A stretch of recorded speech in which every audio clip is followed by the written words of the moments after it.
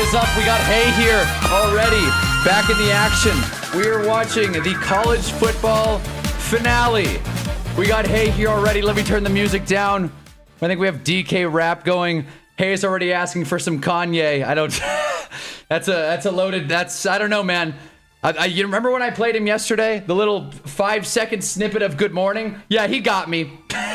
He got me. More specifically, UMG... I'm yelling. This music is so loud. More specifically, UMG Record Group got me. They saw me coming, so I guess that's on me for playing 5 seconds of a Kanye song, watching the game. We're analyzing the game, honestly, if anything else. You guys know, when you want I was going to say pro. That's not what we're doing. You want college football takes, you know where to find them. Right here. This is the guy who knows all these players. Yeah, so we're going to be watching the CFP like I promised. Man, I'll tell you. Off rip. You can see right here. 4:30 it starts at, right? I turned the game on at 4:25. They say, yeah, game will start in 28 minutes. Like... Just goes to show the riff-raff, rokey-doke, whatever other... I couldn't stick the landing there. Riff-raff, rokey-doke, how do you do kind of operation ESPN is running here. College sucks. I'm tired of the people talking about the play from yesterday. The Caleb Williams throw? The Caleb Williams throw? Somehow that doesn't surprise me. Pragmatic Jarv. I like it. So here we are. We got Blake here. The new member of the Discord, by the way. Robinson Beasy, I think, or Robinson Hurts, something like that. That was an all-time play by the defender. Not enough people talking about that. Oh, that was an all-time. Okay, so the defender messed up. I don't disagree with you. I'm not going to disagree with you. Bad coverage. Great throw. Thinking about it more so, it was very impressive. And what really, we're already talking about this. Very impressive about Caleb Williams, right? Here's the thing. I said on stream yesterday, victim of the moment, that it was the best pass I think I've seen in my life. Upon further review, I'm going to take Aaron Rodgers to Jared Cook in the divisional round of the Cowboys. I'm going to take Aaron Rodgers to, I want to say, Jeff Janis in the Cardinals game. However, I will say that is one of the best non-Aaron Rodgers throws I've seen in my life. I wasn't around for a lot of football. Okay, I didn't watch Dan Marino play live. That's on me. I'll try and work on that. The whole being born earlier thing. But yeah, great throw. Is it better than his throw that he made last week? That's the question. But good time nonetheless. So what is up, guys? We're watching college football. Hayes here. Rah. Robinson Hurts. That's right. Talking about the play from the Broncos game. The penalty. Oh man, well I think it's so impressive he threw a pick to lose the game. That's right, he was locked in, as I said on stream. But okay, so that's what you're saying. Bro just came out and said the ref got it right on both calls. What a guy. See, Joe Burrow's a competitor. Say what you will about the Bengals, and they haven't had much success recently. That's not the play I'm talking about. Yes, now I'm caught up. I did want to make that take, though. But, well, yes, let's talk about the Bills flag. And I got a feeling, I don't know, something about college. I've got a feeling we're going to be talking about NFL a lot on this stream. The interception. Wait, not the penalty, the interception. Right, I know what you're talking about. The Brandon Cooks play, the Bills play. I get what you're saying. Yes, the Brandon Cooks Bills interception. Yeah, you guys know my stance on the matter. I do think it's hilarious. Like I've said it 1,000 times. I think it's hilarious that Twitter has come to the defense of the Bills yet again. Oh boy, the Bills didn't lose. The refs screwed them. Let's change another rule. Drop a like if you're sick of the Bills changing rules. I don't think there's any resident Bills fans in this chat. If there are, I'd love to engage in a dialogue. I'm a little annoyed about this whole Bills thing. And we will talk about Sean McDermott plenty. I just want to... There we go. It's bothering me. Okay. We got Kurt Signetti at the call. Again, don't want to be overly critical here, but I'm going to... Hold on. Actually, hold on. This hasn't... Okay. This hasn't started yet. I got a good idea for this stream, by the way. But what I will say, once again, Rokey-doke operation. Reese Davis and Kirk Herbstreit in the booth. They couldn't even key the green screen right. It looks like garbage. I would know. You guys have seen me mess around with green screens 100 times on this channel. It looks like shit. Much like a lot of this operation. I'm mad. I hate college football, okay? So we got ideas. We'll talk about sports. We'll talk about real sports, pro sports. We got just an idea here. Hey, still kicking it. Giants fan 10. This is either going to be the best day of my life or the most regular day in my sports fandom. There you go. High floor, high ceiling. I like it. Josh Allen missed 3 specific throws that could have won them the game. Completely agree. Completely agree. We're not throwing a Josh Allen pity party tonight. Not in this stream. All right, if someone wants to come to his defense, that's fair. But it's not going to be me. Okay? Hope Carson Beck wins just because Georgia fans would be upset they let him go. That's not a bad sighting. Honestly, from what I heard today, and I've chose to show my research, are we pulling for Miami? I know Giants fan 10 is. But is the overall majority pulling for Miami? I have no doubt Otis will join, and Fernando Mendoza, that's his guy, Raiders fan. But, you know, in general, I don't know, man. I feel like Miami is the underdog. They're not the undefeated Indiana Hoosiers. Apparently, they're an old squad. It once again goes to show what I know. Not like it absolved his anger, but it makes more sense why he got so mad. I get why McDermott was so mad. He knew he lost his job and blamed it on the refs. I guess when you frame it like that, if he knew that, if the owner said, hey, win or don't, win or get the hell out, Sean McDermott, then I guess it does make more sense. He's standing up for Buffalo and himself. Very, what's the word? Meritful. What a guy, basically. What a stud. Standing up for himself, blaming the refs. Why take accountability?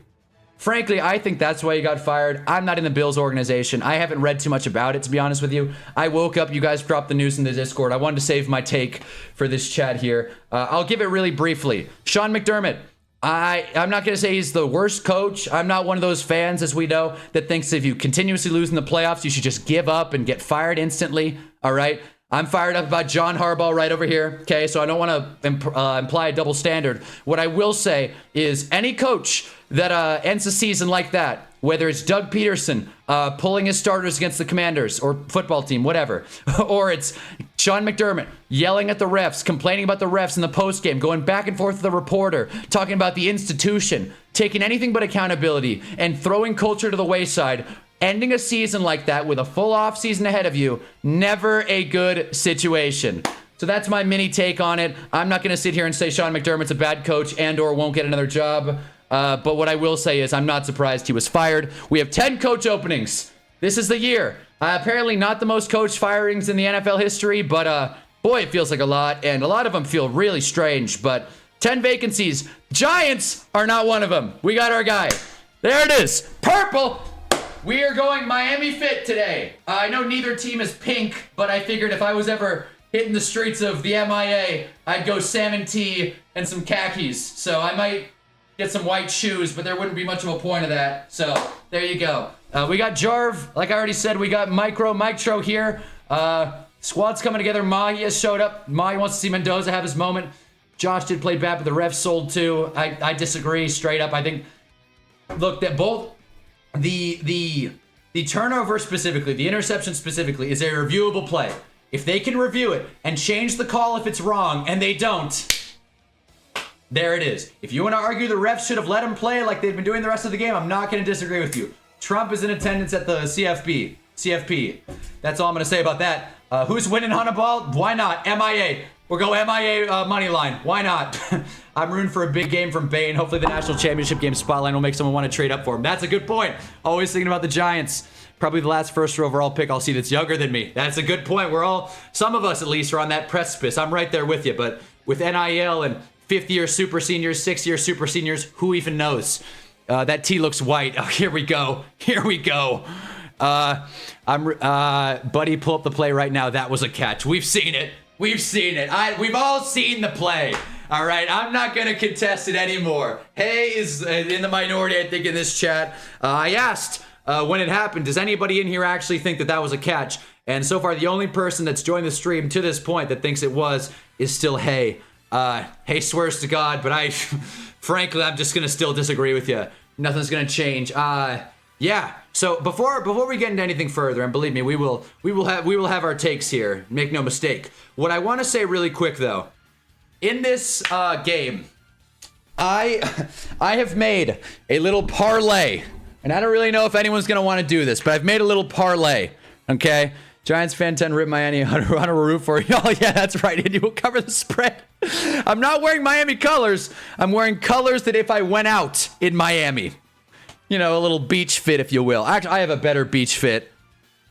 I think I'm going to grab that shirt instead. But here's what I want to do really quick. I got a, you're getting smited for not believing. We got James here. Let's go. The Casanova of the group. Here we go. I want to set these. Hank is here as well. I'm glad you guys are showing up now. I've set an over-under for a few things. The Hunna Parlay. And this specifically is me. It's about me. You know, I'm a bit of a narcissist in case you guys haven't noticed. These are my over-under picks for what I'm going to commentate on in this game. This is the first and, last college game we'll be talking about for a while. So these are the over-unders. Okay, I'm going to read them now. I got them in my little leatherback book here. Over-under 3.5, me saying his card was sick in CFB. I say that because I don't actually know how to analyze these players. I don't know who any of these people are. Over-under 2.5, this is why we only watch the pros. Me complaining about college. We got Otis here, Fernando Mendoza's #1 fan. Over-under 3.5 McAfee mentions from me. And over-under 7.5 rants complaining about college football. So if anyone likes any of those actions, let me know. I figure setting an over-under for something that's not lag outs might actually make this stream look a little more on the up and up. But I gotta change shirts.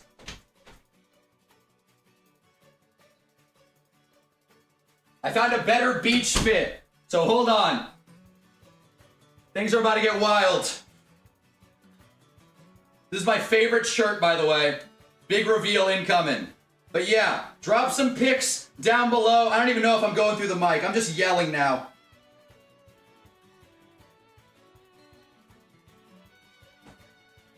Oh, damn it. Don't you hate button-up shirts? You gotta unbutton every single one. It's like, come on. T-shirt guy through and through. Come on.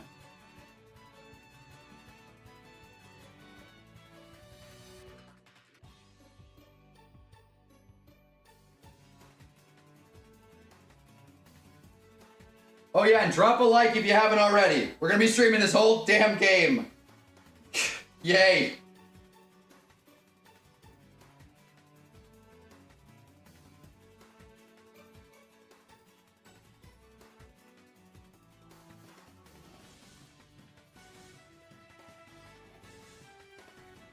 All right. Now I'm not wearing anyone's colors. That's right. Had to bust out the best fit I had. The crab shirt. How about that, huh? Can you believe this was, I thrifted this? Who would ever give this gem away? So yeah, this is the crab shirt. Figured I'd bust this baby out for a special occasion like this, the CFP finale. Yes. Watch Carson Beck, watch Glorious King Mendoza over on complaining. I love wearing unbuttoned button-ups like a douchebag. So I kind of went for it here. It's never a bad look. This game still hasn't started, by the way. As you can see, 4:30 Pacific. It is now 4:46. They have not ran out. Who runs this stuff? Honestly, I feel like I'm an old head complaining. It's beautiful. Thank you, Hank. Red is Indiana. There you go. Well then, I guess Miami's got a shot. Had to change my take on the fly. You guys know I could give a rat's ass who wins this one. That's the least of my concerns. I'm with Jarv, honestly. I hope Ruben Bain plays well for the Giants draft pick. Outside of that, it doesn't feel like this matters too much. But yes, we're still watching the AT&T pregame showcase. At least $4,000 on Pawn Stars. Yeah, seriously. There you go. I set an opening offer for $4,000. They'd offer back $15, and can't do it. Y'all better not get rowdy because I'm in a rehearsal of my school musical. I'm about to play a piece that I can easily get lost in. James, the fact that you're watching through a school musical is sick, man. I appreciate that. Stream's already getting choppy. College never starts on time. That sucks. That sucks. Again, the over-under on complaining. Again, 7.5 complaining rants about college football. That starts after kickoff, so I get to get some freebies now. Game not starting on time. That's awesome. Who gotta love it. So yeah, went to Costco, got myself a Diet Coke.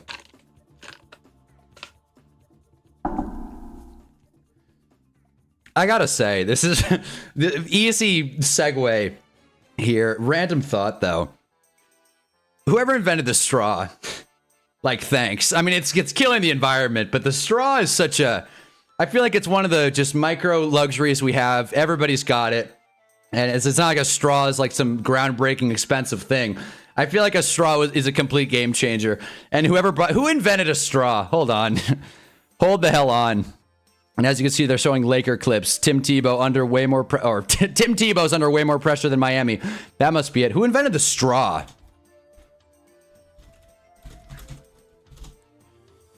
Marvin C. Stone, 1888. Wait, after growing tired of the grassy taste from natural... Wait, so what? So earlier versions... So straws have been a thing for a while. 3000 BC. Okay, so this is... Wow, straws are like older than probably most things. 3000 BC? Wow. Really makes you feel like a real... I don't know. I always feel behind when I hear all these stories about things that have been around for thousands of years. It's like, wow. The fact they had the foresight to think about straws in the 3000 BC, I just... Got Stoner Cat here. I just got here. What the fuck are we talking about straws for? Because again, got a straw cup. Again, to protect the turtles.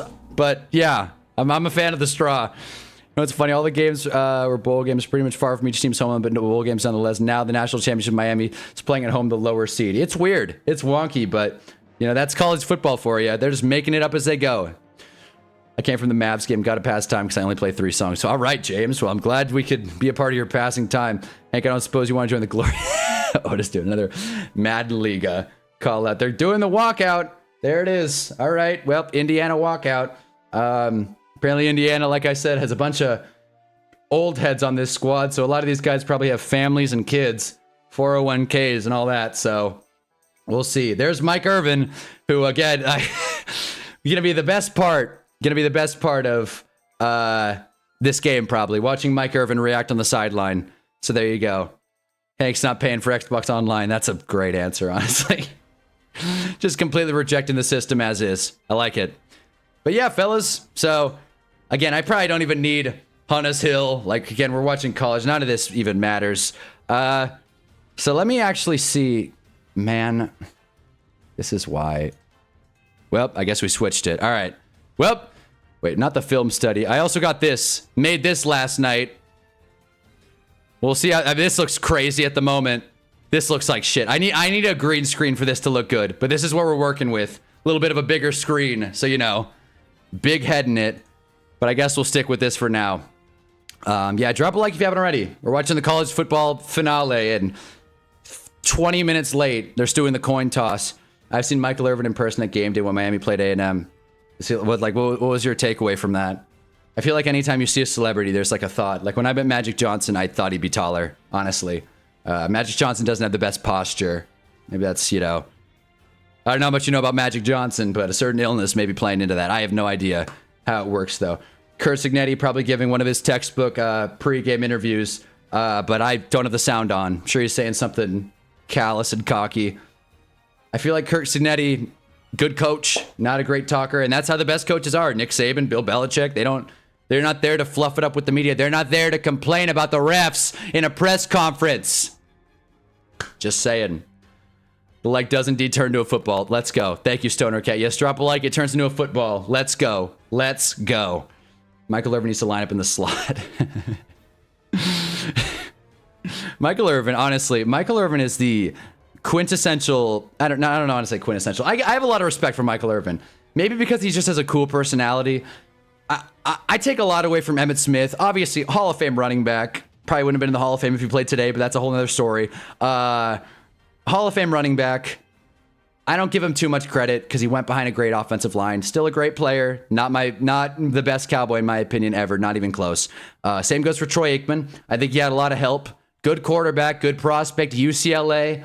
Went in the same class as Barry Sanders. I'd rather have Barry Sanders, to be quite honest with you. But Cowboys won with him. But Michael Irvin is the one Cowboy I will give credit to. I have a lot of respect for the playmaker. His card's always been sick in Madden as well.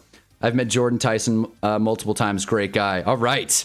All right. I like that. That is cool. Maybe future Giant Jordan Tyson. But I'll tell you, each day that goes by, the less it seems like the Giants are going to take wide receiver. Oh, my God. Is the game kicking off? Whoa, whoa, whoa. Guys, history has been made. The game is, in fact, kicking off. Things are getting crazy now. Come on. There we go. All right. So we'll be reacting to the games. There are some college rules that are different than the NFL, obviously. I should be able to keep up with it, as you guys know. CFB King over here. But in general, There may be some stuff I miss. I do know pass interference is 15, not a spot foul, which is probably better. Carson Beck, they're showing his stats. 509 passing yards, 4 touchdowns, 1 interception in his first 3 CFP games. Is that total? Did he throw 509 total across 3 games? Because that's not very impressive. I'd assume it wasn't an average. 509 yards in 3 games. Are you kidding me? This is a national championship. But anyway, the U, the I. I don't know. That was a T. 1st and 10. It's a handoff. There goes 4. And I think that's Fletcher, 9 yards. Starting with the big balls. Okay, Fletcher Sr. Like I said, a lot of older players on these teams. So, NIL and whatnot. Otis, when you said I've met Jordan Tyson, I don't know why, but I saw Jordan spelled like that. I'm like, Jordan Hudson? That would be wild. I'd freak out. If anybody has ever met Jordan Hudson, any kind of insight would be welcome in this stream. Carson Beck's 23, hasn't been in a classroom for 2 years, by the way. Oh, I saw the clip. Very impressive by Carson Beck. He says that with so much swagger, so much pride. Throws a screen pass. Average depth of targets negative. First down though for 10. Big number 10. Seems like a fast slot guy. But yeah. All right. So okay, here we go. Malachi Tony? Are you kidding me? Tony from the Tony family? Again, that's a total guess. Tony's just an uncommon name. He very well could not be related to Kadarius, but considering he was a Florida man as well, I don't think it's out of the realm of possibilities. Is Malachi Tony related to Kadarius in any way? Mark Fletcher. His card is sick at CFB. I'll say that. We got Muhammad here. I have more money on Indiana. They need this win. No doubt. But Carson Beck's trying to prove that he's the coolest guy in school still. The super senior. Stoner Cat, what are your thoughts on Halfley going to the Dolphins? Yeah. Yes, Stoner Cat, but I will also answer. I think it's a good hire. We'll see how it pans out. I don't think it's a slam dunk, but I think it's a good hire. Makes sense given his ties to their new GM. Blanket on the fella's name, but you guys know what I'm talking about. Main different rules. Only 1 foot needed. 2 minutes left in the half. Stop until the ref sets the ball. That is right. Yeah, the 2-minute timeout. It's called the 2-minute timeout. Malachi Tony is nothing like Kadarius. He actually knows how to not be insane. Well, that's good for him then. Carson Beck rolling to his right. He's got something that went straight to the Gatorade bottles. All right. Targeting Malachi Tony. That's our boy now, apparently. Apparently he's better than Kadarius, so nice. We got Sup Blitz. Yeah, that's right. Happy for Halfley. Earned the opportunity, though. I don't really know how much he can do for the Dolphins team. As for my Packers sucks ass. Hope it's a kick in the ass for Matt LaFleur to get his shit together. There you go. Wait a minute, not mince words there. Malachi and Kadarius not related. Malachi better. Okay, nice. He had kind of like a similar hair and kind of like a larger forehead. So I kind of took a stab, but I guess not. Not related to Kadarius Toney, so it makes sense that he is not crazy. Speaking of not crazy, let's watch Carson Beck throw the football. 3rd and 8, dropping back, steps into it, finds his running back, Mark Fletcher, who is short of the 50-yard line, which looks like garbage. What? Can't go transparent logo in football. It looks awful. That's one. That's one complaint about college football. If you're just joining us, we're going over under 7.5 complaining rants about college football. That's one. So drop your take down below. Genuinely don't know who's next for our DC. Always gets random names. Yeah, it's very tough projecting coordinators for any team, especially as a fan. So just kind of have to sit back and hope for the best. Carson Beck looking like Trent Edwards right now. Captain Checkdown. The lamest superhero of all time. Just thought of a wild idea. What about a Super Bowl? Not Super Bowl, I'm sorry. Well, hold on. What about like a comic or maybe even an anime manga? I'm sure it's been touched on. You guys told me about sports animes. I'm sure it's been done before in the anime scene. I guess comic more. A Western comic about, like, I don't know, like superpowers within sports. Super Bowl? That sucks. That's not a good name. But, that just kind of crossed my mind. You got random superheroes. Captain Checkdown. Let's see. What else? God, I'm running out of stuff. Let's go. Oh, man. I got nothing. I got absolutely nothing. I'm bad with nicknames, but I feel like there's something there. When we redoing Hunter's Hill, we replace Super Bowl appearance tier. We're not moving Jalen Hurts up in the hill. Jalen Hurts is sticking there. Jalen Hurts is sticking right there in the hill. I want some credit for moving Bo Nix up. I took an L on that. I moved Bo Nix up one whole spot. Malachi Tony, a sleeper wide receiver for the draft, could have a Puka breakout. Never mind, he's not eligible, but he's a stud. All right. I mean, he seems like Miami's #1 option, at least this point. But yeah. For sure, I'm basically in the same position you are. Teams of B-Flow moving on. KOC only had 2, and 1 was completely horrible. Inazuma, 11. It's not bad. It's not bad. Again, I'm going to be floating a lot of just off-the-cuff random things to discuss tonight because, again, we're watching college football, for goodness sake, so to hell with it. It's an anime that's football with people with superpowers. All right, so I guess my idea has been taken. That sucks now. Well, that wasn't... Okay, well, now I'm pissed. It's a good name, honestly. Inazuma, 11. Tony's 18. He needs like 2 more years to be eligible. What a loser. He's 18 and playing college football? I thought you had to be at least 22. Fourth year senior. Malachi Tony's draft eligible 2 years. He'll be a first-round pick. Wow. Probably top 3 wide receiver in whatever class that may be. Woof. Okay. Again, you know, I never like to project college players too far. You have no idea how far up and down they can move on the board. Hell, I mean, Carson Beck is an example. Last year, I was watching him for the Giants. I thought maybe the Giants will take this dude at 6. And that went out the window pretty quick. I watched him play one time and thought, never mind. I'm good, honestly. I'll pass. You can make it not lame. Kind of looking at it, kind of disappointed. Really? Okay. I don't want to look this up now. It is disappointing. All right, well, now, that's the thing. It's very tough to blend sports and science fiction or any kind of thing like that. I got to pull this up.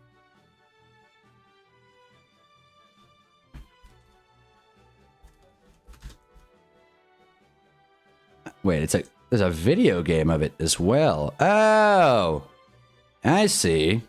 Hold on. I'm not even pulling it up, but hold the fort here. Where is...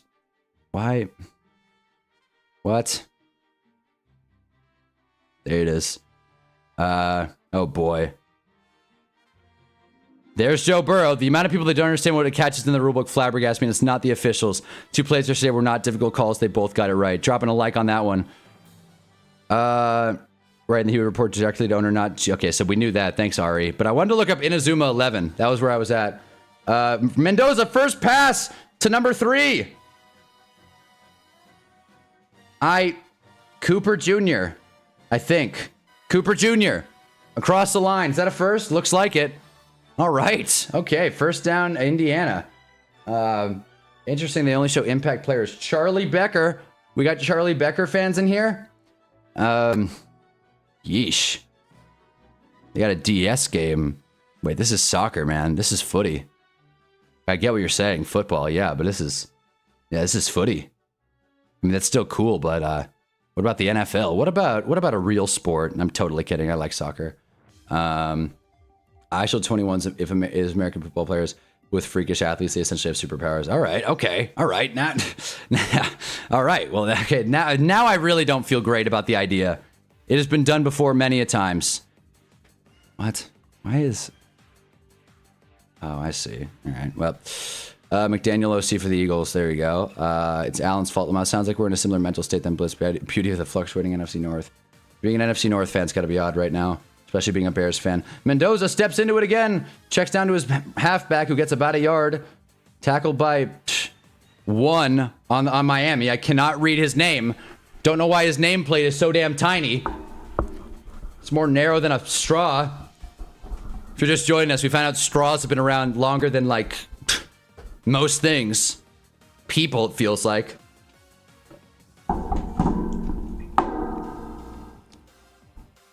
Maybe the interception call is right, but they should have at least reviewed it. They did. All turnovers are automatically reviewed.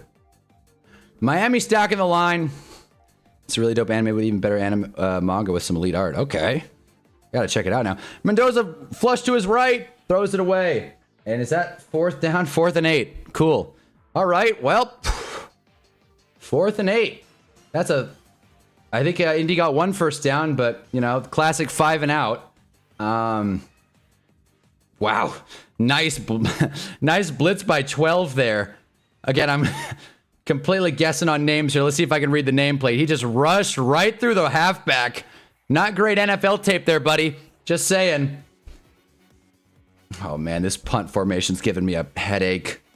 Goodness. Miami looks like they're playing cover 3, for God's sake. They send 2 on a pass rush, on a punt block. Malachi Toney with the return. Finds a little bit of space. Gets to about the 42. All right, well, for odds-on favorite, Indiana hasn't looked too amazing. Flag down, a little bit of pushing, a little bit of shoving. I think Dable will be OC for the Eagles. Has connection to Hertz Media, makes fun of the Giants for no reason. That's not bad. Not bad. I'm going Brian Dable to Buffalo. That's my prediction there. As we know, 2 for 2 on head coaching predictions. I missed on Miami. I thought they were going to get Clint Kubiak, but whatever. We'll live with it. So I guess 2 for 3 now. But I'm seeing Brian Dable to the Bills. I don't know. That would be funny if the Bills got the Giants' fired coach. Justice in New York has been restored. Sorry, Bills. Get relegated to the second best team in NY. Just saying, even though the Giants play in Jersey. Out of all the coaches' firings, he is the most justified. Him and Allen will always get to the top, near the top. AFC to blow it up right before the Super Bowl. I feel bad when a coach gets sacked. I love that term, getting sacked. We got Nero here. JJ McCarthy over Mac 10. Hey, we give Mac 10 a lot of love around here. We do. What is up, Nero, man? We give Mac a lot of love. All right, let's not act like this is an anti-Mac Jones stream. All right, we give Mac Jones a lot of love, and I think it's pretty fair. He's in the same tier as Jared Goff. All right, can you say anyone besides Matt Nagy to be the Titans head coach? We saw it yesterday, right? Who did we have? Hold on, who did we have? I read a report. It's coming down to 3 names in Tennessee, right? It was, again, I could just pull up the tweet, but it was, these are the final 3. It's not Garrett. I don't remember who the last one was. I think it was Dable. It was Nagy, Saleh, and I want to say Dable. It was not Jason Garrett. I think it was Dabes, though. Those were the last 3. But what is up, Ann Valix? Again, if you're just stopping by, be sure to drop a like. CMC is a better passer than 9. Freaking Jawan Jennings is a better passer. Come on, man. 9 had some moments. All right, 9 led the Vikings to the same record as the Packers. All right, I don't want to hear it. We're giving 9 some respect. This is a pro 9 stream. But welcome to the chat, Nero. What's up, man? On having Shane Bowen flashbacks with the rushing 2. Yes, I am. Yes, I am. We got Yoinked here as well. What is up, man? How's it going? It's going A-OK. We're watching the college football playoffs. Wearing my crab shirt. Got a feeling I'm going to be pretty crabby watching college football. But yeah. God, I missed a few chats. Hot take: Bears of the Commanders this season could have easily been 6-11 with 1-score games, comebacks, all the 4th down tries could completely go the other way next season. I like that take a lot, and I kind of tend to agree with you. I do think Caleb Williams is better than Jaden Daniels, like handsomely, but I don't know why I said handsomely. You know, like by a wide margin, and that might give me some flack, but I don't care. I think the Bears have a better team than the Commanders, better O-line. Better secondary, better run game, better receivers, better pass rush. So, I mean, I don't know about 6-11, but I can definitely see them regressing a lot. They're showing Carson Beck at a crab boil. Maybe me and Carson Beck aren't so different after all. What did Ann Valix say? Didn't the Dolphins hire Jeff Hafley? That would be hilarious. Yes, they did. Oh, we got Hank here. Oh, wait, I already said that. Let's see. Dable should definitely go back to the Bills. I like it. It was Jeff Hafley. He was hired. Yes. No, I missed it. I guess I got to update that. McDermott going to be a Titan. Oh, yeah. I guess now McDermott's available. Yeah, I guess you could add McDermott to the list of names. I got to update the coaching thing. Nah. Trevor still, same can be said for the Broncos. I think the Broncos defense is overrated. I think they're pretty good. And I'm not one to defend Denver, but I think they're pretty good. I like that take about the Bears, Jar. Congratulations, Brian Dable. You're now a Beijing Cyclone. And do you want to participate in the Hunna Madden Super League? I mean, you're comparing a second-year player to a rookie, so probably. What, Jaden Daniels and Caleb Williams? Better coach for sure. I don't know about pass rush. I'm not so sure Caleb's better than JD. Got to see JD get healthy. Better coach. That's another thing. Didn't even factor that in. So I think the Bears will be better than the Commanders. I think they are a better team than the Commanders, but I could easily see them dropping a few wins. Let's not forget they almost lost to the Raiders, which I don't want to keep beating a dead horse, but the Raiders were the worst team in football. Great. I got to add Buffalo.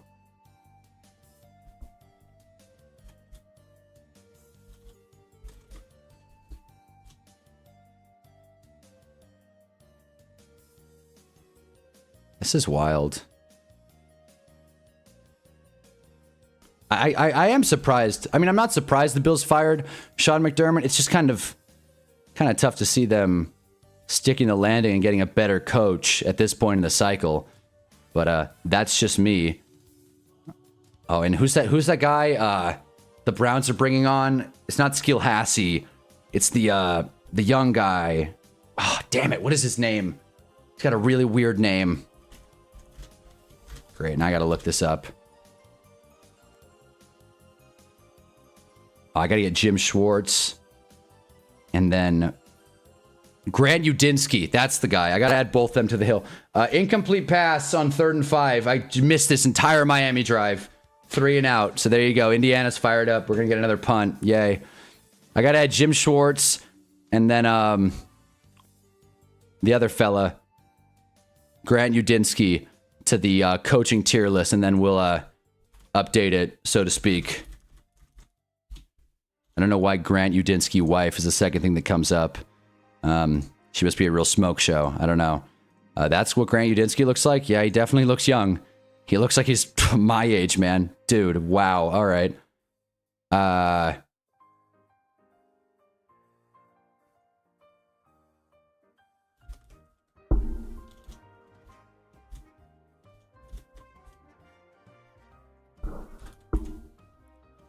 Again, I hate not looking at the chat.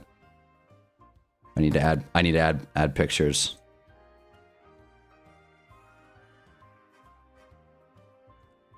Damn it. Done. All right, fixed it. Now if we go back, as you can see, we got it updated. All right. We got Pittsburgh. We got Buffy. Tom Brady's in attendance. There it is. Bills pick up Mike McDaniel. That would also be interesting. Should have lost to the Giants. That's a very good point. Yeah, they should have lost to the Giants. Raiders coach firing was least justified. He was there a year. Did he even buy a house yet? Yeah, well, no one was expecting Pete Carroll to stay around. Grant Udinski, yes, there it is. Grant Udinski, the Jags OC, is 30. Mohammed Pete was the second worst coach he's ever seen in the franchise. I love, can't say worst. Feels like a pretty, they're not going to call a hold there? Thank you. They're not going to call a hold there on the right tackle. So we're going to get 1st and 20 for Indiana unless they decline it. This game is not, shocker, not super entertaining. Okay, so we're going to put Grant Udinski and Jim Schwartz in Cleveland, along with Toe Mater, in case that's out there. Jeff Hafley is updated in Miami, and I guess Clint Kubiak, we got to reassign him. I guess, well, all of a sudden, the hot coordinator, Clint Kubiak, doesn't seem so impressive now, does he? He's going to get a job, though, no doubt. Where, though? I don't like the fit anywhere, to be honest with you. I like B-Flow to Vegas. We got Gruden to Pittsburgh. That's not impossible. I mean, maybe... Where would Clint Kubiak go now? I think the rest of the vacancies are going to go offense or defense. Defensive side of the ball. I'm set on Jesse Minter. Big play for Indiana. Almost pretty much a first down. Number 3, Cooper Jr. Going forward. It's not that late in the coaching carousel. Only 2 coaches, 3. Seems like a ton of people are waiting for Schuler or Seahawks OC. College so much more exciting than the NFL. Yeah, honestly, yeah, college is great. This game has been awesome. I really love watching 3 and outs when these guys don't even know how to play defense. The ref almost just tackled Cooper. Again, like, just a riff-raff situation. That's 2 college rants. Again, over-under set at 7.5. I am not trying to skew the line at all. But CFB is fun. Yeah, it's fun. Kubiak to the Steelers. I feel like Chris Shula is a slam dunk there. Let's not forget, we got Lou Anarumo. What? Where are the images I added? Oh, I put them. Yeah, they're right there, Cleveland. I'm going to put Dabes to Buffalo. I think that makes a lot of sense. Again, we can never rule out Pep or Bob. 2nd and 4 coming up for Indiana. I mean, I think this is pretty solid as is. I guess we got to enter Sean. Oh, Sean McDermott's not here. Of course, I got to add the picture of Sean McDermott. Again, I googled Grant Udinski wife. Nothing came up. This was not like me. Like, again, it comes up now. Okay, hold on. See, it comes up right. Second thing. So I'm not really sure. False start on Indiana, or maybe neutral zone infraction. Who the hell knows? That play looked weak. Indiana coach Kurt Signetti is pretty frustrated on the sideline. Anyway, I got to grab a picture of Sean McDermott. Let's get a picture of him press conference, because that's going to be the way I think of him for the next 10 years. Standing up for Buffalo. I'm standing up for Buffalo, damn it. Great. Very impressive. Thank you for doing that, Sean. Thank you for doing that, as if all of Twitter isn't doing that already. So there you go. We'll throw Sean McDermott into the Tennessee. Throw his hat in the ring. On if there ain't 3 touchdowns in the first 3 games, the game is boring ball. In college, yeah, I was told this was supposed to be high-flying action. I was told this was supposed to be a fun back and forth, not the 3-and-out fest. Again, these guys are 25. All right, number 1 gets about 4 on first down. Indiana takes the ball into Miami territory. Who knows? We might actually see a field goal. That's another thing. I have no faith at all in college kickers. None. If it's a college kicker, I'm assuming he's going to brick it, personally. That's just me. We got Yeet here. CFB is mainly fun during the regular season. Yeah, because when you can go to the games when you're a part of the school. Maybe I'm just salty because I didn't go to a football school.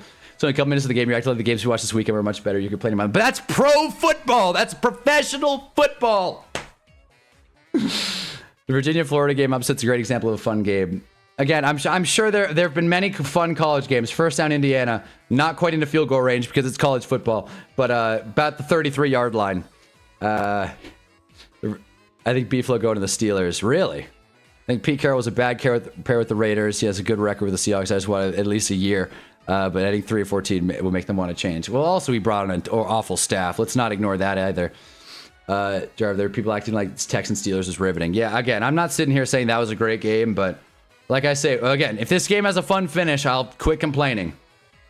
But you guys know this is not... I'm happy to be streaming, but this is not my forte. Mendoza throws a nice little out route to 13. Nice little play there. I don't recognize any of these fellas. I thought at least I'd know some of them from CFB. B-Flow will be a Raven. No one stands for Buffalo. Come on, Brady, bring B-Flow home. Yeah, because every NFL game we watched was amazing this weekend, right? I think so. I think so, man. I expect the NFL to be more defensive. College, part of the whole college brand is we have more scoring, more offenses, a good back and forth, true blue rivalries, young players that, are playing for love of the game. Drives me crazy. Look at this. Normally...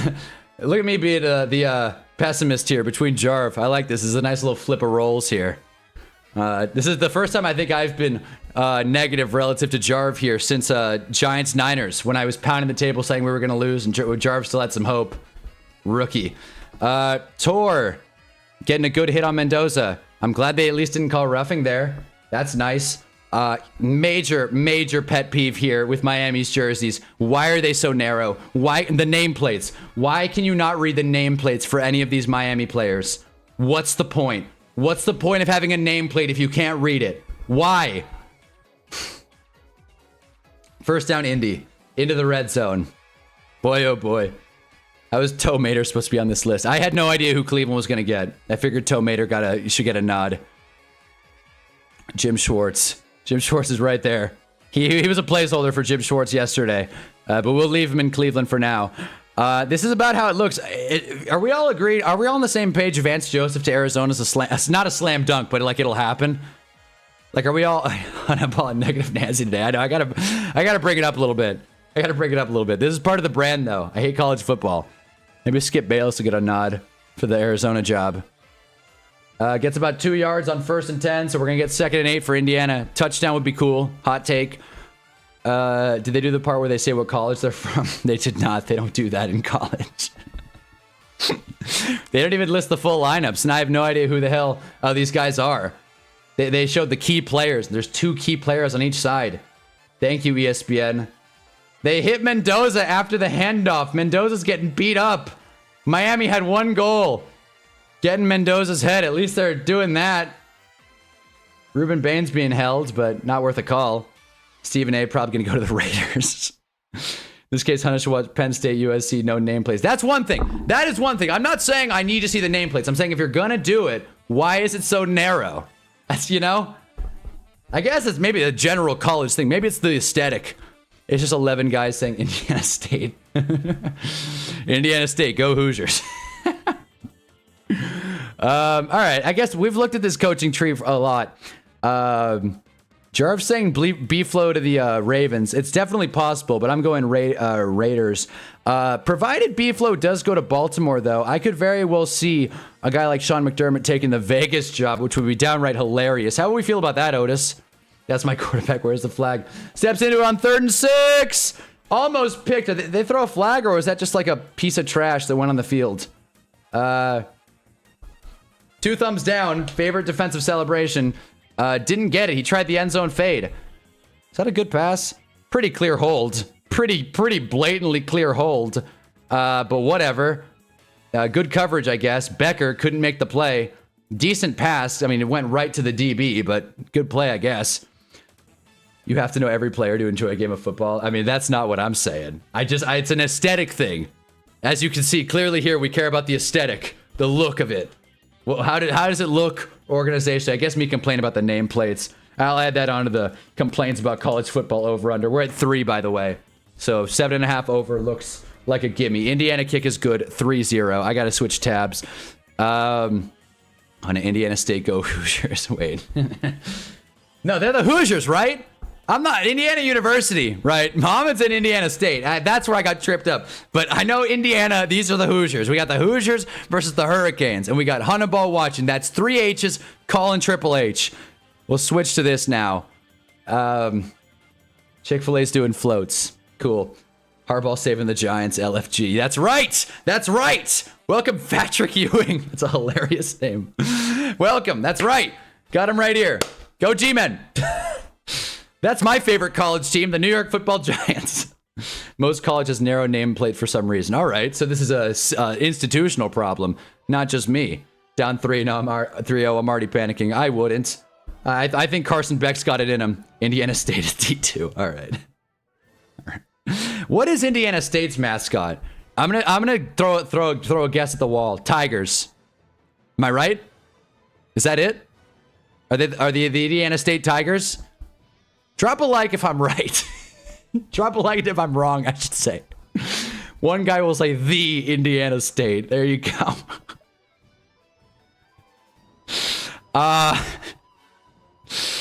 Yeah. I know this. I know the U. That was a W. I know the U. Honey, you should make a ranking about which coaches you think will succeed with most new teams. Oh, that's a good idea. I like that. All right, let's do that. Let me rank this in order of like what I think will work the best. Okay. Assuming I'm gonna move B-Flow back up to LV. This is the assumptions. Again, this is what Grant Udinsky looks like, in case you don't know. He looks like Johnny Football, more so than anything, which would be hilarious if Cleveland had a coach named Johnny, who looked like Johnny Football. I'll say out of these teams, right, in order. I'm assuming Dabes goes back to the Bills, right? I think that'll be good, not great, especially, you know, with Josh Allen, Mr. January. I think the Giants are going to do the best out of this shake. I like Kevin Stefanski to Atlanta, but I don't think it's the second best hire. I don't know about Jesse Minter. Honestly, this might be a bit of a stretch. I like Cleveland, especially if Jim Schwartz stays on the staff. I like what Cleveland's doing. I'm not going to give Jeff Hafley too much love yet. Let's not get too excited here. I think if Vegas does land one of these two guys, that's a slam dunk. I think the Ravens getting Jesse Minter's fine. I kind of like Buffalo getting Dabes more. Tennessee getting Matt Nagy is a thumbs down for me, but I could easily be proven wrong on that. I think Chris Shula / John Gruden, you know, it's always a possibility. Going to Pittsburgh would be fun. I think that's actually a pretty good fit, provided it happens. I'd go right there. Now it gets a little more gritty. Boy, I think tennis. Oh man, I hate everything that has to do with the Cardinals at this point, but I like Dabes to Buffalo more than Hafley to Miami, but that's about that. I mean, if they did get, I mean, they can't get Shula. I mean, they can't get Kubiak. I guess I need to reassign Kubiak here. We could see Kubiak to Buffalo, I guess. So maybe, I guess, put him there. Indiana State is a Sycamore. Pff, I was so close. That's not the U. Full hands. Oh, so it's full hands. So it's not just like a field goal. The kick is up and good. It's like that. All right, U. No, Hank, we gotta say that before the Canes finally score. I'm gonna stand up and get fired up if Carson Beck scores a touchdown. I'll tell you that right now. But thank you, Mohammed. The Utah U signal, that's Utah. Okay, so this is U's. Okay, so the Utes, and then like 7 schools, not 700 schools have this. So there you go, including UCI. Cardinals get the Madden play call AI. Cardinals get Ask Madden. Where should we put Bob? Where would Bob fit out of all these guys? I like how McCarthy's not even on the list. For a while, we had Art Smith up there. I don't see it anymore. We got Kev Patullo in case, anyone wants to pick him up. Yeah, as you can see, we got Bill, Lou Anarumo. I don't think he's going to get a job this cycle or any cycle going forward. I think McDaniel, we should make a great coordinators tier, honestly. Yeah, Marcus Freeman's probably going to stay. Boy, is that Lincoln Riley? Yes. No, that's Cliff Kingsbury. That's Cliff Kingsbury, who, has not had a great offseason, I'll say. Didn't get much head coaching buzz. Morris doesn't seem like he's going to get anything. Nate Skilhassy needs to take another picture. Chip Kelly going to the Cards. Oh, it's not bad. I guess we could throw whatever in Arizona. Shoot, man. We could put Eli on there. We like anyone, man. Anything's possible in AZ. I do think Vance Joseph and or Bob Sala are the best picks, but that's just me. Yeah. Who the hell knows? Again, drop a like if you haven't already. It turns into a football. We're streaming through college football finale. And boy, we got a lot to say about it. I got to get Chip Kelly on here. Is there any shot Antonio Pierce gets another look? Is there any shot at all? Took a shot at Hunter, give up on the Beck Bowl already. We're at a commercial break. All right. If there's one thing I know about college football is they love their commercials. So we're gonna sit here and probably be talking about other things for a good amount of this stream. But when the game is back, I will switch back to our college football tab. But for now, we'll stay in the film study, the Mac Jones film study. Yeah, but I do think Cleveland getting Udinsky and probably keeping Jim Schwartz on the staff is a pretty good hire. Obviously, I'm not gonna talk bad on the John Harbaugh hire. You guys know how I feel about that. I think Kev Stefanski to Atlanta is pretty solid. I think he's bringing structure. I think he's bringing good culture, which again is an intangible thing. Culture doesn't matter. I think culture matters a little bit, I'd argue. I think it's a good hire. That being said, I like B-Flow to Vegas more than say Kev Stefanski, I'd argue. Poor Cardinals in such an awful spot of being just mediocre enough to not make progress one way or another. Yeah, the Cardinals are in a bad spot. Kyler Murray trade, maybe?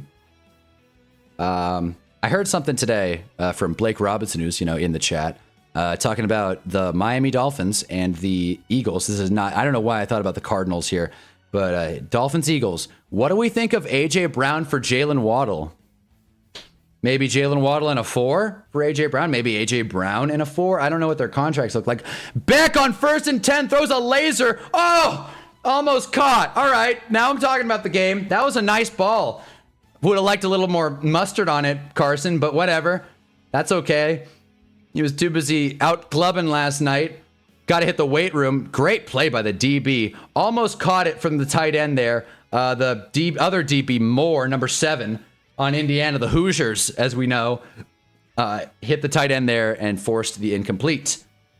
I'm all in for Jim Leonard. He's a Rex Ryan disciple. I love Rex's style of defense. Fair enough. Aggro, like blitz the hell out of him. Carson Beck, another tight spiral. Went incomplete though. I've been hearing about Antonio Pierce being our DC hunt, and I don't hate it actually. Yeah, I don't hate it either. I'm very curious to see the Giants go DC. But we will.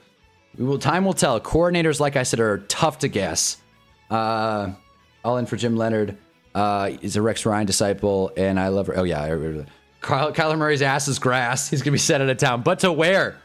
You need two teams to tango. Maybe the Tua Kyler Murray swap. Just a straight lateral move. Seeing Tua in red again would be nice, I guess. I don't care. 3rd and 10. What do you got, Beck? Steps up into the pocket, right into a sack. Fisher fishing for a sack. He should go like this. I wonder if anyone's ever told him that. So Indiana forces a 3 and out. Carson Beck, I don't know if he's limping or he's just that slow, but there it is, 3 and out. Not me hating on Miami, but this offense hasn't done too much today. What do they have? 1 first down? Oh, that didn't change today. Man, Carson Beck went straight into the turf there. Not a great block by Fletcher. You know the scouts are watching, checking that off. Don't put that but don't put that in the air either. I would hate to see Waddle and Eagle screen. Nice punt, Miami. Oh wait, really good bounce. Really good and lucky bounce. Miami's hands team gets it down to the 26. I think it's possible. Could be a win for both teams if AJ finds comfort in Miami climbing and Waddle keeps doing his thing in Philly. But no, yeah, it seems like we got a little bit of pushback to that. I think it makes sense at the bare minimum. Give AJ a new change of scenery. Get Jalen Waddle the hell out of Miami. I think it fits well with the Eagles. If Brian Dable's OC, again, this is me just directly parroting what Blake said to me in real life. But yeah, Brian Dable coached Jalen Waddle and Hurts in college. It would be a nice little reunion. I mean, nice. It would be a nightmare for Giants fans, but I guess it would be a cool story. Giants fan 10 might already be over, losing to a football retirement home. No one's going to disagree with you, Giants fan 10. Wrong tab. No one's going to disagree with you. Indiana loses about 5 or 6. Big play. There he is. Ruben Bain. I gotta rewatch this for scouting purposes. But nice play, RB. RBJ, I think. Nice little swim move on the fullback. Gosh, talk about pursuit. What an angle. Nice swim move and then just got through. This guy's got a nose for the football. I'll say that much. Waddle on the Eagles ain't too bad. There's Blake Robinson. E2I. Just might work. The take is going down. Another handoff from Indy on 2nd and 16. Shocker, it didn't get much. 3rd and 15. Down but not out, Miami. As we march towards the end of the first quarter, we'll get one more play. And we'll find out if this Indiana team, particularly Fernando Mendoza, can step up and get the first. You guys know how I feel about players without socks in the NFL. I ranted about Caleb for about 20 minutes back in week 1. I know it's part of the college aesthetic. This is not. I'm not even going to count this as a complaint about college football. I prefer the socks. Just saying. Y'all want Addison too? Jeez, John, you're pushing Addison like Jesse pushes Crystal, man. My lord. Just might hate it. Defensive line's going to have to win this game by themselves at this point. Mendoza gets a screen pass to the halfback, who gets about 4. Okay. Another great way to get into the backfield by Ruben Bain. That's the end of the first. 3-0. Football.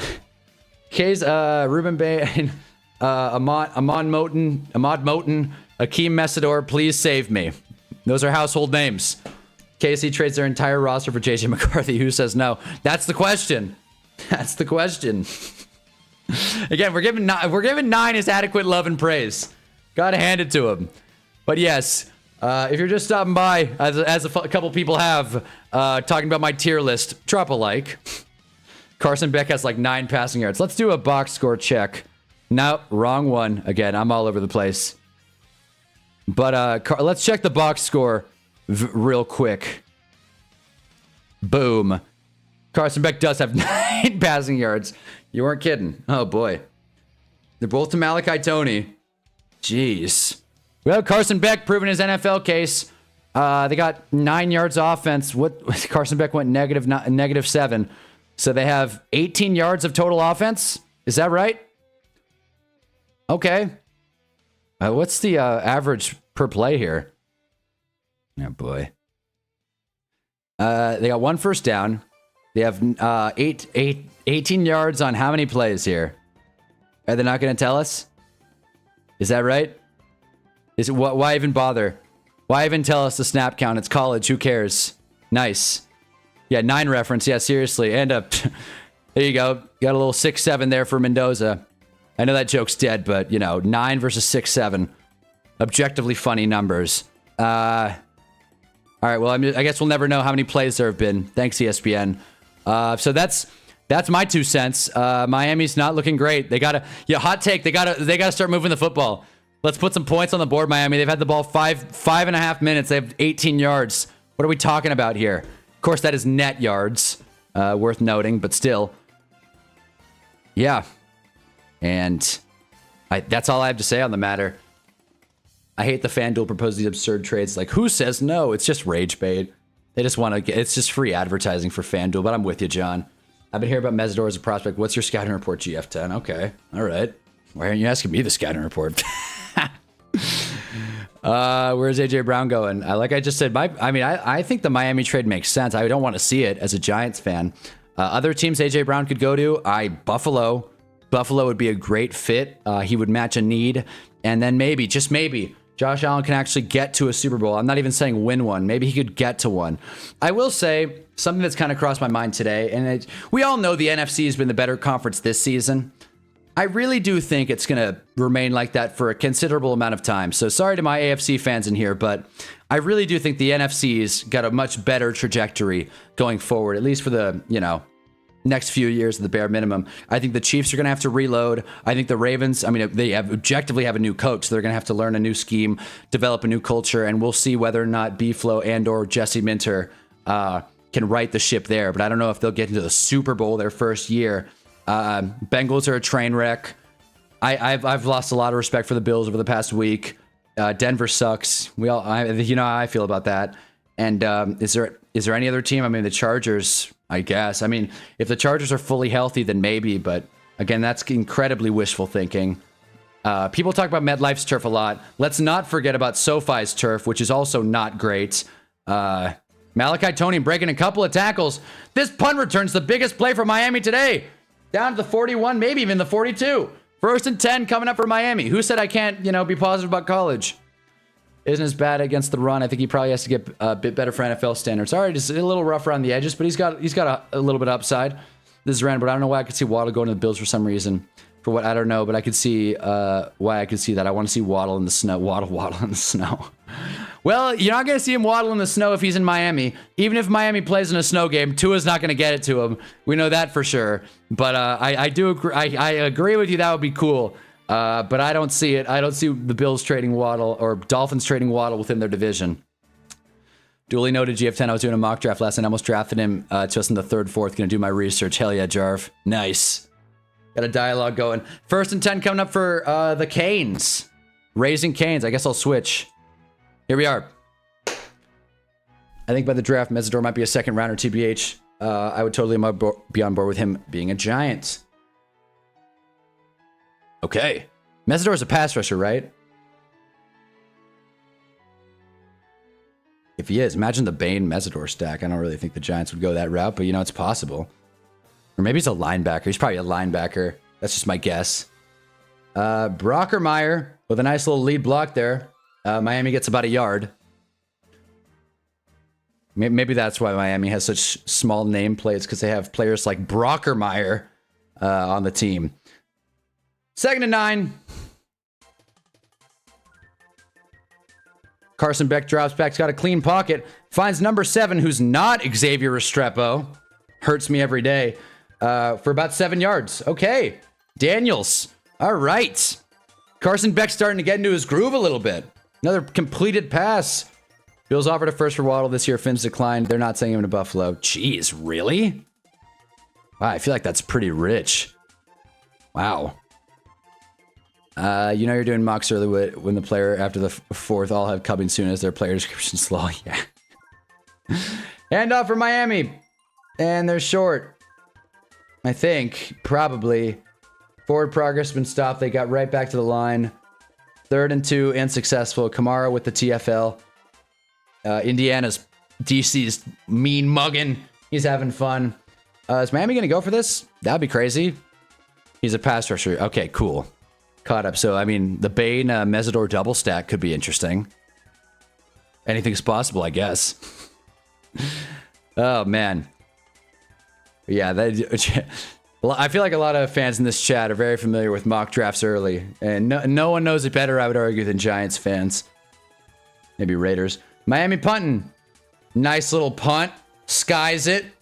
Right around to the 15. Miami's trying to win the field position battle. They very well could. Carson Beck plays like Max Brosmer. I gotta say, this is not even me just ripping on college. I think it's fair to say Carson Beck's not an impressive player to watch. Call it. Call it. We called the stream. Let's watch Carson Beck throw the pigskin. I didn't think he'd have, 3 completions through 1 quarter? 2? Yeah, he's got 2. Am I reading that right? He has 2. Never mind, they updated it. He's got 3. Cool. 3 completions through 1 quarter. Nice. Mendoza's not jumping off the page either, but 7 for 10, 62 yards, and a field goal drive. Not too bad. Wait, did you end up answering RJ Brick's comment you posted last How often do I fake laugh at comments? I mean, hey, it's this song. How often do I fake laugh at comments? Very rarely, I'd say. I will say that I will say this with absolute certainty. I fake laugh a lot in real life. I'll say that. Almost always when I interact with people. I mean, duh. But like, you know, just over like stupid nonsense. I just feel like when you're, I don't know, Gen Z here, talking to people, I'm already nervous, right? It already feels a little off the wall for me. So it's like, I don't know, if there's an opportunity to laugh, I'll take it. I'm not really, it's a pretty low bar to get me to laugh, especially in real life. But in this chat, I don't think I fake laugh very often, but there have been some comments here that I have like cracked up laughing at. There was something yesterday, I don't remember what it was, but when Muhammad said in the playoffs, when are the Giants playing? That got me. I thought that was really funny. I don't know why. That was solid. Mendoza should have been the thumbnail and title. The Dozer. I guess. I might have to. Yeah, I mean, kind of went a little tongue-in-cheek Carson Beck mentioned, but that's not a bad idea. If this game's still close in the 4th, that's when Miami might actually have a chance. Right now, though, if you can't get Fletcher and Brown going in the run game, it's a death sentence. A death sentence. Bold. But, yeah, I can't disagree with you. But clearly Indiana's not punishing him for it. Maybe Miami is a 4th quarter team. But yeah, when RJ Brick said, how many comments do you fake laugh? I thought that in itself was pretty hilarious. Had to put that in the Discord. Sometimes, like I've said this before, but sometimes this chat this is everything that's said, more or less. I read off the OBS chat, which I can't show, but like you can take my word for it. And OBS will filter out some messages. Sometimes it's to, you know, filter out cuss words. Other times it's just OBS doesn't care for the message. But yeah, God, Mendoza's getting killed. But so if I don't see a comment, it's, you know, that's on me. You laughed out loud at my Bo Nix dad Auburn joke too. See, there you go. Yeah, you guys are funny as hell. I'll say that. I'll say that, man. And they're getting pressure to Mendoza. He's been pressured 4 times on 10 dropbacks. Clearly the defenses are for real. I will say that. And, you know, for the people that like defense, at least the pass rush is getting through. I'd like to see a turnover soon. So we'll see if we can, you know, hold out hope for that. Kwesi gonna panic and pick Beck to save his job. John thinks Kwesi is like actually the dumbest person like on planet Earth. First down Mendoza. There it is. I like the Dozer. That's a cool nickname. I hope that follows him into the NFL. I don't know if that's a common thing or Jarv just came up with that off the cuff. Once again, I do not follow these guys. I should say these gentlemen, because this is the you know, the NIL Bowl at this point. I guess every college football playoff is the NIL Bowl, but still. 1st and 10, Mendoza.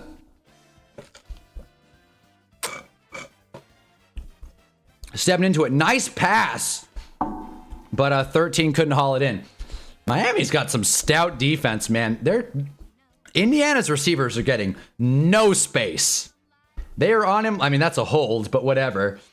They are on these Indiana receivers like white on Mendoza. My goodness.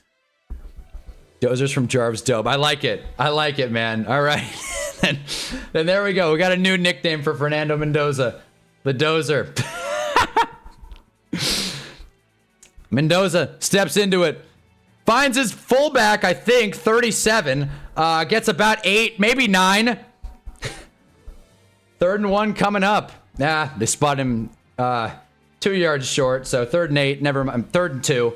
One of my Giants podcasts I watched came up with a Dozer nickname. I think it'll stick. Okay. Jeez.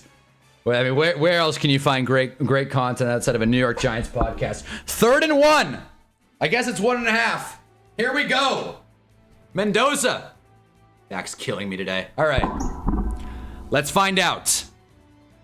9 mention easy. Glad that stuck. One time I forget who it was, but it was like, stop saying 9 mention. Now it's like it's sticking. Indiana gets the first down. Halfback goes about 2 yards. I don't know why I've been saying halfback today, by the way. What is that about? I consistently say running back, but it's college. I don't know. I just feel like saying halfback. I want to sound any way I can sound like an intelligent football fan. I'll jump on it, even if it's totally vain and stupid.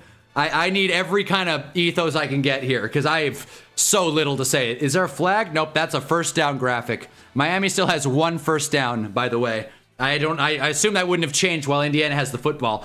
Another run to the halfback, number 1, who gets about a yard. Hembo.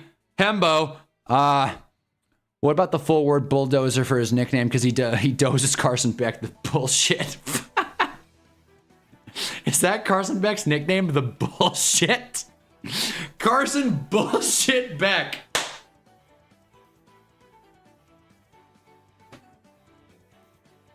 He sucks. He sucks, man. Like, we know it. This dude stinks, man. He's bad. I know that's not news for a lot of you guys, but I'm realizing in real time that the quarterback for the Miami Hurricanes, who are in the college football playoffs, sucks. Like, it's not that he's like an idiot or has a weird face or that he's not NFL ready. No, this guy's just not good. 5 years for what? Talk about a cupcake ring. After watching the Bears game last night, it hit me that no one from the 23 Washington team that made the CFP has been really impressive in the league. Yeah, and now that you say that, I mean, McMillan has had his moments with Tampa. I will say that. He's had his moments, but he's definitely not been a set and forget like stud like you would hope. Rome's been a complete snooze. I mean, I've been ranting about Rome Odunze all day. All throws lead to Rome, and Rome has fallen. They got beat by the Trojan horse. Pass interference, didn't even see it. So finally, Miami's called for holding the wide receiver. That's pretty blatant, pretty obvious. They've been doing it all day, but the refs finally called it. You can tell Indiana's been complaining. Miami's like, what is that call? Pretty blatant. There you go. Nickname works for Beck too, yeah. I just say back. Carson back. Back of the 7th round. Run for negative yards. Miami's defensive line gets through once again. They're fired up. They're rocking and rolling. Got my crab shirt on. No college football fan will tell you Carson Beck is good. Nerds glaze him for some reason. Because they're probably doing his homework for him. Actually, he doesn't have homework. He graduated 2 years ago, in case you didn't hear. Callous ass clip. Blitz and Guns, you playing Elder Scrolls right now? Yeah, lol. Respect Carson Beck, god damn it, no. No, I see back referring to oh, I see. There you go, all right. Well, the back got about a yard there. Third and a good amount coming up. Ruben Bain with another sick TFL. Let's watch this get off. Great football term, get off. Oh, he just unblocked. Not blocking Ruben Bain is not a good idea. I'm not a collegiate football coach. Definitely not how I would scheme it though, personally. 3rd and 12 coming up. All right, the dozer. Let's see it. Indiana fans are cracking jokes. They're doing the U, making fun of them. Let's see if 3rd and 12 can cash in. Now, why would I respect the NIL leeching Ice Age looking guy? What are you talking? Scrat the squirrel? Is that what you're talking about? Hold on. Hold the fort here. Hold the fort. I'm pulling up Ice Age. This completely subverted the conversation because I want to make a point here. It's Scrat, right? Scrat. Ice Age. Yep, that's him. Is that what we're saying? Is this Fernando Mendoza? Are we on the same page here? Scrat? The Scrat pack? So I see this divisional round energy translated into this. Yeah, it did. No, the sloth. Oh, okay. Honestly, when someone says Ice Age, it's tough not to think about this little critter. I mean, this guy carried the franchise. I'm going to be honest with you guys. I'm so low on Ice Age. I think these movies stink, man. I've never been a fan. Sloth Ice Age. Oh, Sid the Sloth. I don't know why I had to Google it. This is what we think Mendoza looks like? Who's this character? Pfft. Nice. It's just Carson Beck, everybody. Just a different haircut. That is funny, man. He does look like him. He does have some wide eyes. I'll say that. I will say that. Never. And you know, I've met. Listen, I'll say it right. I have had a crush on a couple of girls. Muhammad knows one of them. With pretty wide eyes. I don't think that's like an insta bad trait. I think some people can really pull off wide eyes. But when you're a fifth year super senior and you suck at football, thumbs down for me on Carson Beck personally. Those weren't IU fans making fun. Those weren't IU fans making fun of you. That's just how dumb Miami fans look. Oh, damn. He's talking about Beck. Do people unironically like Ice Age? That's the question. That's what people look like. No one says Mendoza. No one says Mendoza looks like dummy. Looks like the dummy. Did I say Mendoza? I meant Beck. Obviously. You say Angel Reese looks like Sid too. Yeah, it's another gimme. The Jackie O eyes. Yes. But yeah, I will say really quick, in general, I really hate these movies, man. I'll tell you, this is like quintessential. I don't know what your guys' school curriculum looked like, but man, I'll tell you, if it's raining and like and recess or whatever, I specifically remember being younger, kindergarten, first grade and whatnot. And it's raining, you can't go outside. They're throwing on a movie in the gym or like the auditorium or whatever. It was either, I don't know why, it was either Ice Age or Back in the Barnyard. That's like comparing The Godfather and like Joker 2, okay? You got a great show, random, but a great show, and then stupidest thing ever, Ice Age. Don't care for it. I don't want to watch the first, but the first Ice Age is really good. Disagree. Mendoza sails it, hit as he throws again, flag down, might be roughing the passer. Mendoza's getting beat up. Goodness gracious. Does Mendoza look like an Ice Age character?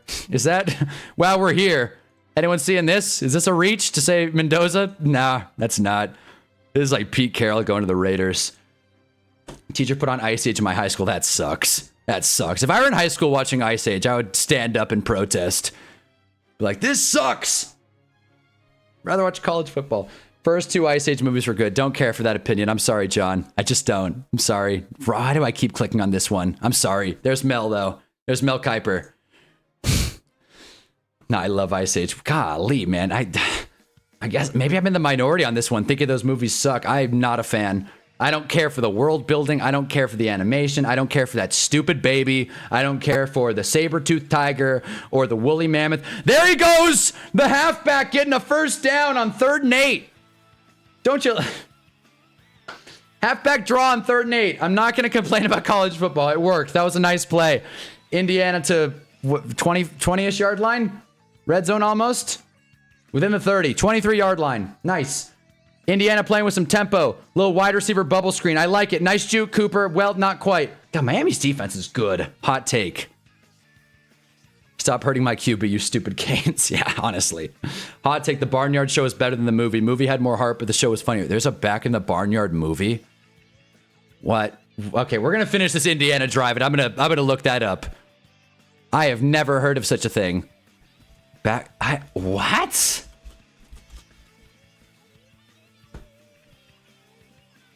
I thought it was strictly a show. Wait, is it a spin-off after the movie? 2nd and 7, Mendoza hits an open receiver. 80. Who's still fighting? Is that a touchdown? Looks good. Score! Boom shakalaka. Indiana is the first to get in the end zone. They strike blood early. All right, Miami. Carson Beck, what do you got? There's a Canes fan in the stands going like this. He doesn't know what the hell just happened. Neither do I. That wide receiver had a lot of space on that check down. Oh, he did stepped out. He stepped out. All right, well, we're going to get 1st and goal Indiana. He clearly stepped out. Good eye, field judge. Don't you love college football? You got referees who can't tell if they're inbounds or out of bounds. Whatever. Giants fan 10 saying GG's. The movie came before the show. I'll read a review. I want to hear a critic's opinion. Most undisciplined team in the nation. Defense seems solid, but a little strange how they've kind of been playing on this last drive. Not great tackling there either. Hot take. Hating college football, hating Ice Age. Hannibal just hates fun. What? What? Wearing my crab shirt. What do you mean? Damn it. That's what started the TV show. I did not. What? That's wild. And like I just gave back to the Barnyard credit. All right, let's not call me a total negative Nelly tonight.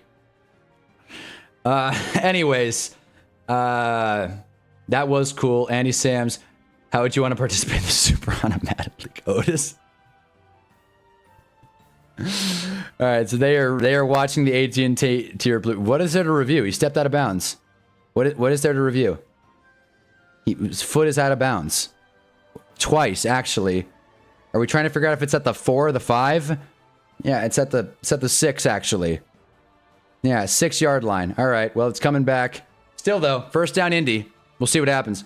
Look up the scene of Ben from Barnyard fighting the Coyotes. Actually emotionally devastating with cinematic beauty. Is this going to be a spoiler? All right, I'll pull it up. I'll pull the clip. I'll pull the clip. I'm gonna search this exactly. Ben from Barnyard fighting Coyotes.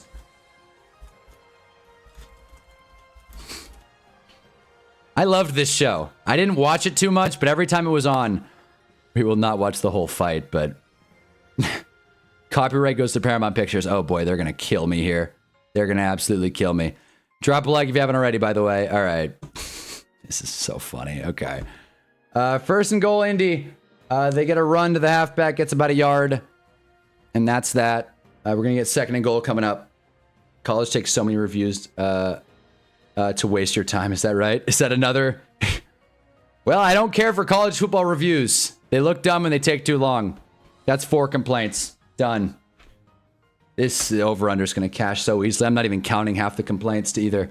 Didn't they do a Tom Petty cover in the Barnyard movie? I gotta watch this movie. I'll throw it on tonight and get back to you guys on the next stream and give my full take, my letterbox review. Oh my gosh, man! If this YouTube thing doesn't work out, I'm gonna try and become a letterbox influencer. I think that's the coolest way to get famous. Handoff once again. 8, just short of the marker. He tried to extend, couldn't get it quite there. Yeah, third and goal incoming. Stoner's right, won't back down, playing in the back. It's a masterpiece. Yes, they did Sam Elliott's song, and played the old bull. This is wild. This is wild. I didn't know there was this much Barnyard lore. I thought it was just, you know, cow, you know, and pig and, you know, chicken have some funny hijinks at the Barnyard. I've also seen Biggie Cheese, obviously. I mean, who hasn't, right? Cultural icon. Biggie Cheese singing Mr. Bombastic. It's what a great show. Some kids' shows just have a real finger on the pulse for adult comedy. And Back to the Barnyard's one of the best. Or Back in the Barnyard. I always get it mixed up. Back at the Barnyard, Back in the Barnyard. You guys know what I'm talking about. Barnyard show with the cow. Oh, man.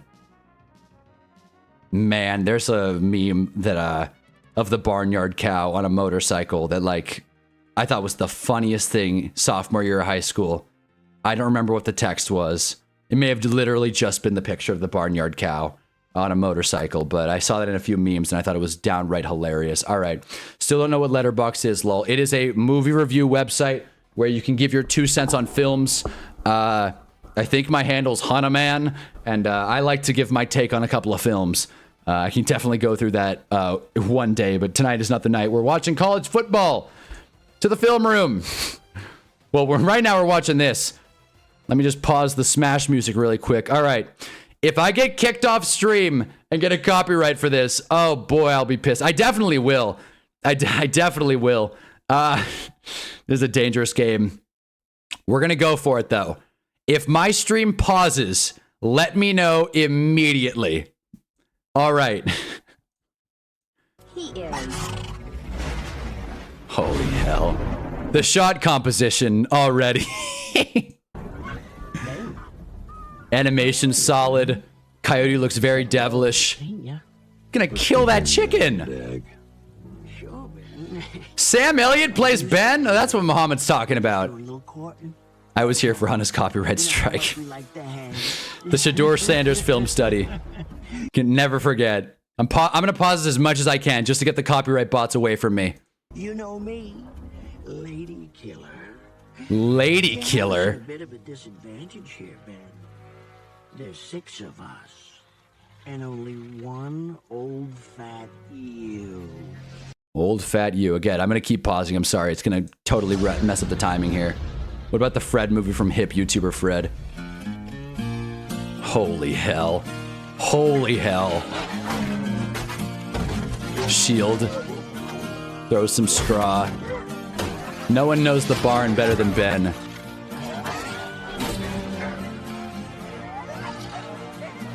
Obligatory pause.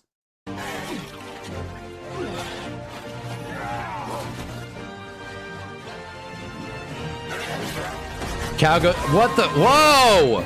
There he is! Big boy! All right! I'm glad we get to see the piggy. Hold on. All right! Now I'm fired up. Damn. Watch it on 1.5 speed. There we go. I'll watch it on 2x speed. We got a game to watch. Smart. Oh, man. What is going on? Like I said, the shot composition of this scene. Mwah! 3rd and goal, Indy. I don't want to mess up this scene. All right, Ben just got bit. 3rd and goal, Miami. Hold on, Indy. Damn it. 3rd and goal, Indy. Touchdown, Hoosiers. There it is. 37. The fullback was Nowakowski. Riley Nowakowski. Who else? He's not the fullback. He's the tight end. There it is. Okay. Otis fight is also good. I'm sure, man. All right, back to it. Indiana scored. The Cows just DJ Khaled. Come on. What boring games do to these streams? This is why we're here. I'm laughing my ass off. Dude. This is... By the way, really quick, what a pause. This cow's got a bicep on him. Point after's up and good, by the way. We're going to get another commercial break, by the way, because it's college football. What I will say, I'm for certainly going to have to trim this out of the VOD after the fact. So if you're watching, it's not going to matter. I'm going to trim this segment out anyway. Just saying, if you watch the VOD after this stream, this segment probably won't be there. So this is a one-of-one moment. This is lightning strikes. Might make a clip of this, though, because, I mean, college football sucks. All right. Here we go. Jeez! He takes the high road. He lets the coyote live. Get the hell out of here, buddy. He collapsed? Ben's dead! Someone come help! Why are we partying? Ben's defending the chicken farm! Everybody's in there having a good time. Miami Giants fan 10's hurting. Is Ben dead?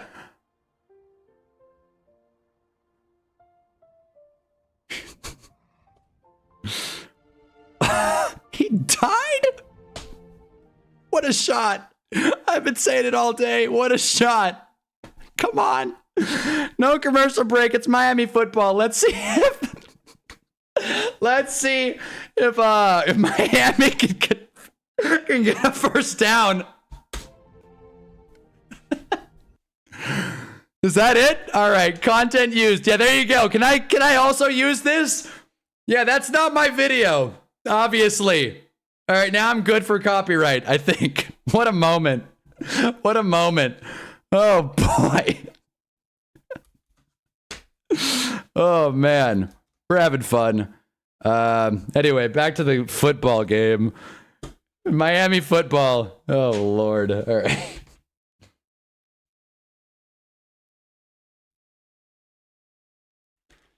How did we even get there?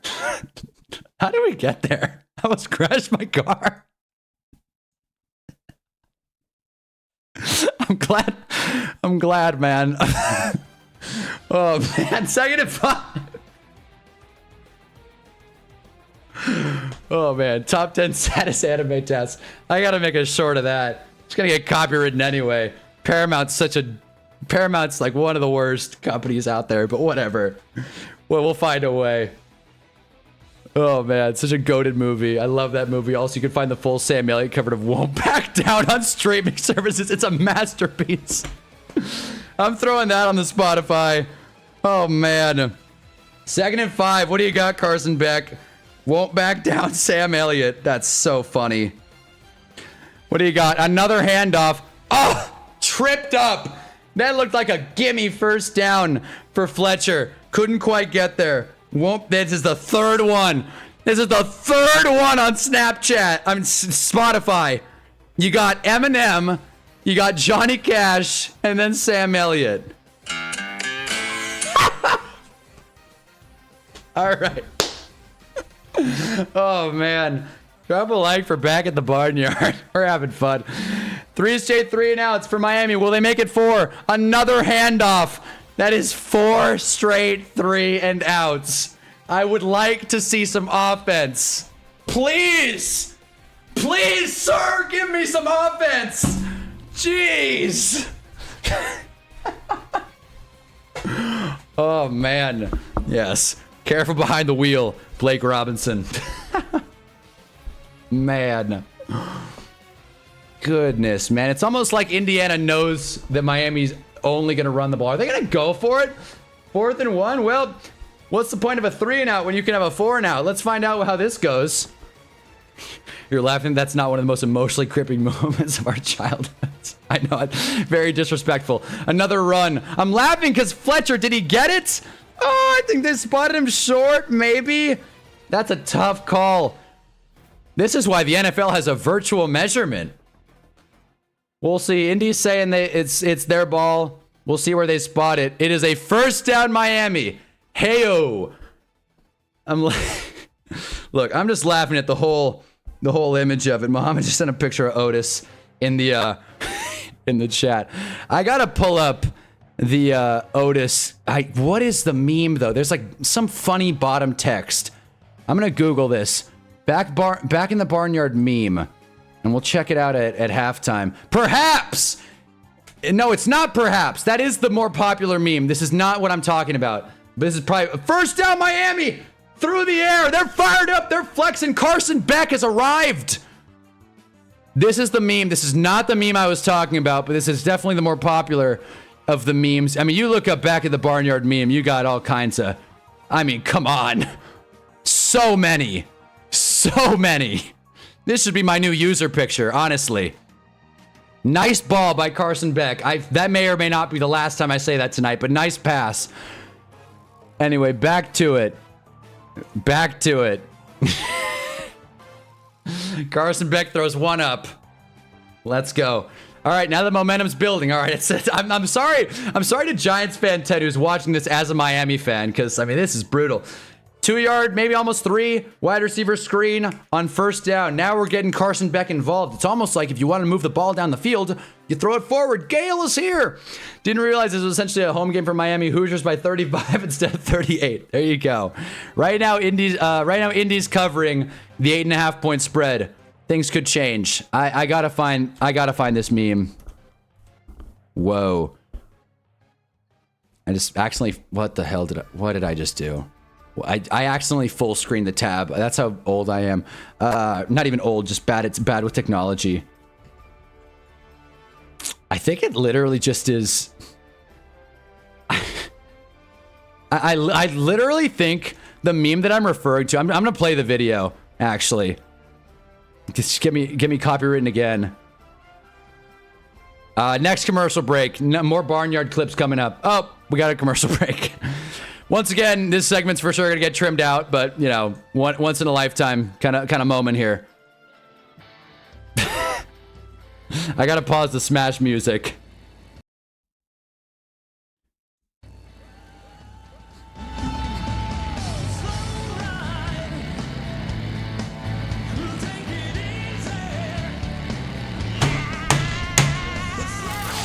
This show is badass. Like, you can't beat it. You can't beat it. Many have tried, and all have failed. You can't beat it. I gotta watch this whole show start, and the movie.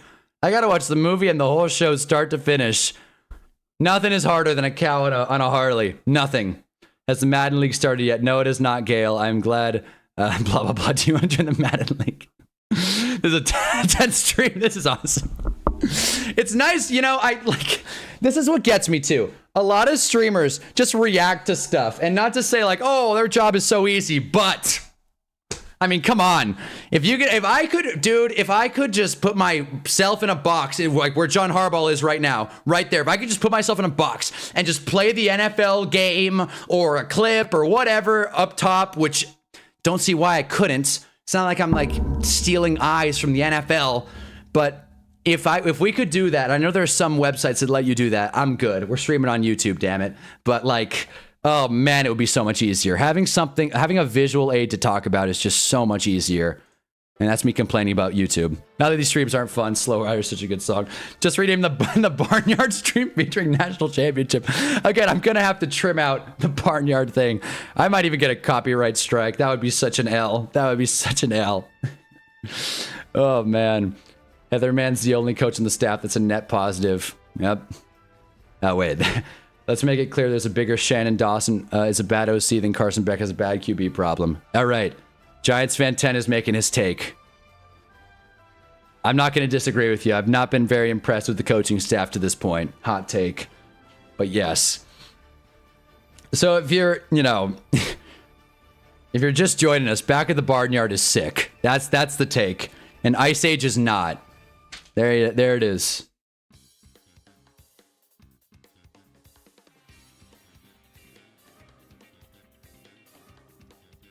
Nice song going. But yeah, game's probably going to be back. 2-minute warning. 2-minute timeout. My bad. Sorry. 2-minute timeout. Always got to correct myself on that one. Don't you love college football? But Miami's got the ball into Indy territory. Maybe we'll see some points scored. The greatest piece of media stream featuring some football game. I need separate screen sharing part. Separate from the film room, call it the movie theater, which random movie clips during boring football games. That would get my channel thrown out off YouTube so fast. But yes. So we have some Ice Age fans in here. Hold on. Handoff goes nowhere. 3rd and 9. Can we throw the ball more, Miami? Like, I know that sounds like a casual football take. The run's not working. And I'm not saying abandon the run entirely, but damn, run pass is not working. And I know they went screen pass on 1st down, but still. Like, at least try to get it vertical. Just try. That's all I'm asking. But we can all agree Barnyard's better than Ice Age, right? Whether you like Ice Age or not, and I do not, we can all agree it's better, right? Ice Age is good, but Barnyard clears. Okay, good. 3rd and 8. Beck, another wide receiver screen. They don't trust him at all. Tackled short of the sticks. We're going to get 4th and 2.5. We'll find out. I'm assuming Indy's going to go for it. You're not going to punt from here, and they're certainly not going to kick. Like I said, I think college kickers are complete waste. Not waste, but I just have no faith in them to make long kicks. 4th and 2 coming up. I'd like a timeout here if I'm Indy. Let's get a timeout here, Hoosiers. Let's get a timeout here. Probably going to get the ball back with good field position. Let's get a timeout here. How about a timeout, Indy? I'd call a timeout here, personally.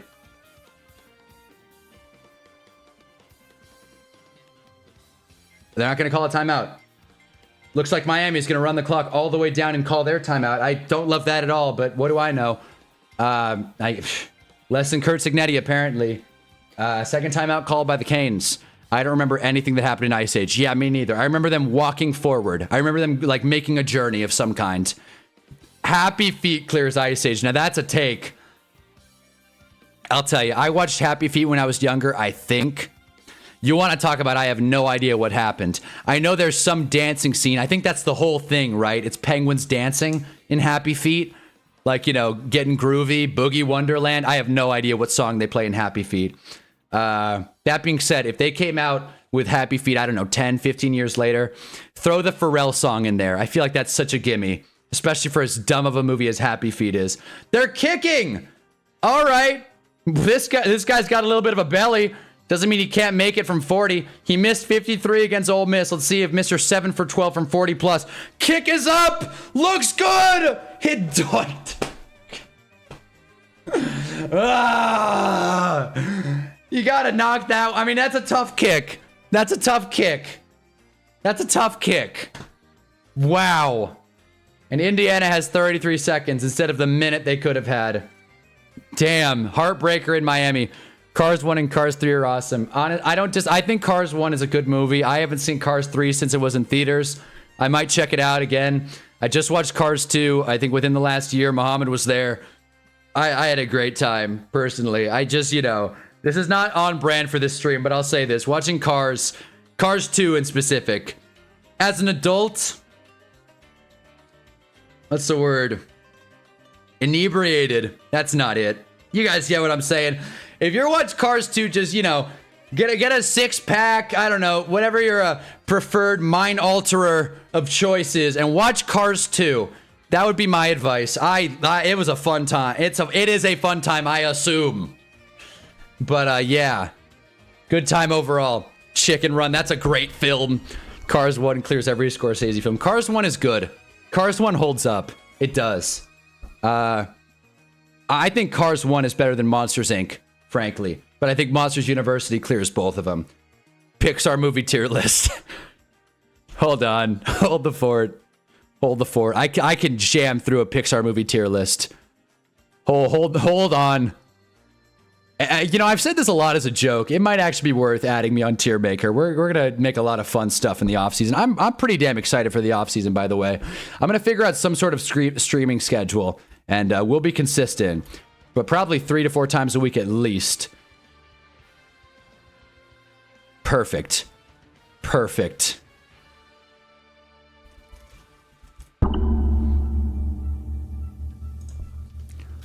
Okay, I'm building this tier list really quick.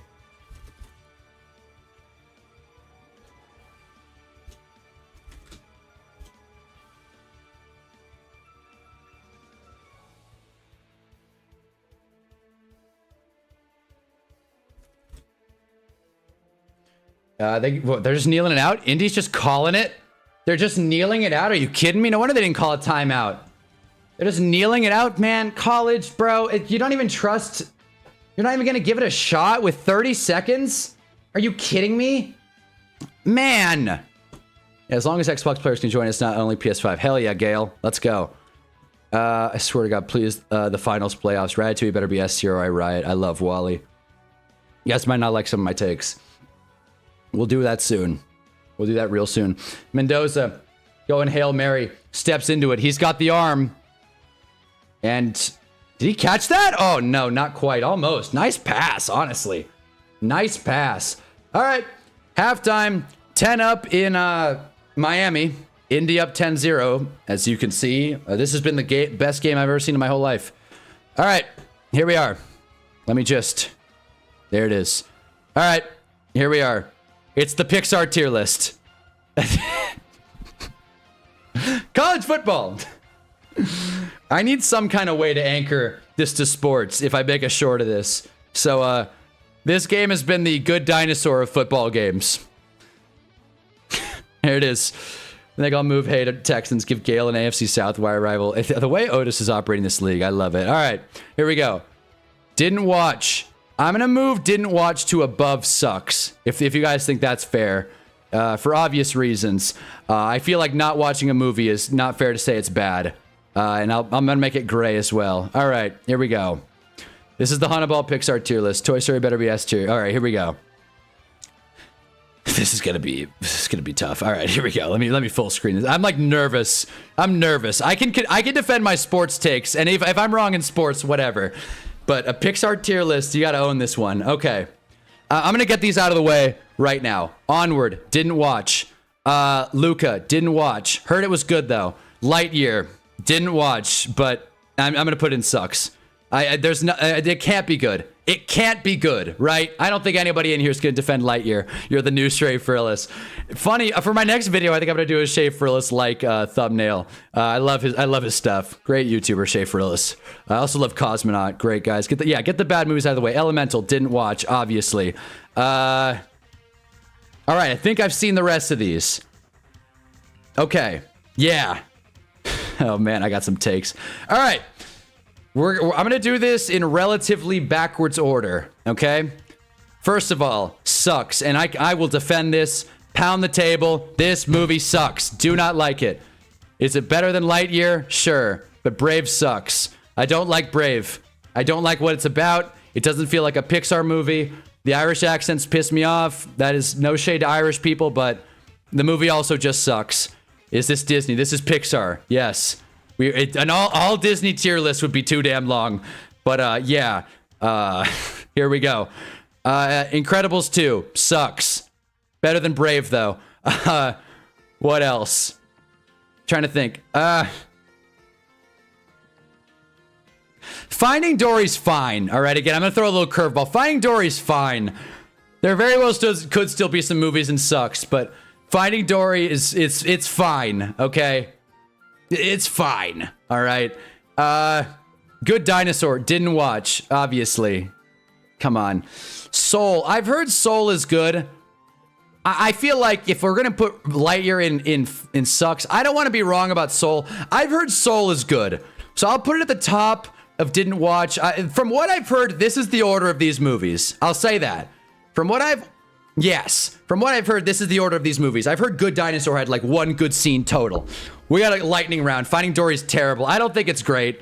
Racist against the Irish. I don't have that on my Hunna bingo card. Yeah, I'm not trying to sound racist, but you know, I think red mustache. I think I get a pass to hate on Irish people. I think Brave is amazing. Brave sucks. Don't care. Just Soul is great. I didn't watch it. Heard good things though. Okay. What else do we have? You know what? I'm gonna be honest.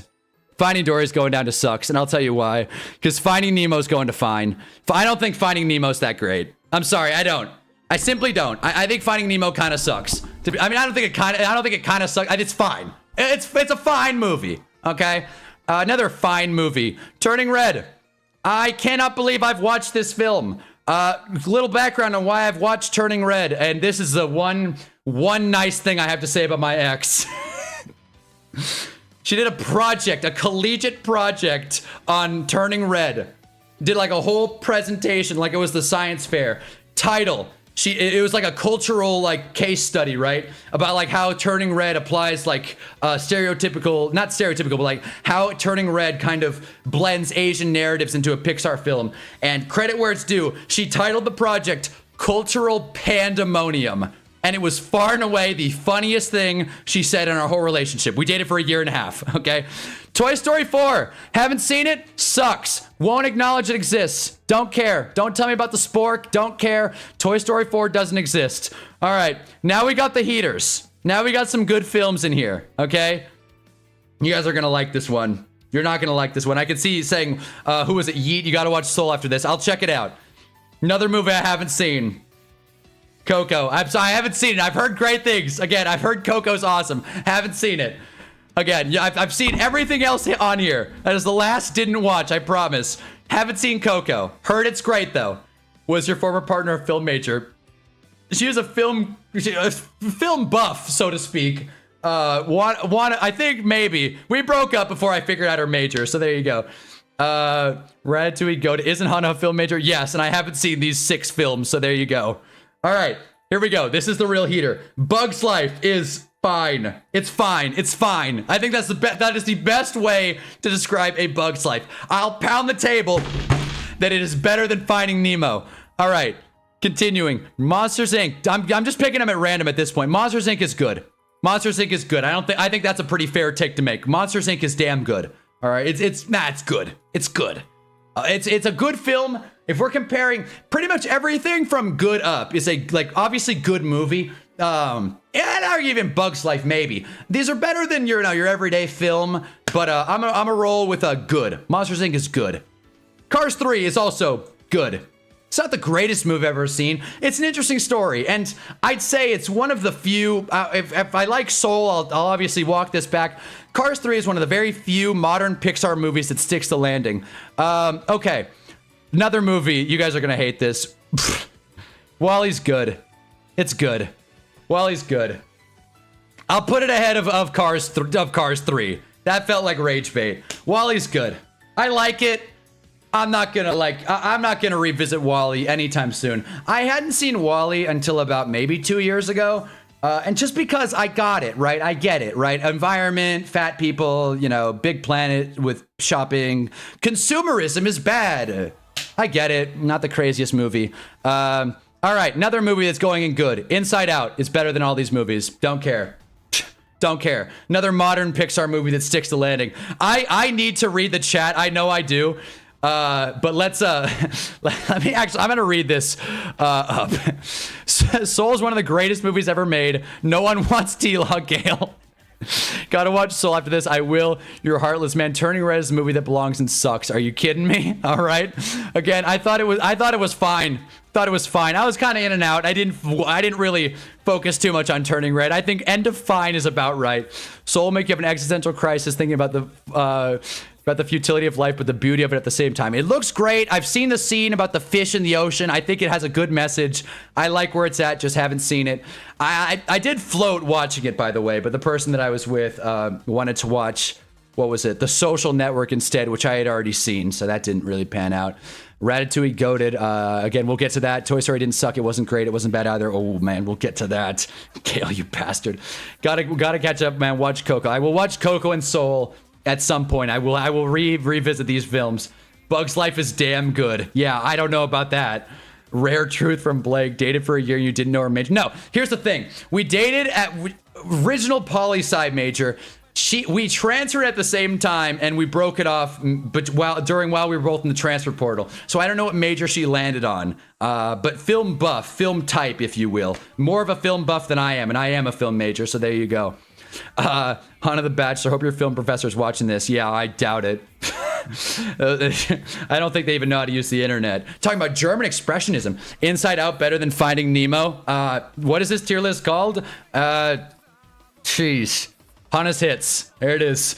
Yeah, Inside Out's better than Finding Nemo and Monsters Inc. and WALL-E. Fight me on it. I'll own that. I can defend that take. All right. Another good movie. It's at the top of this tier. Cars. Cars at the top of good. If there were more tiers, I would probably put Cars in between S and good. I'd probably put it in really good. You know what? We're making another tier. There's too many Pixar movies. We gotta do Cars justice. Cars is getting some love here. Hate it or love it. Cars is getting some love. I just gotta change the color here really quick.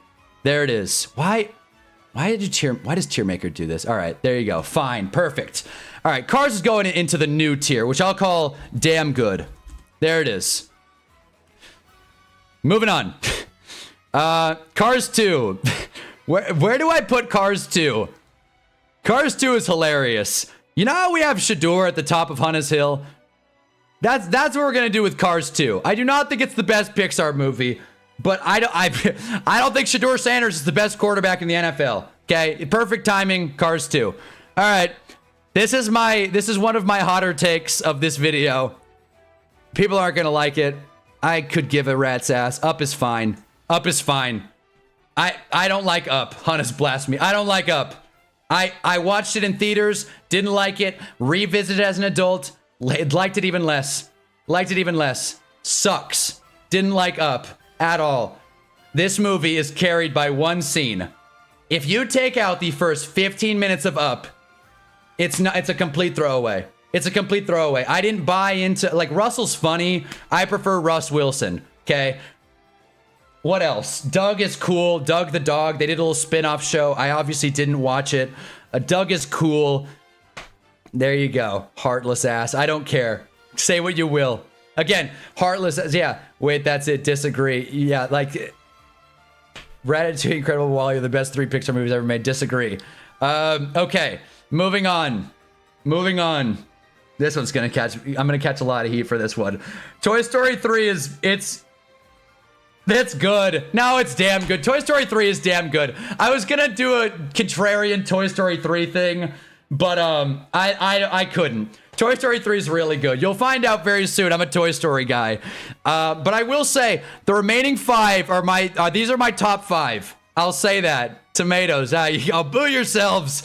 I don't care, man. We're sticking with it. All right. We are all the way sticking with it. These are my top 5. All right, well, we're going to unveil the order now. In reverse order, okay? Toy Story 1 is going into S tier. I think Toy Story 1's better than Toy Story 3. I don't think anybody in here is going to agree with me. And honestly, I don't care. I think Toy Story holds up. It was the first of the bunch. I watched this as a kid. I had it on VHS. VHS is the VH best. And I also just revisited it as an adult to make sure it holds up. I know people, Blake Robinson being one of them, that hate on Toy Story for no reason. Toy Story is the best franchise Pixar's made. Not even close. It would be, we'll get to that in a second. While we're talking about Toy Story, though, I like Toy Story 1. I like Toy Story 3. Toy Story 2 is better than both of them. Toy Story 2 is, in my opinion, one of the best film sequels in history. And yeah, Jarv agrees with me. Let's go. Book it again. Jarv agrees with me once again. Monsters University in the top 5. Yes, it is. I'll hold my tongue until the GOAT is crowned. Toy Story is a banger. LCGW, what is up? Toy Story is a banger. We're talking college football, but we're also doing a Pixar tier list during the Mercedes-Benz halftime report. Also, we have to do Honest Hinge, but yeah, these are the top 3. No, this isn't true. Monsters University goes in between these two. Yeah, that's right. I really like Monsters University. I feel like I'm yelling now. I really like Monsters University, guys. And I know that might be my hotter take in this video. Monsters University holds up. If you haven't seen Monsters University in a long time, I would throw it on. Monsters University for sure probably hit on it at the right time of his college career. That is exactly what happened, and I'm not gonna walk it back. My first week in college, I watched Monsters University, and I really liked it. I rewatched it after college, so within the last year or so, and it holds up even without the emotions. It is a tight story. There's good characters. It is fantastic animation. I think it pays super well. There's a good conflict, and it has a good message. Sometimes things don't fucking work out. You know what I mean? Sometimes, you know, you want to be a major that makes money and you land on film, right? Sometimes things don't go as planned. But if you go an alternate route, if you find another way, things can still work out. I think Monsters University has a great message, and I think it's one of the best Pixar movies. If you disagree, suck it. All right. What is the best Pixar movie between these two? Judging by what the chat has said thus far, I don't think you guys are going to agree, but I'm going to stand 10 toes down on it. Ratatouille is going to the top of S tier. I like Ratatouille a lot. Funny thing about Ratatouille, I hadn't actually seen it until a couple years ago, which is embarrassing, to be honest with you. But Ratatouille is amazing. Another great message, another just solid plot. My question to you guys, and this is, again, I'm sure people are like freaking out right now about the Incredibles pick, but my question to you guys is, who is the antagonist in Ratatouille?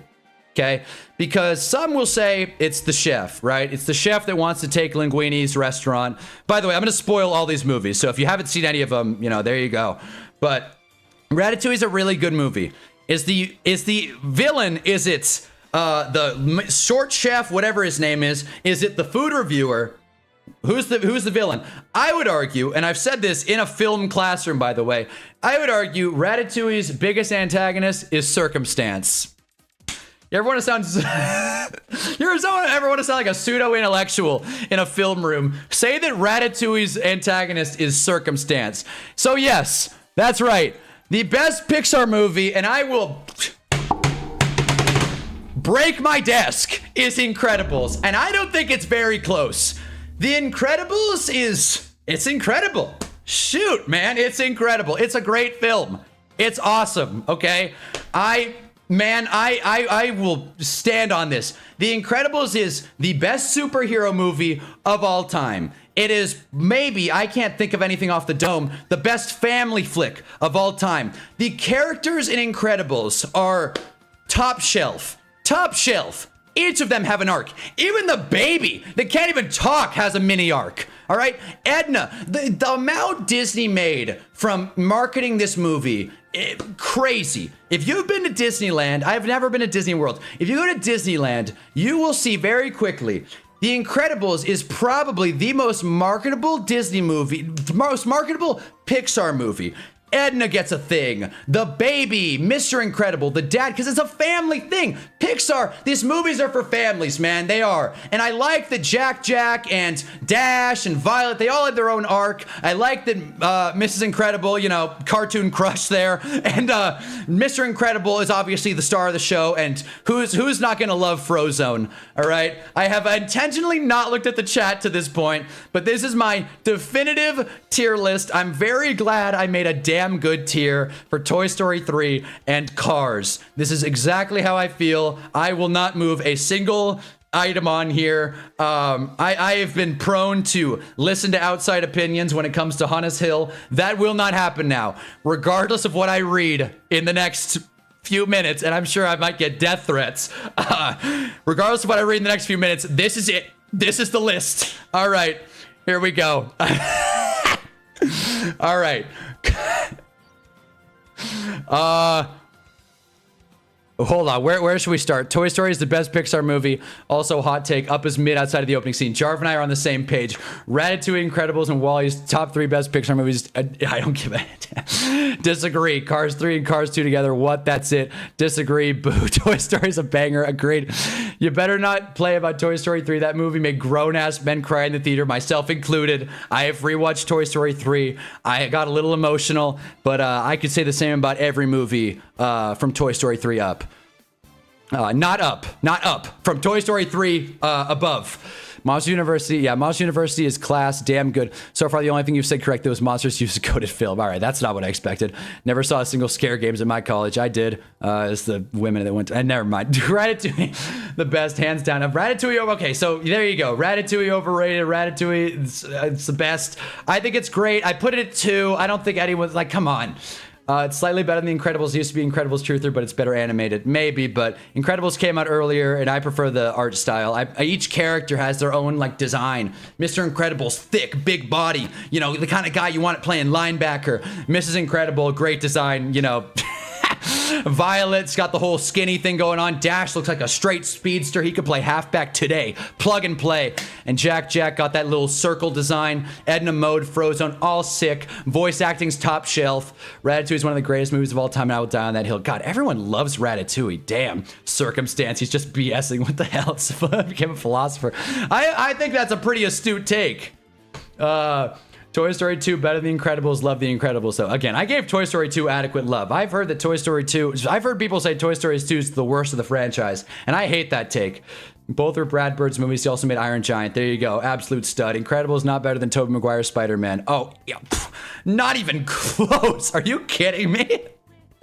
Not even close, dude.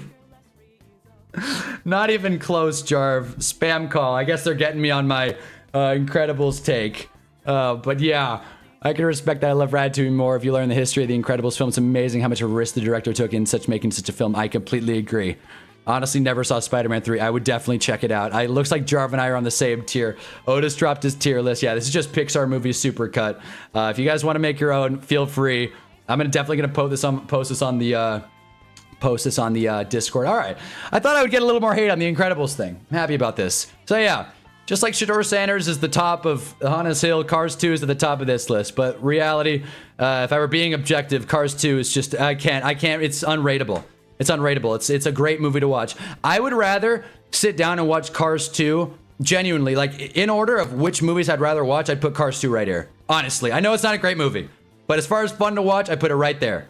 I'd rather watch it than WALL-E, Cars 3, and everything below, obviously. Especially Finding Nemo. I think Finding Nemo is so overrated, personally. But this is my list. You said Incredibles was the best superhero movie. I know I did. I don't even think it's close with the Tobey Maguire Spider-Man. I think Tobey Maguire Spider-Man's like a 7, maybe 8 out of 10. And I like those movies. 7 or 8 out of 10. I think Incredibles is like a 9-8. 9-9 maybe, honestly. Incredibles biased is like a top 5 film for me ever. And a lot of these movies are pretty high on my list. I love Pixar movies. And the thing with Incredibles, I didn't like necessarily grow up on it. It's a movie I've grown to appreciate as an adult. And, you know, if anyone disagrees with me, I have a film major, so, you know, I'm always right. I can respect that. I love Ratatouille more. Yeah, okay, wait, I saw that. Otis posted his tiers. Miss Incredible, great design, no explanation. Yeah, exactly. I'm trying to watch my words, but yeah, that's my top 3. Check out my list. I'll check out Otis's. Let me just save this really quick and upload it. The Incredibles, Spider-Man 2, and Logan. I gotta watch Logan. I've heard such great things, but I was never an X-Men guy. So again, I keep saying this ironically, but genuinely, if you want to see fun tier lists, add me on Tier Maker. Same handle as the YouTube channel. Hunnaball. Can this save, please? Okay, well, while that happens, it appears you've already... Okay, cool. So yeah, Hunnaball. We're talking about coaches. We're talking about... Oh boy, this is funny. All right. Anyways, we still have time, right, in this Miami game? I'm pull this up really quick. We still have time, right, in the half? They're not starting yet. It's still halftime. Do we have a timer here? End of the second quarter. We do not. Thanks, college. Okay, cool. So maybe there's a halftime show going on. I don't. Maybe who knows? Yeah, you thought I was gonna. Spider-Verse is also good. Spider-Verse is right up there. If you want to make an argument, Spider-Verse is better than Incredibles. I could definitely take that. That's a great movie, obviously. Hot take, but yeah. If you want to, if I can concede that. No, I'm still gonna stand on Incredibles, but if you like Spider-Verse more, I'm right there with you. That's like right there, right there. Should we got Persona Mix going? Oh yeah, we got the Smash tunes going. But I gotta watch Logan. Definitely worth watching. We'll do anything but watch the game. Are we back? Are we back? I had a Hinge update. I don't know if... I think we're back. Yep, field's empty. All right, hold on. Really quick thing. Because this is worth... The Hunnas halftime Hinge update. These are worth saying. Oh, it said better than list than Dumma. Oh, that hurt. That hurt because that was a good name. Here we go. Okay. I dished 2 pickup lines that I thought were worth mentioning. So here you go. Hunna's halftime Hinge update brought to you by no one for now. This girl put... I gotta say, I really was fawning over this girl. I mean, halftime Hinge update has bled into games many times. I was fawning over this girl on Hinge. Spoiler. A redhead girl, that's a plus, right? Jim, cute girl, right? I was fired up. She put, I go crazy for pasta. So I went, you put the angel in angel hair. Woo! Come on! Come on! Let's go! All aboard! What do we think? Which Spider-Verse is better, 1 or 2? I'm going 2. I'm going 2. I know Giants fan 10 disagrees. Just said it. I'm going 2. I like 2 more. Mendoza in the pocket. Thought that was sick. I also think the take another look thing on Hinge sucks. By the way, Hinge is doing this thing where you're like, oh, you didn't like this person. Give them another look. No thanks. Frankly, I'm a decisive man.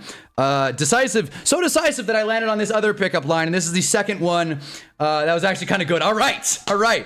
This one's not as good. I could say this girl didn't give me a lot to work with, but I'll explain the thought process behind this one while I kind of float. Fernando Mendoza, 2nd and 10 coming up. So this girl, right on Hinge. I'm not gonna say the race, but I've had some interesting hangups with this. I'm not even gonna get into. I'm not gonna make it a race thing. What I will say is I think Persian girls are super hot, but they always play games with me and break my heart. That's what I'll say. Done. All right. This girl's Persian, right? So I'm really trying to curveball. I'm trying to stand out here. Persian girls have my heart and they break it every time. They have it and they step on it. Okay. She puts green flags I look for. Mendoza got sacked. I didn't even watch. Mendoza got sacked. 3rd and 17 coming up. Let's see this play. 37 in motion. Handoff. Face mask. I don't know if they'll call it or not. But halfback got about 5 yards. So we're going to flag down. Indiana gets a freebie. Free face mask. Brutal tackle there. So that's going to be automatic first. She goes, green flags I look for. Grounded. This is very important to understand for this specific line. She goes, grounded, intentional, masculine. Got that one checked.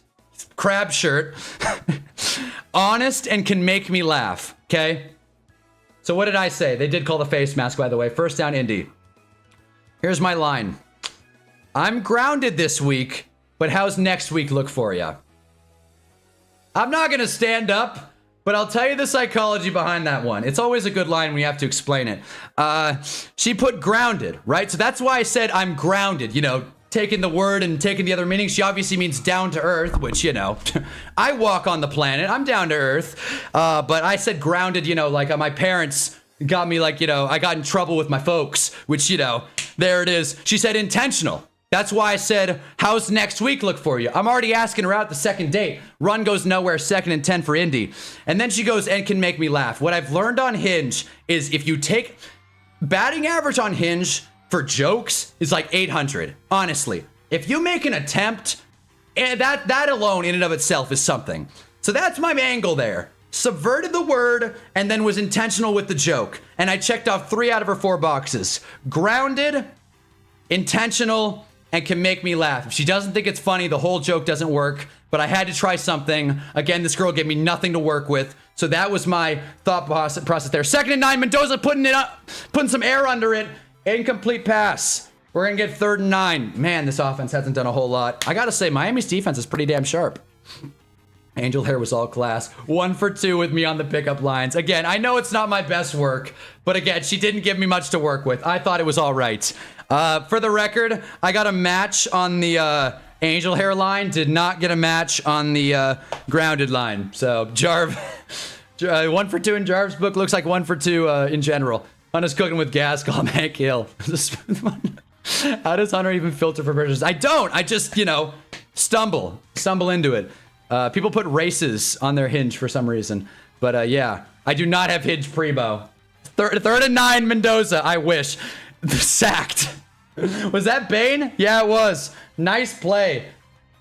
Irv's freaking out. That's 1 Irv mention. I've not seen McAfee. We didn't have Irv mentions. Should have had Irvin. But yes. No, I like the second one. Didn't care for the angel hair. Okay, there you go. Inverted it. Oh, that's a good one, honestly. Wordplay's a cute start if you can do it right. Okay, all right. If Miami wasn't the most undisciplined team ever, we'd be within 1 score. Well, good news is you're within 2 scores. Well done, lad. Thanks, Brian King. Drop a like. 9 mention. There it is. So yeah, that is the updated hinge, Hannah's halftime hinge. And for the record, the angel hair girl, she texted me, "Hey, cutie." So we'll see how that shakes. Oh man. Oh no, dude. Oh no, dog. Oh, almighty. All right, well, I guess this is still technically hinge update. This sucks. All right, this is not me in any way making fun of someone. I really try not to do that on these apps. Nothing.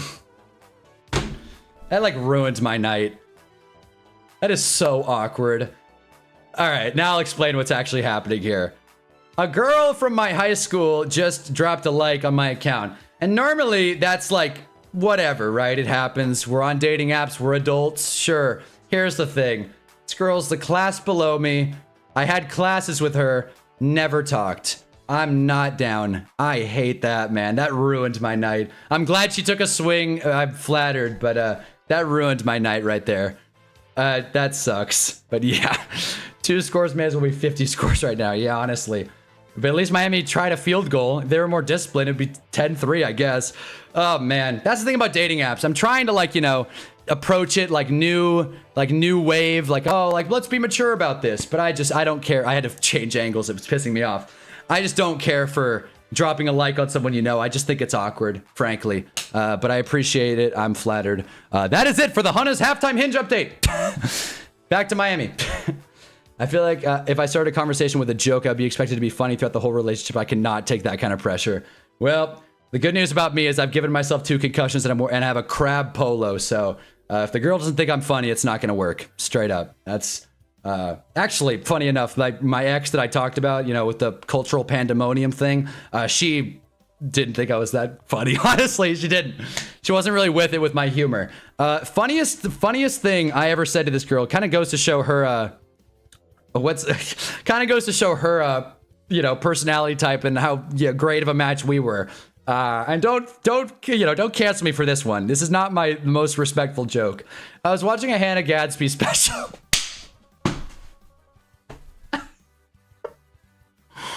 Okay, I was watching a Hannah Gadsby special, and this was not intended to be a joke, by the way. I mean, which is probably how Hannah Gadsby writes her stuff. But Hannah Gadsby made a special. And I was telling her about it. I said, it wasn't my favorite comedy special I've ever seen in my life. She spent a lot of the time trauma dumping, and I didn't really care for it. She talked about how she was, what was it? I think I said she talked about how she was like, what's the word? Yeah, she talked about how she was like domestically abused and then regularly abused. And I don't know why I delivered it just like that. She couldn't stop laughing. Sick freak I was dating. Wasn't even intended to be a joke. So there you go. That's the darkest joke I'll say on this stream. Don't care for dark humor, not good at it.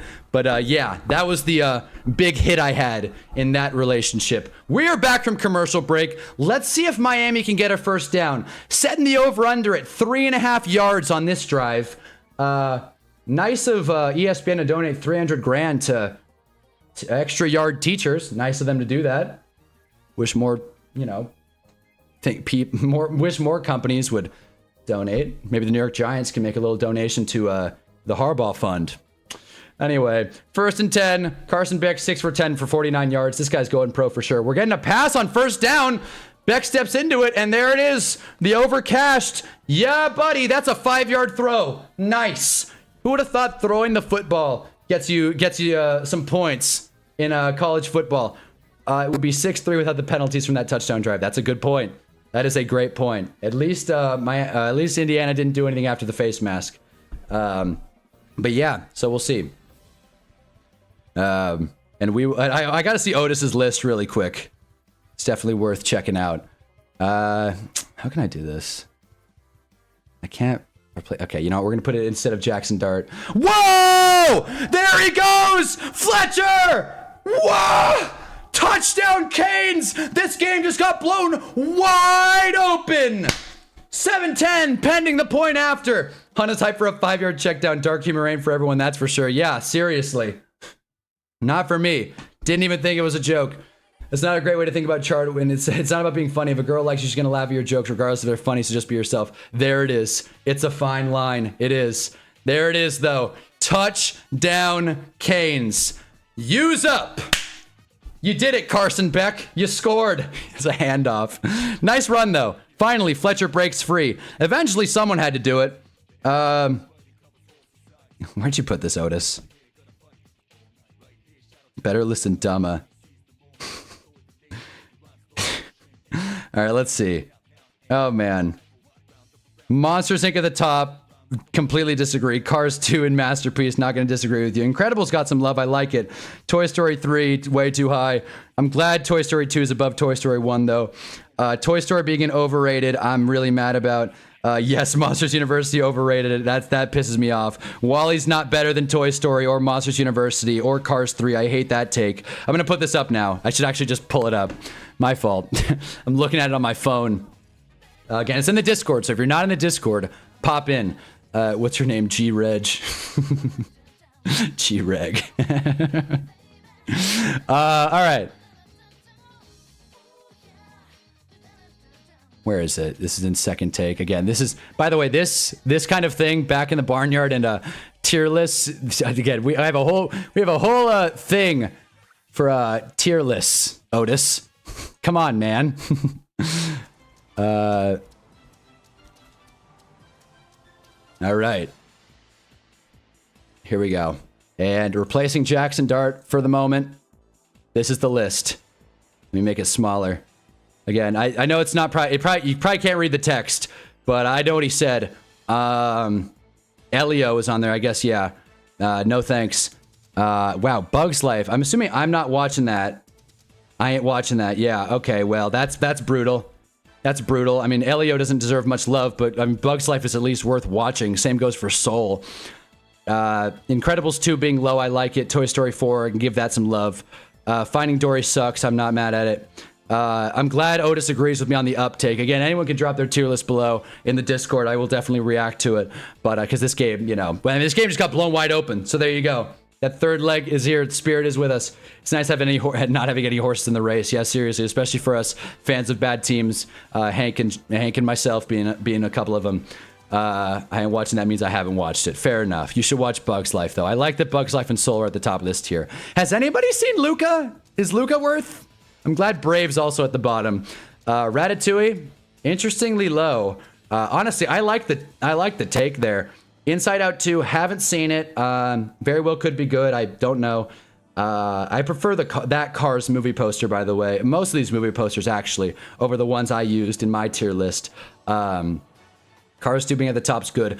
Again, gotta watch Coco. Gotta watch Soul. I I guess my main pushback to this one is obviously Monsters University and Toy Story being too low. Outside of that, not too mad at it, honestly. I like that Incredibles is getting adequate love. And I'm not going to fault you for being nostalgic for Monsters, Inc. Obviously, I'm not the biggest fan of that movie, but nostalgia's nostalgia. That's why I like talking about Pixar movies, because there's so many emotions involved and there's so much, just nostalgia in it that it's hard. It's very easy to have such different opinions. I like that. We're doing a DreamWorks tier list next stream. Oh, that's not a bad idea. That is not a bad idea. Oh man, I watched Luca. It's a low stakes film. Low. I'm assuming stakes like STAKES. It's a low B film, not like other films. Okay, so it's just a little like period piece for Italia. I know it's Italian. Blake says Luca sucks. Never watched it. Probably won't after all this.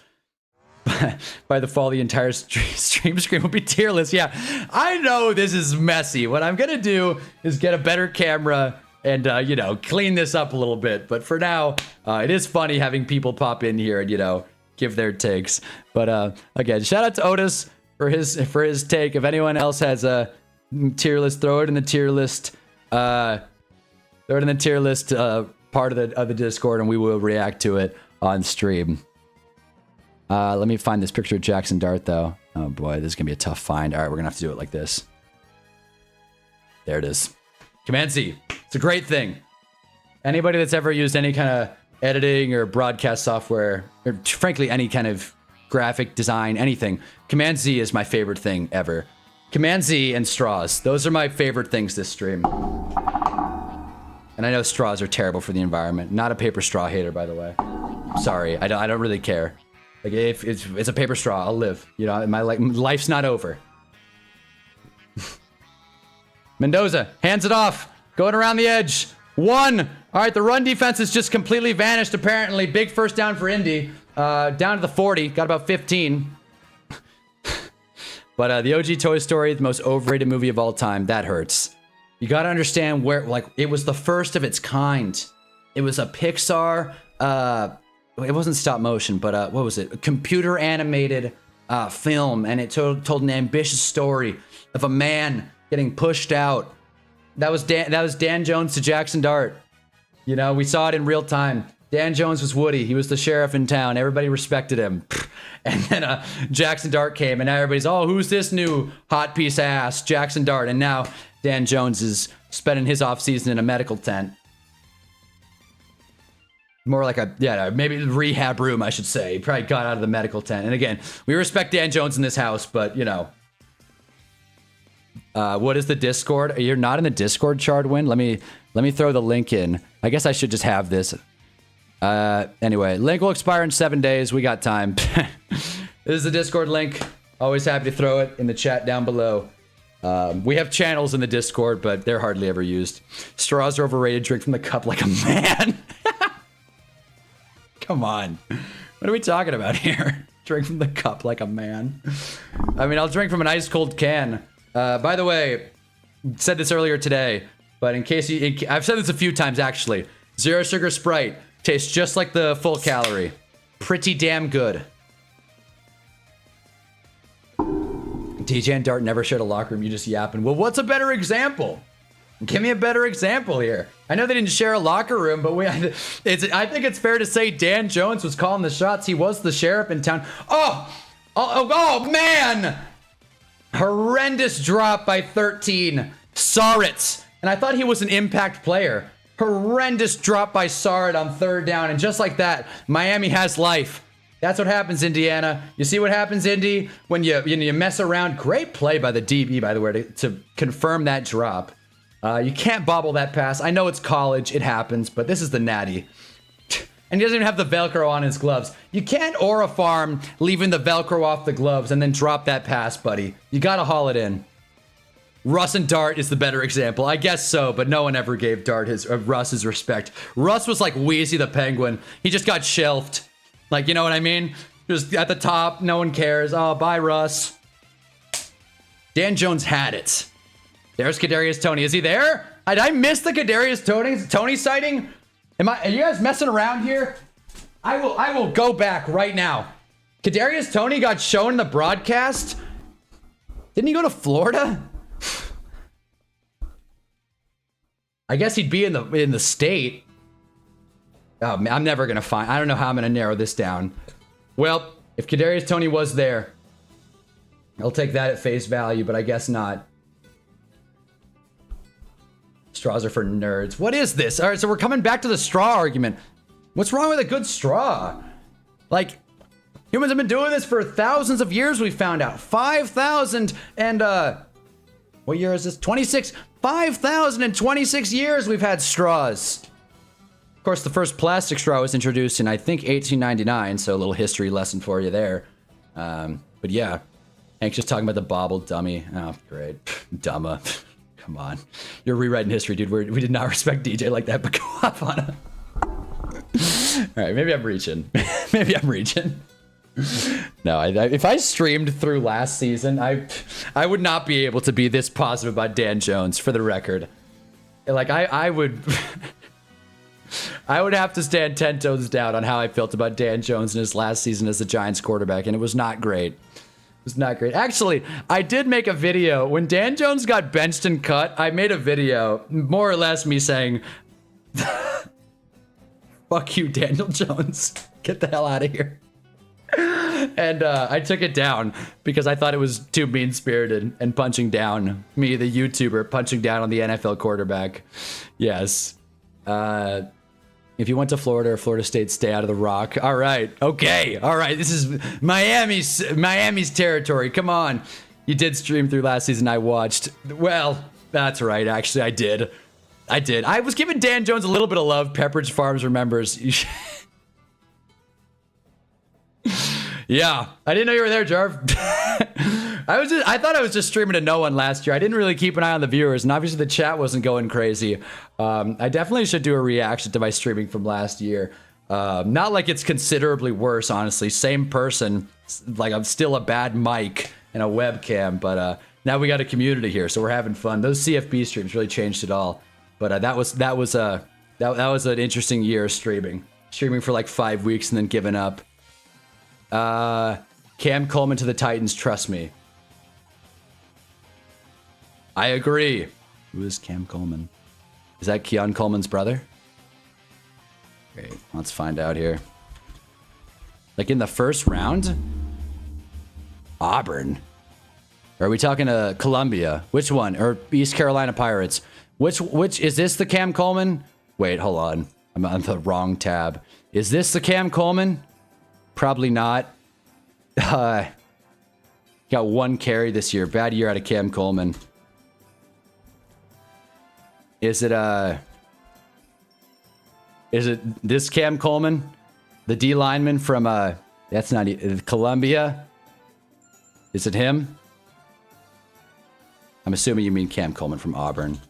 And apparently this is Cam Coleman. I love how slow of a typer I get exposed as a wideout from Auburn. All right. Like it, I love it. Dude seems like a beast. Back to it. I remember the CFB streams. Those were fun. That was a game changer. That means... wait. That means spirited, but the irony is it probably would have hit the algorithm. YouTube loves that negativity. Yeah, I know, but I dropped by Malachi there. Malachi Tony. Big drop. Tough pass, though, Beck. 3rd and 9 coming up. But yeah, once I discovered your channel, I went back and watched a lot of your streams. Oh, I see. Yeah. I'm glad, honestly. I gotta react to the 2024 draft one of these days and like see how the takes aged. I nailed the first, I don't know, 4 or 5 picks. It was pretty chalk, but I nailed it. I knew Joe Alt was going to the Chargers, just saw it. Knew they weren't going to take Neighbors, and I was happy about it. The Auburn ones, he's at Texas now. There it is. Okay. Coleman was the #1 receiver in the transfer portal, went to Texas. I think next year's draft is what he's talking about, I think. I see. Okay. Now we're in the same page. Me and James were in the CFB streams. Yeah, a lot of you guys were in the CFB streams. Like I said, Carson Beck incomplete to #7. We're gonna get another punt from Miami. They did not a whole lot with that drive, obviously, but yeah, Hay is here. Yeah, those CFB streams were fun. I feel bad that I like stopped doing it, but I also can very much remember why I hated playing that game. Like, it was fun streaming it. I have not touched that game since we streamed it, by the way. My buddy, who's definitely not in this stream right now, but he joins every now and again. It's like, let's play CFB 26. Let's play it, man. You bought it. Let's play it. Never did. I played it 5 times on stream and then never touched it. I've opened CFB 25 since then, but I have not opened 26. Oh, the summer ones. Yes, the summer ones where I got chirped by a like 11-year-old calling out "good game, sweetheart." It's a deep Hunnaball pull there. Once again, check out the Royal Rumble live from Riyadh. That's great. But yeah, I gotta write this Pixar tier list. It's my first Hunna stream of year. What an amazing pop! And there's a discussion. What a random pop in the discussion. NFL coaches would be to smoke out good times. Yeah. Oh yeah, that was right. That was a fun time too. Yeah. Which coach? Which coach would be fun in the rotation? We did like every position group. We did like quarterbacks. Oh man, I should have clipped that one. I don't even remember what stream that was in. That was a fun one. I also enjoyed, not to do like a whole year in recap, Mendoza fumbled, recovered it, still got sacked. Nice play. I think that's a safety too. Oh no, that's the linebacker. That's a Minsour or Mesidor. That's the guy. Nice play. Strip the ball and then still finish the play. Line up his outside linebacker there. Nice. Pass rusher or whatever. Oh no, you guys said he was a pass rusher. That's right. Outside linebacker Mesidor with a nice play on Mendoza. Good reach. Played for the ball. Finished the tackle. Like tripped him a little bit. Kicked him. This game's kind of boring. A little bit. ESPN shilling the Saudi Royal Rumble kills me every time. Yeah, seriously. And you're not the only one that's getting killed in that equation, by the way. Just saying. But yeah, what was I saying? Another stream that I thought was funny was the coach Royal Rumble thing, which coaches would win in a fight. We kind of figured out that Dan Campbell and Mike Vrabel would very much stand out, but I think Miko, former defender, would definitely throw some shots. I know we all agreed Nick Sirianni would be due for a cheap shot every now and again, an eye poke, an eye scratch. Ultimate heel, Nick Sirianni. Akeem Mesidor, I love you. I like the CFB games, but man, the wide receivers jumping every ball and DB's 10 feet vertical pisses me off. Yeah, I mean, the only CFB games I've played, and it was NCAA, but NCAA 14 and then CFB 25, which I thought was fun, just not the best game ever. Definitely didn't have a whole lot of depth. And CFB 26 was a complete train wreck, and I hated every second of it. Not every second of it. There were some moments when Major Stud committed to UConn and had, or General Stud committed to UConn and had a legendary season. Broke the NCAA record for yards, smashed the record for receptions, probably was up there in touchdowns, and didn't even get a single 4-star offer. What a great game that was. Once again, Miami holding the jerseys. Miami's getting away with a lot today. I probably would have thrown some laundry there, but that's just me.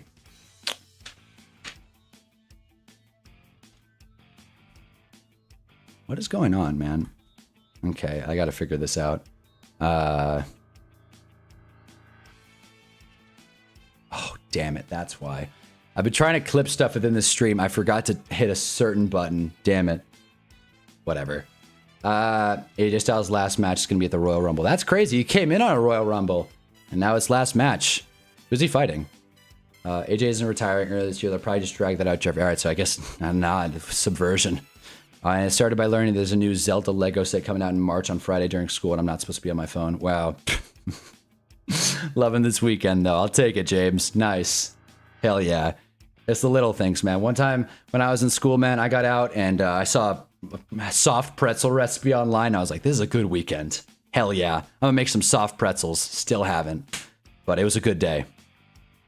The problem was career versus career, but shenanigans will happen in that match. I think there's a possibility Gunther retires AJ. And then he does a retirement tour in TNA. Oh my God. Don't we all hate Gunther? Isn't that the guy we're supposed to boo?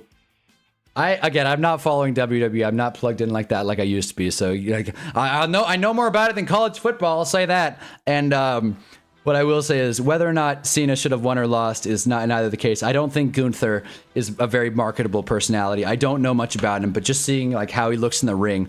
Anytime a wrestler just goes black boots, black shorts, I just think it's a complete waste. How do you build a brand with just like looking like you just popped in from NXT? It's like, man, put a little effort into the marketing of it. If you're going to retire Cena, then steer into it a little bit. WWE's had so many cool characters back in the Attitude Era and even now, or at least now, relatively now, like within the last 5 to 10 years. Like Bray Wyatt, rest in peace, man. Absolute beast. But again, if we get too into the WWE talk, it's really, my ignorance is really going to get exposed here. Giants fan, yes, he's been planning to retire this year, but he looks like he was booked to put his career on the line, so he's going to retire at the Royal Rumble. It'd be a heartbreaker. I could see his WWE career being over him going to TNA. There's too much money in AJ Styles' last WrestleMania match for that. Yeah. And WrestleMania is in Riyadh next year. Christ. Yeah, he's a legend killer right now. He took out Goldberg, John Cena, and now it's going to be AJ Styles. He took out Goldberg as well. I mean, you could have a plethora of guys take out Goldberg at this point of his career. I mean, back when I was watching, he was just coming back, and I was like figuring out the whole WWE thing, and now he's finally done. Wow.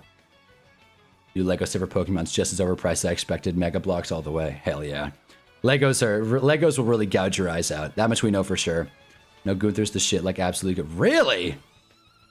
Is he good in the ring? How's he on the mic? Jeez. I did not assume that. Wow. I just saw his look. I haven't actually heard him talk.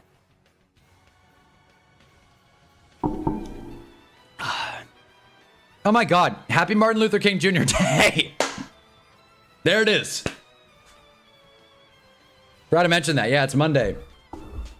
It's an MLK stream. I had a dream. Really weird one last night. I went to prison.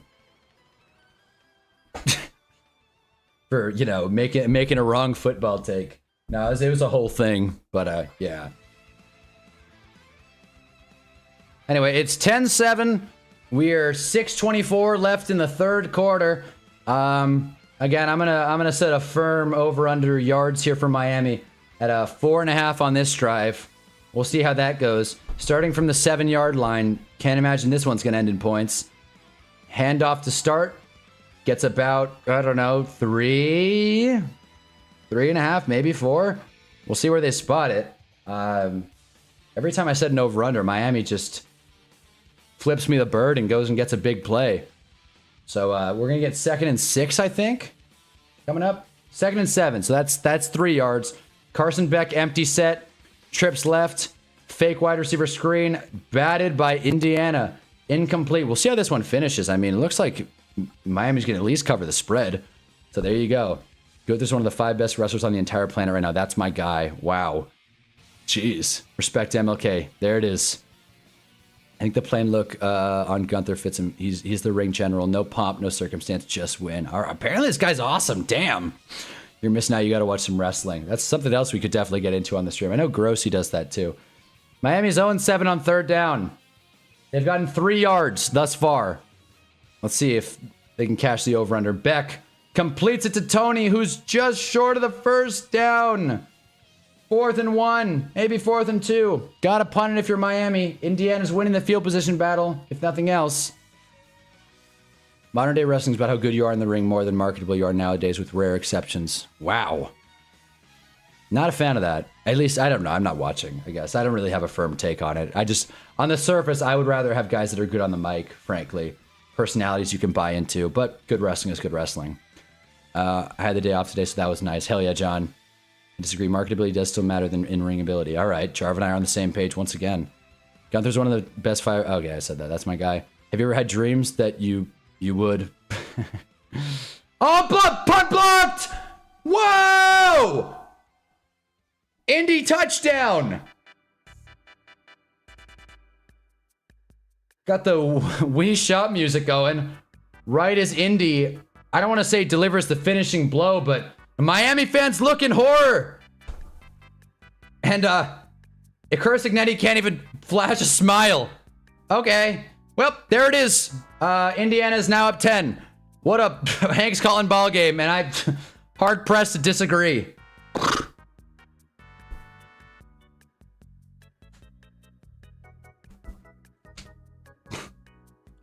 It's all over.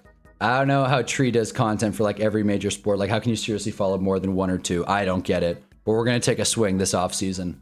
Mark Cuban's in attendance? I didn't know he went to Indiana. Chard wins calling W game. It was in the best position. TKO is rooting WWE. What is TKO? Total knockout? Total guess. I have no idea. But yeah, we're going to find out. We're going to try and do it like Tree. Maybe. I don't know. Again, I think the edge on this stream is just us talking about random nonsense more so than the sports commentary. You guys do not need to hear me say 6 blocks a punt, touchdown Indiana. Like, W game. Money hungry, greedy bastards, and their wrestling's not even that good anymore. The storylines have no good endings. I'm assuming that is a faction now. Oh, TKO is the people who bought it from Vince. Oh, okay. I see. Money hungry, greedy bastards. Great. Right as wrestling was getting good. TKO, they were in the UFC and WWE. Well, I'm not going to say the UFC's ran poorly, but it definitely has lost some steam over the past few years. Carson Beck, hands on his helmet. He thought he was going to get a chance to strike back.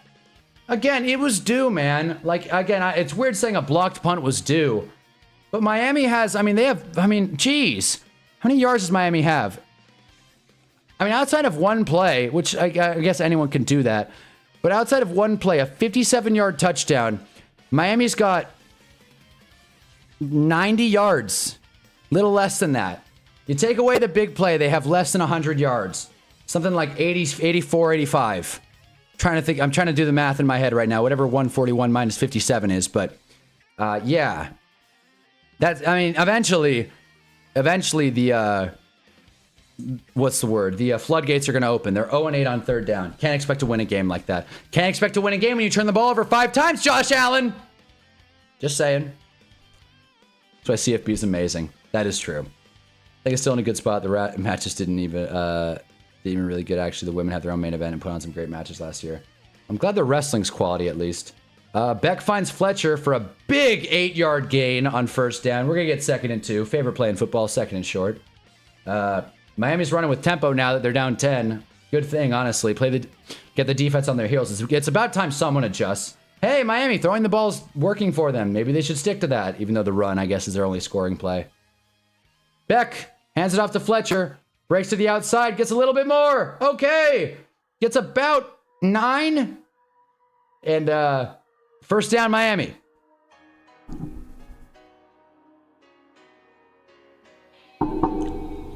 Not to say Vince was amazing. Vince understood that wrestling was for families, and now TK is pressing everyone out so that only celebs and people with money and time to travel these shows can afford to go now. It is crazy how international they're pushing the WWE.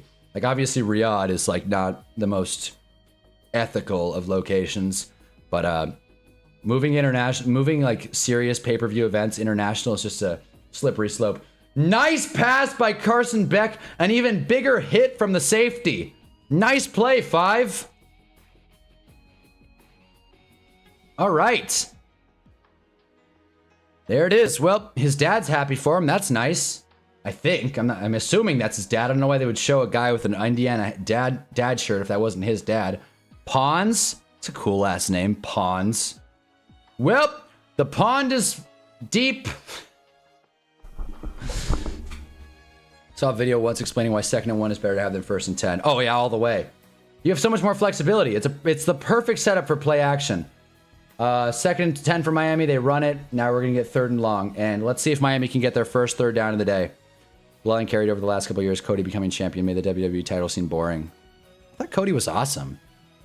Triple H hasn't booked a good storyline since the Bloodline finished. That I believe.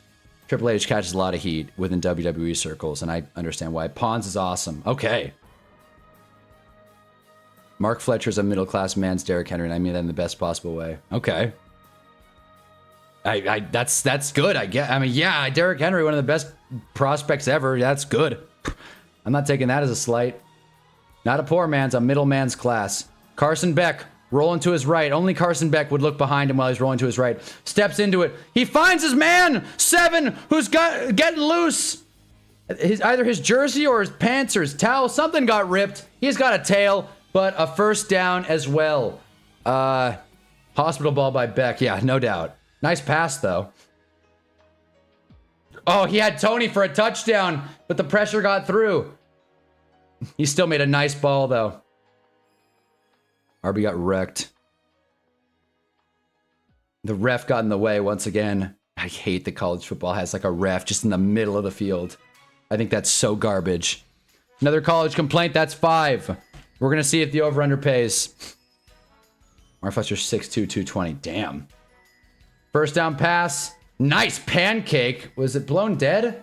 People stopped running like it was blown dead. Nice pancake block, though. All right, Miami, moving the ball. Still haven't gotten a third down, but they're making it happen on first and second. Bell. His knee was down, but I mean, wait, I'm confused. So if the knee goes down, Beck, once again, bro, take your hands off your helmet, man. Own it. Own it, dude. Be a man. Golly, bro, he's older than me. Be a man about it. So, I can't believe it. Jeez. Super senior, play football. Handoff. Just kidding. Screen pass. There goes Tony. He's got room down at the 12. Miami's not saying die yet. Really watch wrestling, but not gonna lie, every clip I do see the women's matches look way more interesting. I feel like it's they put more passion into it at all times. From what I've seen, women's wrestling is pretty damn solid. Pretty damn solid. But again, I have watched wrestling in forever. Again, I know I'm not giving too much commentary on the WWE comments because again, kind of out of my realm at this moment. That could change though. Story that we're waiting for, it's gonna be really good, is Cody Rhodes and Randy Orton storyline, mentor versus student. Randy Orton still wrestling? Wow. I could have sworn I heard he retired. Should just suck Jar Vegas like the worst Mania venue ever. Don't disagree with you. Where was his offense earlier? Doesn't matter, it's here now. 10-point game. Mark Fletcher, nice little 3-4 yard scamper on first down. Let's get to second. Shannon Dawson, what the fuck, man? You Justin posted tier list on my opinion of every quarterback. How the hell does that work? Women's wrestling is 300 times better than men's wrestling in 2026. Wow. In the Discord. Oh boy. All right. Oh boy, there's a lot of tier lists. Okay. So we got a hill here. Pookie. Okay. This is the tier list reaction part of the stream really quick. All right. This is the tier list from forgot to see who. This is a tier list from why can't I read that? Why is it? Come on, Discord. Why can't I read the name? Oh, it's A ... That's who it is. All right, I don't know who A ... is, but let me know. It might be Hey. Quarterbacks based solely on how much I like them. I'm glad Brady Cook is at the bottom. Patrick Mahomes is Satan. He's still worse than Brady Cook. He's still better than Brady Cook. Pookie, we love, or maybe it's Otis, because again, I'm all over the place. Maybe it's Otis because he said he posted opinion on quarterbacks. Mariota being in love, don't care for that. Dak and Dan Jones and Jackson Dart being in the same tier pisses me off, frankly. Not caring about Kyler Murray is about right. Got to have a take on Trevor and Tyler Shuck and Shador. Come on, you don't care about Shador? That hurts. Dislike Raj, Stroud, Gino, Love. Can't disagree with you on a couple of those. Can't stand Drake May. I'm starting to get there, honestly. He's not had good playoffs. And Pat Mahomes is hated. All right. There it is. No, mine's in the tier list channel. I thought I was in the tier list channel. This is second take. All right, again. Let me throw... Okay. Okay, again, we're speed rounding these ones. This is Muhammad's Pixar tier list. We're all over the place right now. All right. There can only be one. I like it. Better shit to do than watch Brave and Lightyear. Fair enough. Bad, Cars 3, Toy Story 4, Incredibles 2. Not going to disagree with you. Turning Red being in fair. Not going to be mad at it. Nice afternoon watch. Toy Story, Cars 2. Toy Story and Up being in the same tier drives me crazy, but hey. I'm glad. Apparently, is Inside Out 2 better than Inside Out 1? Damn, maybe it's worth a watch. Gotta watch Soul. WALL-E's way too high. I think that's Cars 1 at the top of solid. Finding Nemo's way too high in my book. We definitely wouldn't put it over Monsters, Inc., but sure. Ratatouille at the top. Incredibles, Monsters University. I like the top of this tier list. I think Toy Story 3 is grossly too high. But outside of that, I'm a fan. Apparently, I gotta watch Coco. And then I will do this last one here. Tier list and so on. Otis, yes, that's what I thought. Otis dropped the opinion tier list. Okay. Funny song going right now. All right. And then top tier most likable quarterbacks. My baby. Ken Pickett. Come on. Caleb, Davis Mills, Bryce. Darnold and Chuck. Weird group of quarterbacks. You put that group of quarterbacks together, no other time than this. Jameis, good, nice and high. I like that we're utilizing I think at least the tier list from the Hunnaball channel. I appreciate that. Zach Wilson being high is hilarious. Riley Leonard, Mitch, Quinn, Roseberg. This is a funny list. I like it, honestly. I'm glad Dart's high. Baker's cool. Baker's on the same level as Justin Fields. That's funny. But Carson Wentz somewhere in there next to Jalen and Mac Jones. Miami red zone try on 3rd and 1. Will this be their first third down conversion of the season or of the game? Might get a Carson Beck tush push. Fake pitch. Fletcher walks into the end zone. All right. Well, Miami, it's so crazy it just might work. They scored a touchdown and got a 3rd down conversion. Mark Fletcher in for 6. We got ourselves a game, fellas. Tyler Shuck mentioned we're getting shucked tonight. Hell yeah. Apparently we don't care for Joe Milton. Never heard someone say that. Andy Dalton and Tua being together. I don't know, man. I mean, I think they should both be lower, quite frankly. Gardner Minshew's a traitor. I can't disagree with that. Kyler, Jordan Love, Hurts, and Stroud and Goff being an uncool. I like it. And then we have the divisional QBs, including Geno at the bottom. Lionel. Giants fan 10's fired up. And so am I. This game is good now. Can't stand Jalen. I leave for 10 minutes. This is what I see. Yeah, apparently no one can stand Jalen. Shocker, right? Inside Out to do is a nice sentiment and concept, extremely predictable in execution. Decent watch for families, probably. So is it worth watching? I'm definitely going to watch Soul. I'll probably watch Coco. For sure going to watch Soul, though. I've heard good things about Coco, though. Nothing to say bad about Drew, but the time, he's great, but the timing's off. Is that wrestling still? Probably.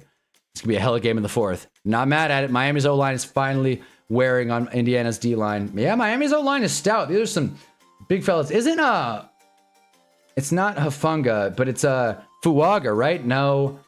There's a tackle here. I'm forgetting his name. I think it's a Samoan Polynesian last name.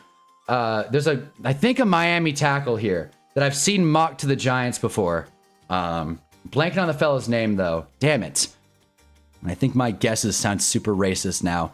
But, who is it? Miami guard. Or tackle.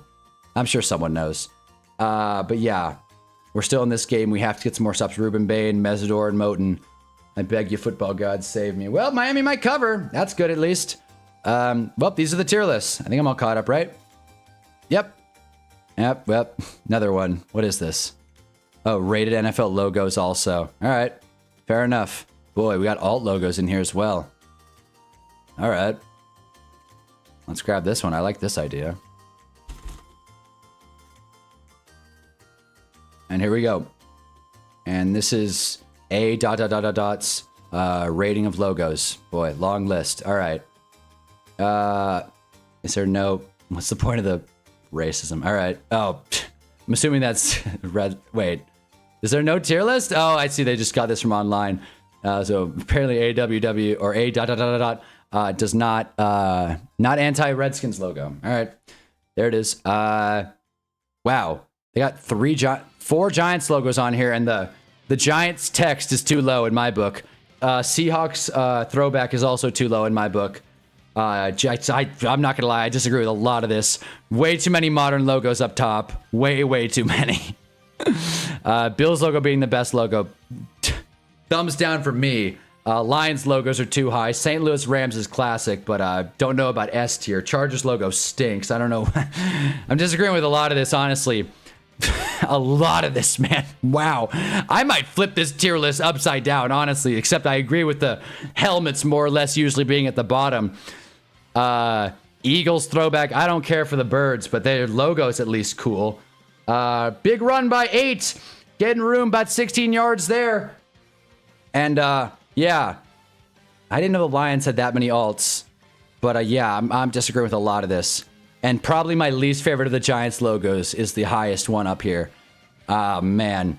Welp, there it is.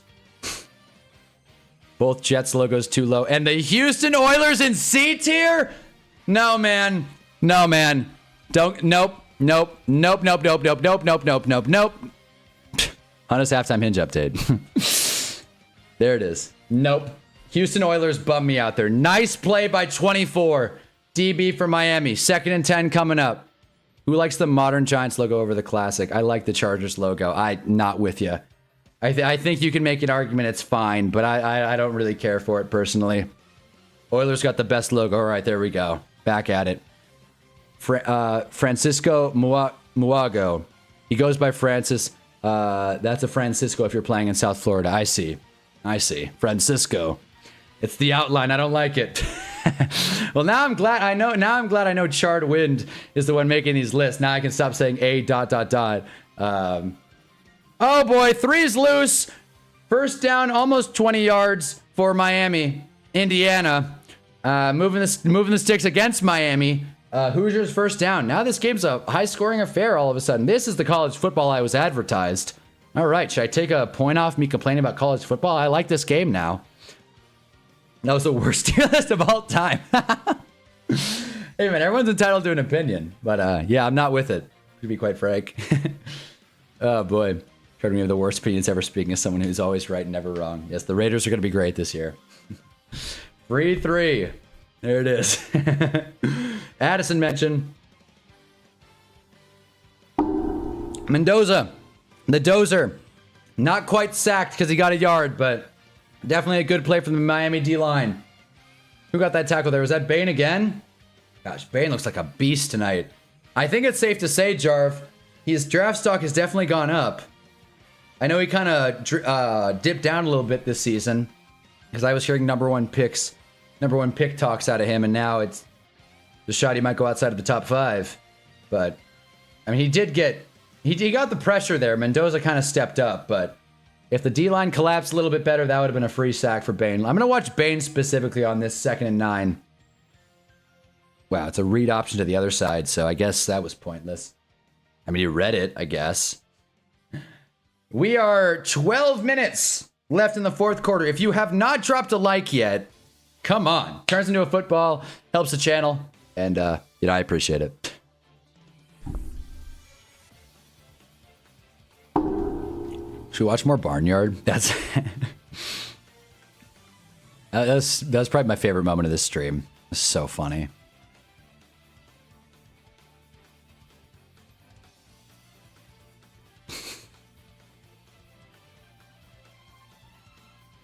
Third and 5 coming up.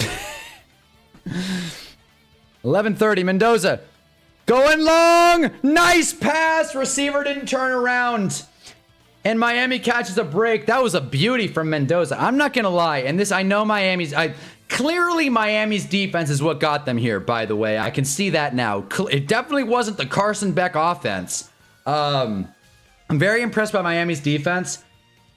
Hey, Otis isn't going to love this. Not been super wowed by Indiana's passing game, particularly for Fernando Mendoza. I'm not a scout. I'm sure he'll be the number 1 pick. He very well could be good. Seems like a high character guy, but not going to sit here and glaze a guy who's not playing that well. To be fair, clear holding on that deep pass. Miami's been getting away with a lot tonight. I don't know if that's a college thing or a Miami thing, but Miami has been holding and interfering on like every play here. They've only called it about twice. I would for sure, if I were an Indiana fan, and I don't think there are any in here, I'd be livid. Like, livid. But I'm not. Don't really care. So there you go. That's a stinker by the wide receiver, no doubt. That's what I'm saying. That was a good pass.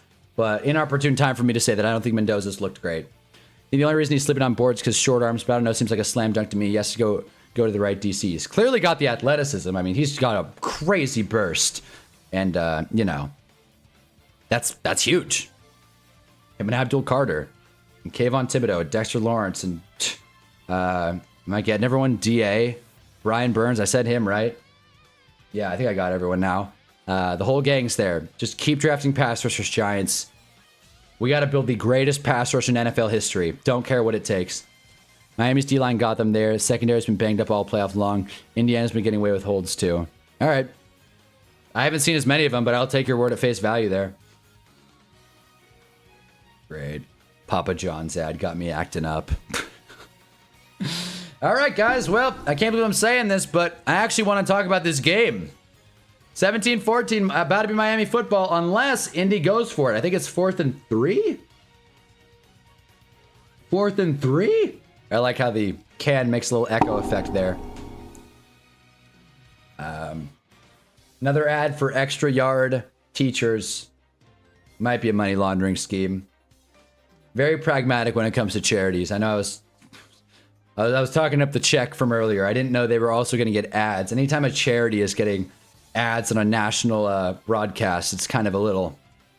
There's a lot of money there being spent, just saying. Since a lot of the CFB DBs aren't that good in coverage, they kind of hold as a crutch. All right, so it is part of the game, I guess. I think there's more possibility that KT gets traded this offseason. If so, Bane is a slam dunk for us at 5. That would be nuts. What would Kayvon Thibodeau, like, fetch? 4th round pick? 3rd round pick? If the Giants could get a 3rd for Kayvon Thibodeau, and I like KT, I really do. Went to a high school near me. I have his jersey.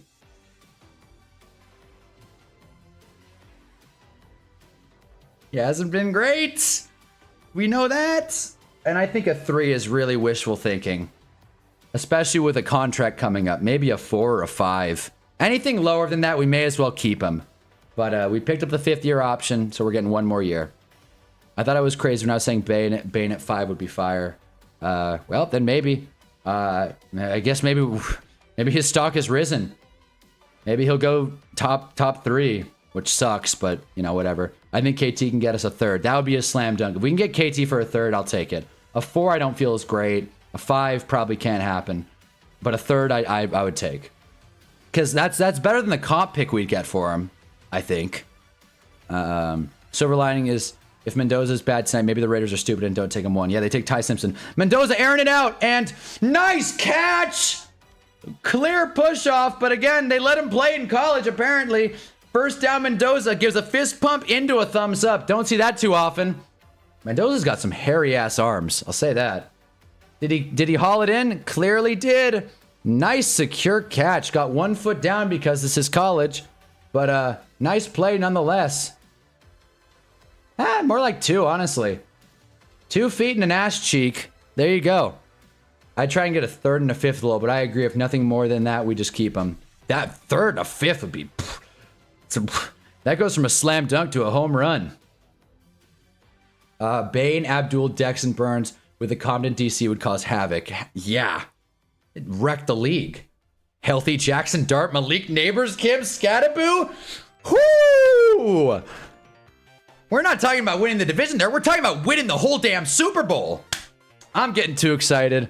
This Giants season better be good, man. You know we'll be streaming unless I'm dead. And that would suck because I really want to watch this Giants team play. 2nd and 5. Mendoza. Hands it off. Gets about 2. I just straight up missed first down. I always do that. 3rd down coming up. But yeah, a 3 and a 5 for KT would be nice. I don't think there's a team on it. There's a team in the NFL that would do that. Look at my mock in the Discord. All right. Let's see it. Where is it? I'm assuming this is it. Kenyon Sadiq, D'Angelo Pons. I mean, I don't know who these people are. Giants taking Kenyon Sadiq at 5. I don't know what the deal is with Kenyon Sadiq, but I wouldn't be thrilled about a tight end at 5, frankly. And I know that's a hardball thing. 3rd and 5 goes incomplete, by the way. Mendoza gives one of these. Again, not a very race-focused channel here, but I'll sell, unless we're talking about Persian women. But Mendoza is the whitest quarterback ever, bro. Like, doing little hand signals. Like, all he needs is some finger guns, man. I'm telling you. This guy's funny, man. Whether he's good or not, we know he's going to be funny. And so the offseason delusion starts. It was going to come one day or another.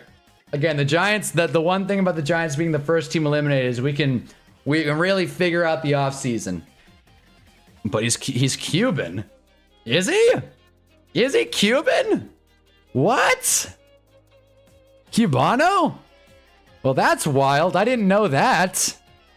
Fun fact, Fernando Mendoza is part Cuban. I mean, I guess a first name like Fernando I guess it's possible, which is a sick first name, by the way. Fernando. I love it. But, wow.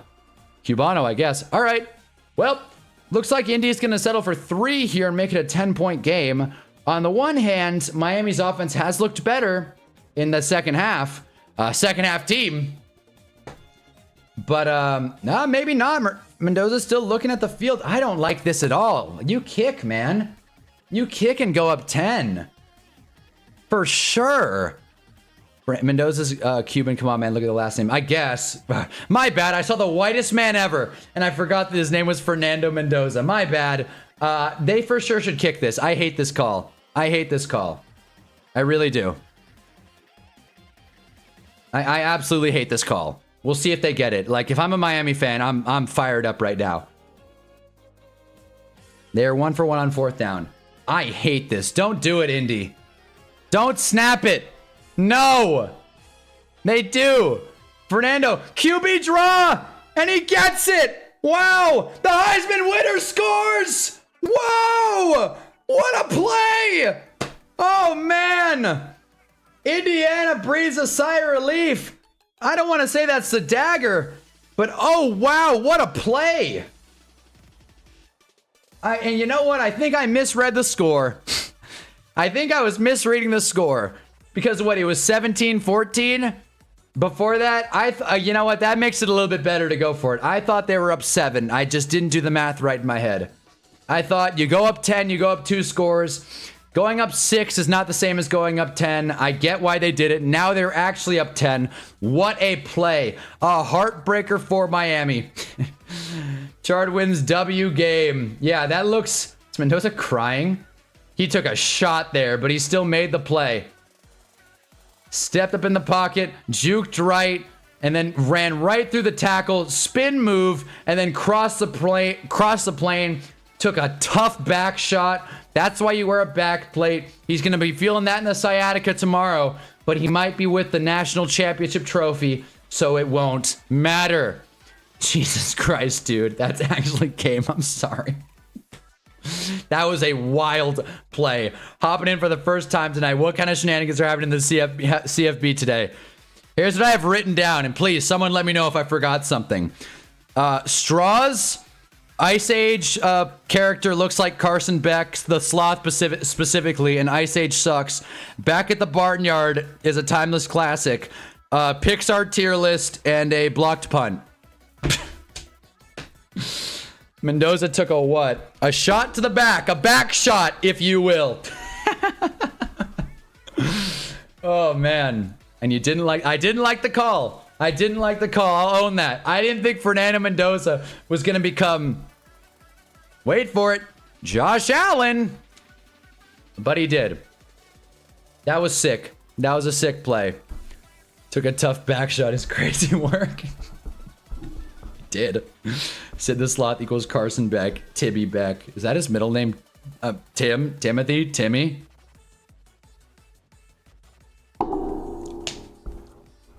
Is Mendoza Latino? Apparently he's Cuban. I didn't know. Wonder if he'll burn a cigar with the win here.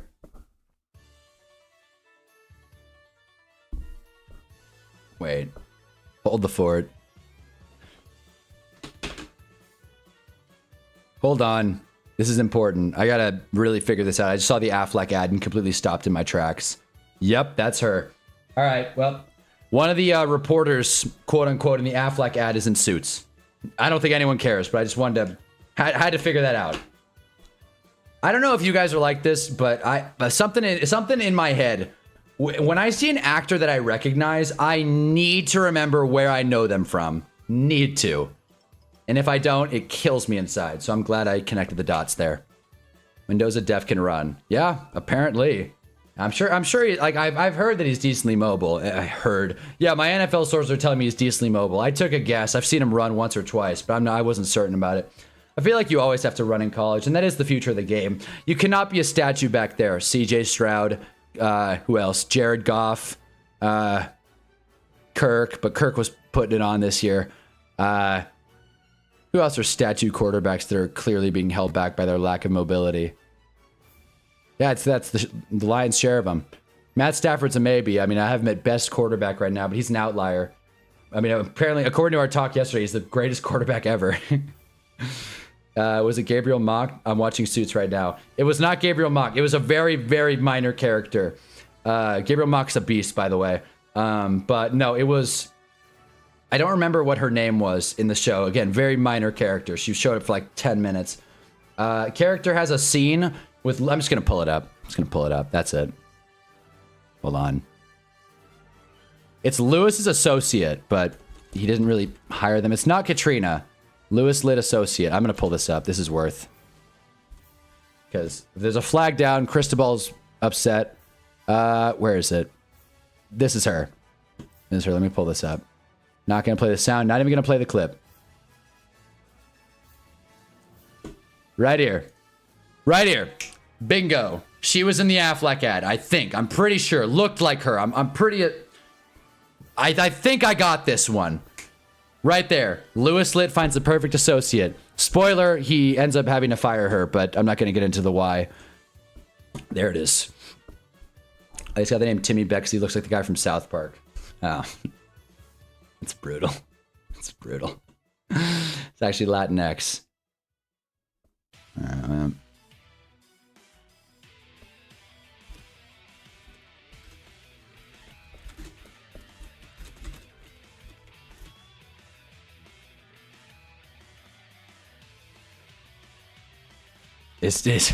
I definitely didn't just Google what's the difference between Latino and Latinx. Is Mendoza non-binary? Congratulations to Indiana for actually doing a thing before anyone jumps on me. I'm a fan of FCS team. I judge all.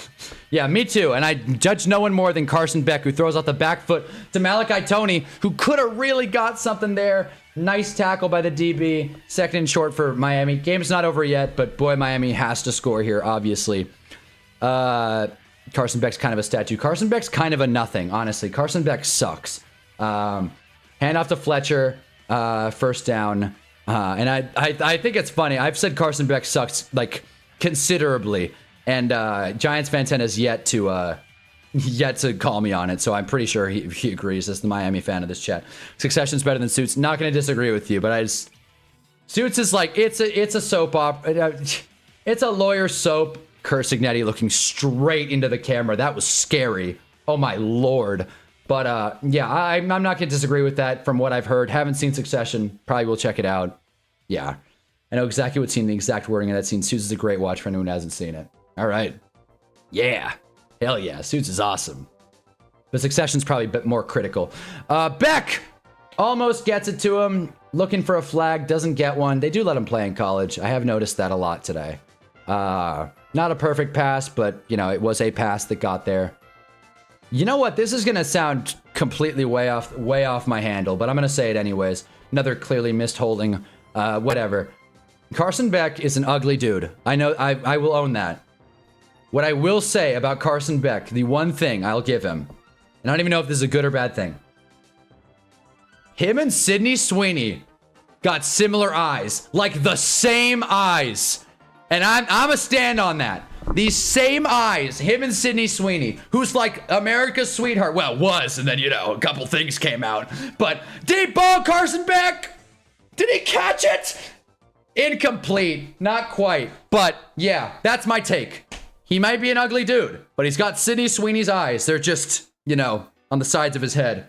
But still. As a half Hispanic man, I consider Latinx more offensive than actual slurs. Wow.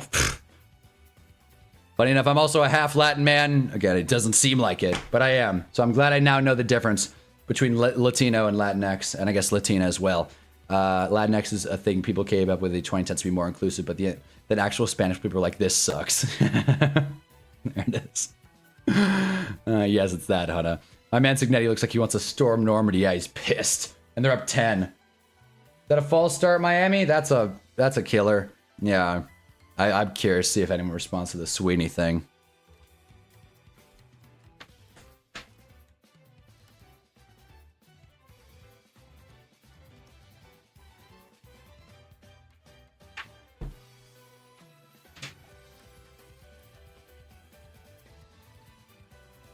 Anyway. Carson Beck looks like Matthew Stafford's older, less talented brother, even though he's like 10 years younger. He does look old. He does look old. He's probably been to every single Greek house there is across multiple schools. Beck stands into it. Oh man! 3rd and 15 conversion. Giants fan 10 says it's so over. Apparently not. Beck put on. He had one more miracle left.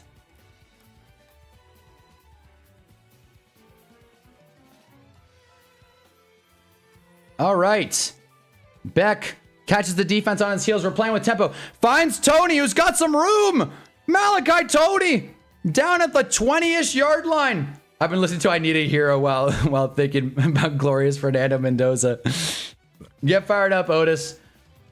I think at this point he is like, unless he says like, I don't think there's frankly anything Fernando Mendoza could do to not go to the Raiders #1 at this point. After that touchdown, I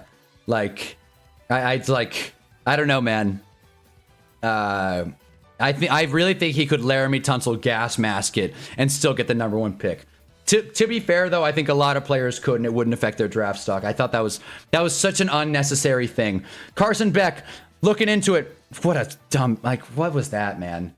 He put a laser into Mark Fletcher on a 2-yard check down. Also, Sydney Sweeney, the most overrated it girl since Kate Upton. You know what? You know what? You know what? I like that take a lot. I almost fully agree. I really, I was younger, right? When Kate Upton was popping off, I was still kind of figuring out the whole, how old was I when Kate Upton was really putting on? Maybe 10. So I wasn't really critical of women. I didn't really have my taste. How do I say this? I didn't have my taste figured out. Mark Fletcher, is he going to score? Yes, he is. Touchdown, Miami. Back to the more important conversation, though. I didn't really have my taste figured out when I was 10. So when I was told Kate Upton was hot, I was like, all right, well, I guess this is what attractiveness is. As I've gotten older, though, I agree with that take a lot. Malachi Tony. I thought that was Fletcher. My bad. I don't know these players. But that was Malachi Tony. And Carson Beck finds a way to get to the end zone. This game is awesome, honestly. Kate Upton was mid-2010s, I think. All right, well, either way, I was still kind of I think I was just trying to not be a contrarian. I was just I'll go with the crowd. Yeah, she's hot. But in hindsight, yeah, and I do agree. I think Sydney Sweeney is a great comp. I'm trying to think other just it girls. So I feel Anna de Armas had some moments for sure. I feel back in the day, Mr. and Mrs. Smith, Angelina Jolie was also really putting on. Again, I'm not trying to sound like a total horn dog here, if you will, but we're having this dialogue. Why do they show Abella Danger close up, man? Wait, did they show her on the broadcast? I missed that. Get a cam on Michael Irvin. Wait, what? They showed the, what's she do for work? I forgot. Who is Abella Danger? Who the hell's that? I don't know who that is. What? Oh, man. I'm glad I did get responses to the Sydney Sweeney thing. I was worried that I was just going to be into the void. Yeah. But yeah, being a contrarian is the best, man. So much fun. Yeah. I've learned that. A lot of people enjoy it. The John Harbaugh hiring sucked. This is getting good now. Now it's the fourth quarter. Seriously, this has been fun. Miami has responded back. This is a legit heavyweight fight. The best national title game in years. I'm glad we're watching it together. I don't know who the hell Malachi Tony is, but he's going off. Seriously, he's the only Miami receiver worth a damn at this point. We've had so many to name. That's another topic for another day. Yeah, man. Honestly, I'm if you can't tell, I've been writing notes for this stream. That's why I'm taking these awkward pauses, because what I'm realizing is these streams are not. We talk about sports. They're sports focused, anchored in sports. But I think the beauty of these streams are these open dialogues we have about various topics within the world. There's really no limit to what we discuss here outside of baseball. That's hardly ever going to be a thing. Even though we did talk about the salary cap a little bit, so even baseball's getting looks. But if I'm going to clip anything, I think clipping the random stuff is more valuable than the sports reactions, because that's just everyone reacts to sports. And this microphone's too shitty to stand out in a sports shorts feed. Malachi Tony is the second best wide receiver in the goddamn nation, only to Jeremiah Smith. I'm a fan, but I'm not an idiot. Yeah. I'll agree with you. Because I couldn't name another wide receiver. Ryan Williams apparently totally fell off. And that Coleman fellow we were talking about a little bit ago, he's, the hot name, but he had to transfer, so that's never a good look. And the good thing about Malachi Tony is he's not working with the greatest quarterback ever. So does Miami have a guy next year? I am kind of curious to follow his career. He's looked really good.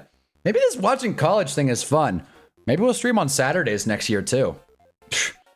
And then I'll have to actually study college. Oh boy. But yeah, got the Pac-Man music going. We got 6:30 left in the fourth quarter. If you haven't dropped a like and or just stopping by, drop a like. It turns into a football. And let's see how the Hoosiers respond. Let's see if Mendoza can seal the deal. I mean, again, even a field goal here. Miami's offense has been red hot. We'll see. This game's been good. Cam Coleman only transferred, but Auburn sucks. All right. Fair enough. Ryan Williams is never that good. He has no hands. He only makes body catches. Yeah, but apparently he had a great release. But yeah, no, I hear ya. Definitely got exposed this year. I've heard his fall off was crazy. What'd Fernando Mendoza do? This? Is that like the Hoosiers thing? That's cool. Because Auburn sucks. Miami's going to get Duke's quarterback for next year. He finished second in passing yards. He's a low-key baller. All right. Well, I'm glad Malachi Tony's going to have a good quarterback going forward. I mean, geez, if he could make it work with Carson Beck, I think he could make it work with anyone. If you can't tell, I'm very low on Carson Beck. I know he's probably one of the better college quarterbacks, but I don't care. I'm grading him on a pro-ready scale, considering he's probably older than a couple pro quarterbacks. God, what a weird look Carson Beck has. I'm not trying to harp on this. Like, you'd think that this is a men's fashion channel talking about Carson Beck's appearance. Again, I'm in no place to rip on someone's appearance. I'm just saying. His eyes freak me out. That's the last thing I'll say. 1st and 10, Mendoza. Handoff. Indiana's trying to put the ball in the fridge, as John S. calls it. Ryan Williams, Kadarius Toney 2.0. Well, that's disrespectful. That's harsh. Kadarius Toney at least was a fun prospect. I feel like Ryan Williams has lost a lot of steam. I feel like Kurt Signetti could be up 50 and still will just be pissed off. But it does make sense that he's pissed off in this one. Indiana's defense has completely fallen apart.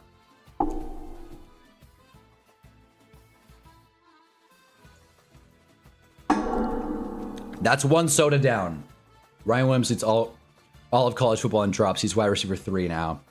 Jeez. I mean, wide receiver 3 on Bama is still something, but yeah, that's not good. Not good at all. Hot take. All right. We're standing up. My back is killing me. And so is Malachi Tony's from carrying this Miami offense. Also, Mark Fletcher. Dudes are studs. Nice little tackle by Ruben Bain there. Good form. Nice wrap tackle. Short arms is one of those things. It matters. Like, it does matter, but it does feel very, like, I don't know. It's one of those things that I feel like it matters, but NFL circles kind of would put too much stock into it. Ryan Williams literally only 18 years old. Let's cut him some slack. Still got 2 more years to develop. Yeah, that's true, actually. This is the place where we rip on teenagers. First down, Indy. Moving the sticks. Come on, Miami. Bend, don't break, man. Well, no. Just stop letting them get yards. Now I'm rooting for Miami a little bit. I actually have a horse in the race, it feels like, even though I'm wearing red. Hey, man, if the Hunter curse continues, wearing red will, I'm going to start, like, using this to my advantage. I'm going to wear all orange next week. That's for sure. And honestly, I don't even know. Like, random side NFL tangent, but the AFC Championship game is just, like, I am so low on the Patriots after really thinking through the last couple games. Like, I don't want to watch them play anymore. Handoff, Indy. 8 gets it. How do I still not know this fellow's name? I've been calling him 8 all game. Who is this guy? Indiana's halfback, number 8. Gets about 5. I wonder how much Trinidad Chambliss went up team's draft boards after Davis is going back to college. Wait. Not more? Who the hell is Davis? I mean, I wonder as well. I mean, I don't even know who Davis is, so yeah, I'm curious as well. Miami's giving that Duke quarterback everything. Highest paid college players. Sister gets a full paid scholarship and a penthouse or something like that.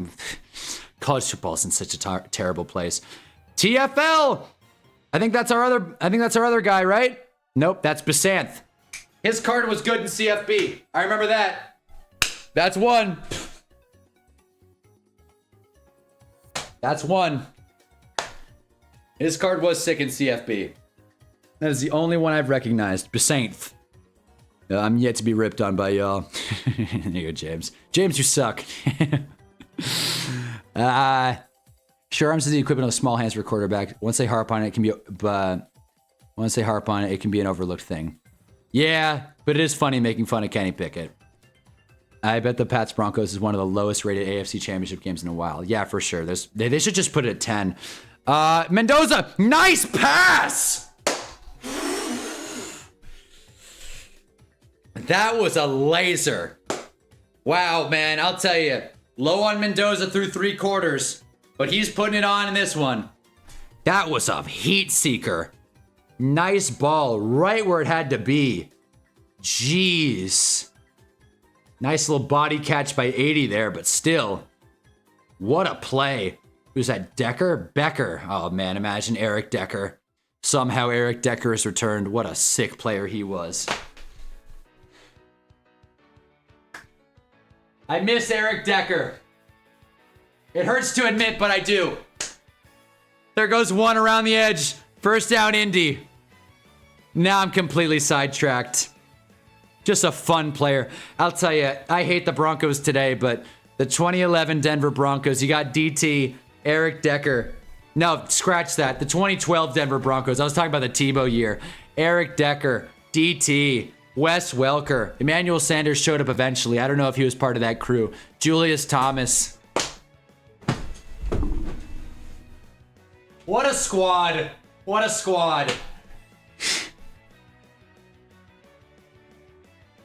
All right. Meant to say Montre. Montre, my bad. Oh, wait, Montre.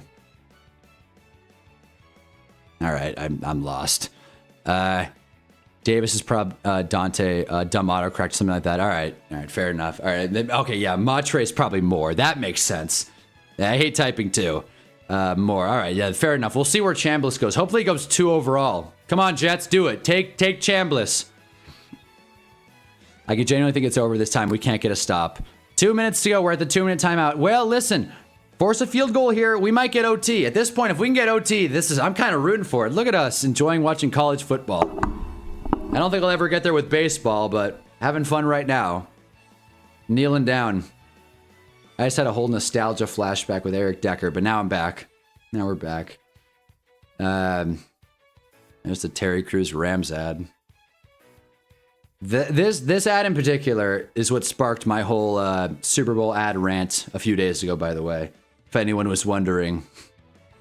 Trinidad Chambliss, he was my quarterback 3 in the draft. Well, is he a first rounder?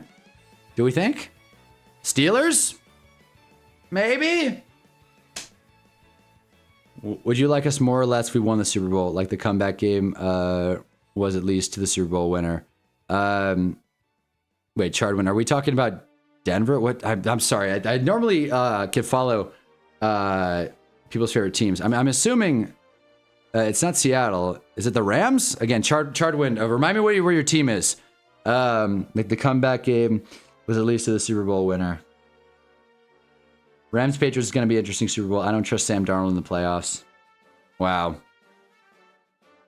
Imagine a Sam Darnold. Again, I had the idea today that I didn't even want to live with it.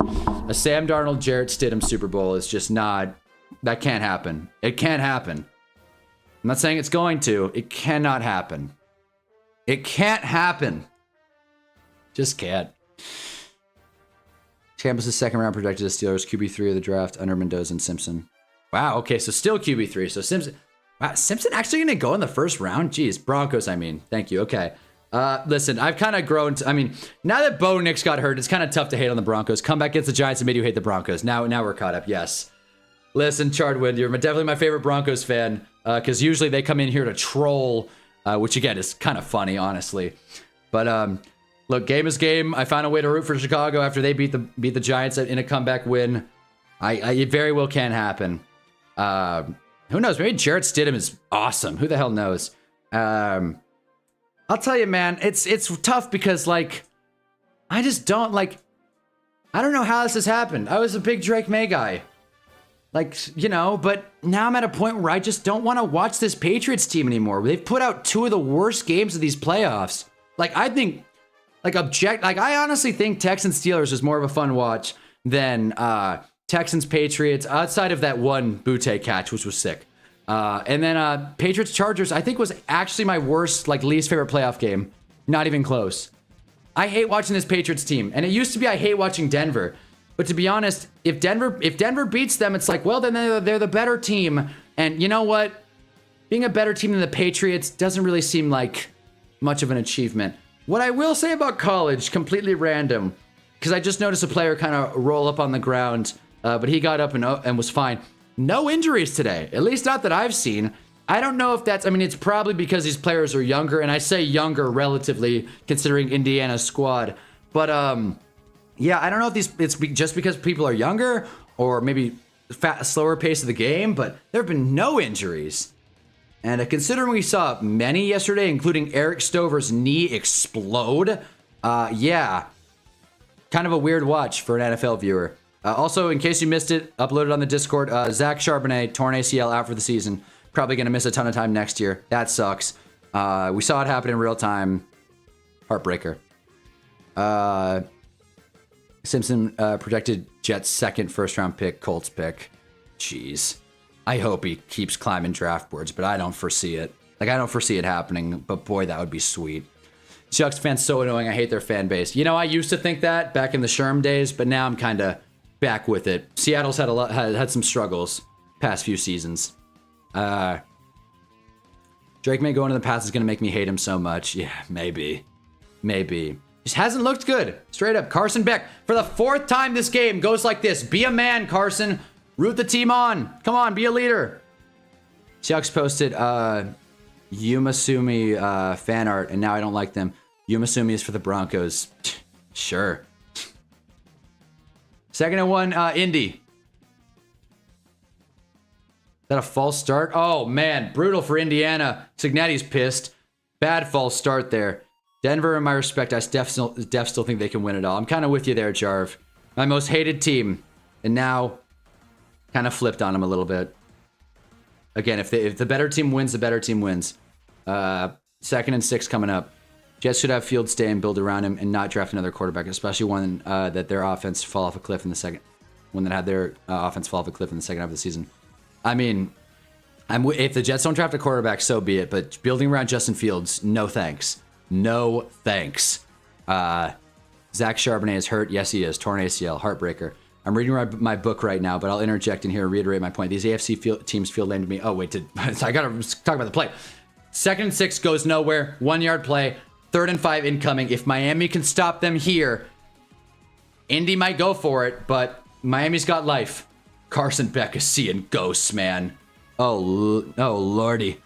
These AFC teams feel like lame football to me, and while I sympathize more with Denver now, I still prefer the NFC. Wow, I guess we're all coming together with Denver. I think, and honestly, another thing, Bo Nix getting hurt sucks. And I guess Sean Payton, you know, Jarv is pounded the table defending Sean Payton, so I'll give him that. Kind of barely swayed me on Sean Payton. Hate him a little bit less. But what I will say is, I think another thing about the Denver team is that all this Bills talk, the refs, yada, yada, yada, I think my disdain for the Bills, who actually might be now on the shit list, honestly, now has been kind of shifted away from Denver, I think. So yeah, if that makes sense. Stidham equals 2017 Foles. It's so funny. Apparently Nick Foles' tweet yesterday went ultra viral. We read it on stream. Yes, Zach Charbonnet is injured. He's not going to play the Jets. I think they should go for Mac Jones. That would be better for them. Mac Jones' revenge tour against the Pats would be so funny. I stay on the Denver hate train. Within division, that makes sense. But yeah, just Pats football hasn't been good to watch. Handoff for Indy, and they stopped him. Miami's defense, bend, don't break. Let's get a timeout here. Finally, all right. Finally, the coach hears me. The most obvious timeout in history, but still. Mario Cristobal, I believe his name is. That's right? That's his name. Can't believe I got it. Well, Indy made... Wait. Did Indy make the field goal here? What? Why did they... I thought I saw the score just change, but... Isn't this... That's the score, right? I thought I saw something move up here, but... That's the score, right? 24-21. We'll see. 4th and 4. Minute 47. I go for it. Otis goes for it. Wait a minute. Did he miss it? Nah, he didn't miss it. Come on. I've been wrong about college kickers all day. It's a 35-yard try, Nico. He didn't miss it, did he? I hate when the ESPN feed spoils something. 35 yards? Straight down the middle? They couldn't even get the All-State net up? Oh, it's straight and true. You got it. 27-21. Straight and true. No net needed. All right, well, 6-point game. Oh, man. I'm standing up. But wow. Mendoza looks shook. We are about to see the Carson Beck 2-minute drill. This could be anything. This could be a pick six. This could be a fumble. This could be a touchdown. This could be a rushing touchdown, a passing touchdown. And I know me saying this could be anything is not exactly quality football commentary, but this Miami offense has fully had a tale of two halves. I mean, their first half was absolutely abysmal. I can't even begin to say how frustrating that was to watch. But now, here we are. I haven't been this scared in forever. Maybe ever. Holy shit. Looks like Miami's going to cover. So there you go. Look, man, I can concede that my team isn't that interesting all the time. But they're my team, so duh. Well, when my team is out, I root for more fun, interesting teams, and the AFC is not that. Fair enough. Fair enough, but you got to root for someone in the AFC. You don't have to, but you can. And frankly, I think... I have been ripping on Denver all season long, but I really do think the Patriots have to get exposed one way or another. They have to. I mean, like CJ Stroud, man. And we've been on Stroud. This is not like Twitter turning the tide on CJ Stroud. No, man, we've been on Stroud. I was against the Texans earlier in the season. I knew their offensive line sucked, but they kind of picked it up a little bit. They got some easy wins. They, had a couple of fun games, I guess, if you like 17-14 shootouts against Denver. But, they had some fun ones. But, yeah, man, at the end, CJ Stroud really didn't look great. I know the weather was a factor, but 1st and 10 coming up for Miami. Did they just take a delay game, or is that a delay game, or are they resetting the clock? Cristobal's freaking out. I don't know what just happened. Jarv just threw something in the Instagram. Check the sideline stuff Discord. Tell me what you think about these Giants uniform designs. Cristobal's freaking out about a weird delay game call. What happened there, Giants fan 10? Holy shit, I'm getting a Carson Beck tattoo if he makes that happen. I wouldn't do that, frankly. We've been pretty fair in the Stroud doubters train. Yeah, thank you. We've been pretty consistent, I'd argue. Well, Miami catches a bad break there. Hey, Stoner, who's interesting to Bears? Why don't you root for them? Come on. CJ Stroud, I think he needs a new home. I think he needs to get better as a quarterback. Beck stepping up. Oh, he flicks it. Well, hey, heads up play by Beck there. Clear incomplete pass. Indy recovers it. Is that ref wearing a GoPro? That's kind of funny. Same reason you don't root for the Broncos, I would imagine. Division rivals, yeah. Amen to that. This shit might still be over. I mean, we'll see. Most disorganized team ever. Yeah, getting a delay game in the 2-minute drill. I don't see that often. You could also argue a block in the back. I didn't know you could just tackle defensive linemen if you're the guard. Whatever, though. I guess college is just like, hey, we'll throw a flag if it's obvious, but if not, who cares? 2nd and 15. My back is killing me, but whatever. Beck stepping into it. Oh, man. He threw that with confidence. He took a shot. Flag down. Carson Beck may have flopped, but he knows how to play the game. He's been playing it for 6 years or 5 years. Roughing the passer. 15. Miami catches a break, even though the way Beck was rolling around, I don't know if it was much of a break. Let's find out.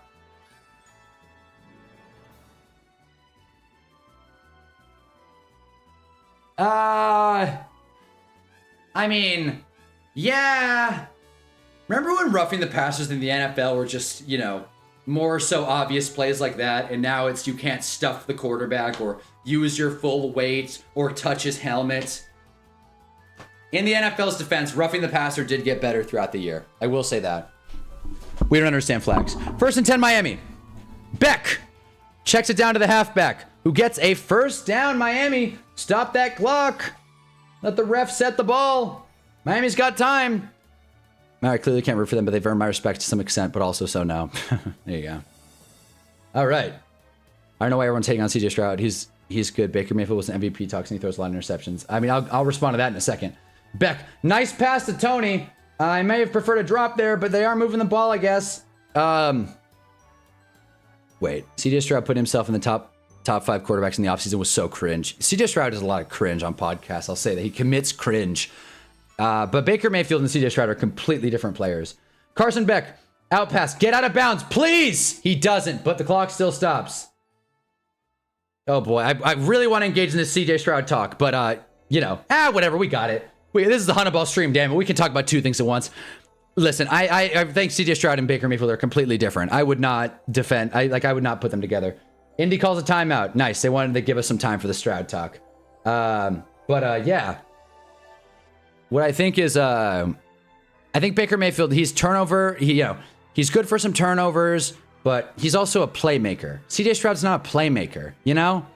He's like, has he ever, correct me if I'm wrong here, but has CJ Stroud ever stepped up and won the Texans a game? Candidly? I can't think of a time recently. And I know they won some games this year, so probably. But we got some people in this chat that think Davis Mills is like the same, if not better, of a quarterback. So I think, again, I know it's easy to make this take now, but like I said, we've been pretty consistent all year. I don't think CJ Stroud's that great. I mean, I know I say that as he's in the nose ball tier. But again, Jordan Love's there. Tyler Shuck's there. Herbert. Maybe I should just rename nose ball to something else. To I don't know. Kinda. But yeah. If we redo the hill, Stroud's going down a lot. Maybe not down a lot. Down a tier, I'd say. But yeah, Baker doesn't have an elite level defense like Stroud does. Baker has to gunsling more. Exactly. He's turnover prone. He didn't have a great close this season, but at least you can win games with Baker. And we saw it when the Bucks played the Texans in Houston, by the way. Beck, he's got a clean pocket. Whoa! Damn. Beck underthrows it. He stepped into it. Ugh. Davis Mills is better. I don't care. Fernando Mendoza's jumping around. Indiana, you are the national champions. There's a flag down. I'm assuming it's after the play. Taking the helmet off. Mendoza's family's crying. Let's make sure this flag is after the play. I think it is. Miami fans are shook. Welp, I'm sorry, Giants fan 10. That one hurt. That one hurt. That was poetic justice. Fitting end, lol. Renamed to starting QB. I should, honestly. That's a good point. Unsportsmanlike conduct after the play. Who cares? The game's over. And that is it. Miami loses. They cover the spread, but I know Giants fan 10 does not want to hear that right now. Davis Mills is not better than CJ Stroud. He had 4 good games. That's it. That's like a quarter of the season. That's pretty good for a backup quarterback. But I get it. I don't think Davis Mills is better than Stroud, but as you can see, I think they're about a tier apart. And frankly, if I would move CJ Stroud right down to meh, right there with Bryce Young and Kirk. I got to see this throw one more time. Did Marion not turn around or what happened? Yeah, he didn't turn around. Damn, Beck. Not a great throw. Carson Beck never comes up in the clutch. Yeah, clearly. Miami's trying to make a play, save their season, but I mean, they could force a safety here, but even if, I don't think so. Indiana's just going to run around in the end zone, throw it away. Yeet. Carson, what was that? I don't know. I know you didn't ask me, but I don't know what that was. Wow. Wow. Yeah, if you're joining to drop some hate on Carson Beck, please drop a like while you're here. But yeah, to close the door on the CJ Stroud talk, I think he held the Texans back yesterday, and I think had they not played the Steelers, I think it would have happened in the wild card. Or I'm sorry, they played the Texans. No, they played the Steelers. Yeah, they played the Texans. They are the Texans. I was gonna say Chargers, but Indiana is national champions. Kurt Signetti finally smiles. The Gatorade was blue, and that's your ball game, folks. What a game! James is right. What a game indeed. That was fun. That was fun. You know, I got on this stream kind of cranky, kind of like, oh, I gotta watch college football. And then the first half was a complete snooze, but that game stuck the landing. Look at Carson Beck walking off like a man. He might be crying, but he's not sobbing. He's a collegiate athlete that keeps his emotions in check more than Josh Allen. Not even against players crying. I'm against Josh Allen crying after clearly giving the game away, though. The camera's on Carson Beck more so than it is Indiana. This is weird. But Kurt Signetti, he's, you know, reining it in. What a moment for Indiana. Team's got an average age of, what, 23, 24? But, yeah, good dub for Indiana. Miami put up a hell of a fight. If you scored it all in the first quarter, it may have been a different game. But that's my analysis. Not much else to say. Do you think the Ravens would have beat the Texans in the wild card round? That's a good question, honestly. I think they would have competed more than the Steelers, but again, who even knows with this Ravens team? They were so up and down. It's a good question, though. I think there's a chance, but again, if in hypotheticals, anything could happen. The Texans could have won by 40, so we're not sure, but Steelers in the postseason is never fun. We know that much. The first 16-0 college team ever. Wow. That's a fact. Didn't realize that. Yeah. Heart breaks for Miami. Sucks they lost in their home field. But they had a very tough hill to climb here. The 10 seed playing the 1 seed. Again, I don't think seeds really matter that much in college, but there you go. Put that in your pipe and smoke it. Raiders fans have to be very happy, no doubt. Mendoza looked like a beast to close out that game. Maybe he could have finished on that last drive, but still, he did what he had to do. He's a national champion. To be quite frank, I'm not listening to the game, but I'd rather hear Mendoza than Kurt Signetti, but whatever. I know it's college. 16-0. Golly. Jeez, man. College is so weird these days, but again, that was fun. That was fun to discuss. Carson Beck never comes up clutch, yet had a game-winning drive last game to get us here. Otis is an elite hater. Now, apparently that was a hell of a game, too. Great season. Push the best team in the nation to the limit. Proud of this team. All the money we got from getting here will get us a lot of good players in the NFL, NIL, so I'm still a bit happy. No doubt. Miami should hold their head up high. I said I wanted to hear from Fernando Mendoza. There he is. I should turn the sound on. I just want to hear this.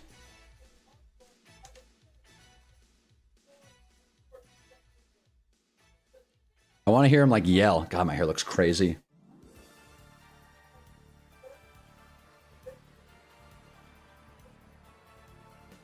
He said if they need me to take shots in the front or the back. He said it. I didn't. Well, I also said it, but you know.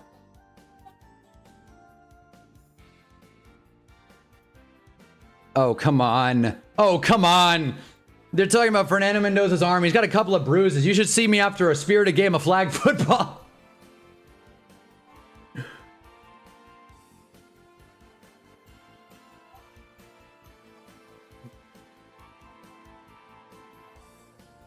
Congrats to Mendoza.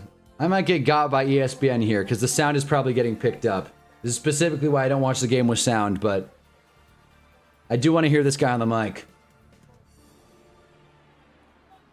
There it is. Well, the hometown hero. The hometown hero, the 2-star out of college.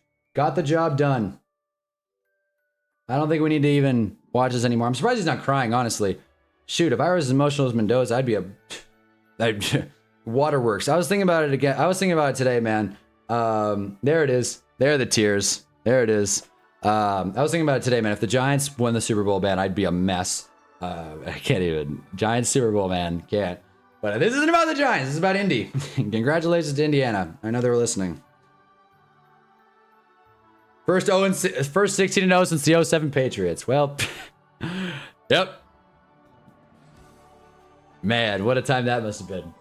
The Dozer is coming to Vegas, no doubt. Like I said, no matter what he does, gas mask, tweets that don't age super properly. That's a shout out to Josh there. The good guy, Josh Allen. Mendoza will be a Raider. #1 pick. How do you like that? I'll say one time and the last time. I promise. God damn it, the Giants should have this pick, man. Jeez, the Giants would have gotten 2, 3 first-round picks to have this #1. I know everybody in here said it a million times, Jarvis especially. Damn it, the Giants should have gotten that pick. All right, last time I'm going to say it ever. Just wanted to get that last one out as we're watching Fernando Mendoza get crowned champ. That throw by Beck was such a Vikings QB throw. Yeah, honestly, just completely sucked the life out of the stadium. He trusted his... Again, I don't know who these dudes are. Maybe that guy was a beast. Didn't really seem like that receiver got involved in the game at all. And that didn't even have his head turned. Beck sends it. Underthrew it a little bit for my money. Again, if the receiver turns around, who knows? But we don't live in that world. And yeah, not a great throw by Beck. But again, Joe, good fought. Hell yeah. Maybe good football, good game, something like that. But what's up, Joe? What's up, man? Welcome to the stream. Now, Raiders, please give Mendoza a coach, please. This is not Detroit, man. This is the Super Bowl. That throw by Beck was such a fight. Yeah, I want Dable as OC for Mendoza development. Hometown villain beat hometown team. Mendoza wouldn't tweet weird biggest stick up ever. Giants bidding. Really? Giants bidding war for Mendoza would have gotten a haul, set them up for years. That's right. I know. Yeah. Heartbreaker. They kept showing Beck's face every 8 seconds. Yeah, seriously. The ESPN crew had a big one for Carson Beck. I gotta say, given the fact that this game was in Miami, Indy showed out. They definitely got at least half the stadium in red, which I know it's a college national championship game, so maybe that's pretty commonplace, but still. Indy showed out in Miami. So there you go. Fernando Mendoza has it.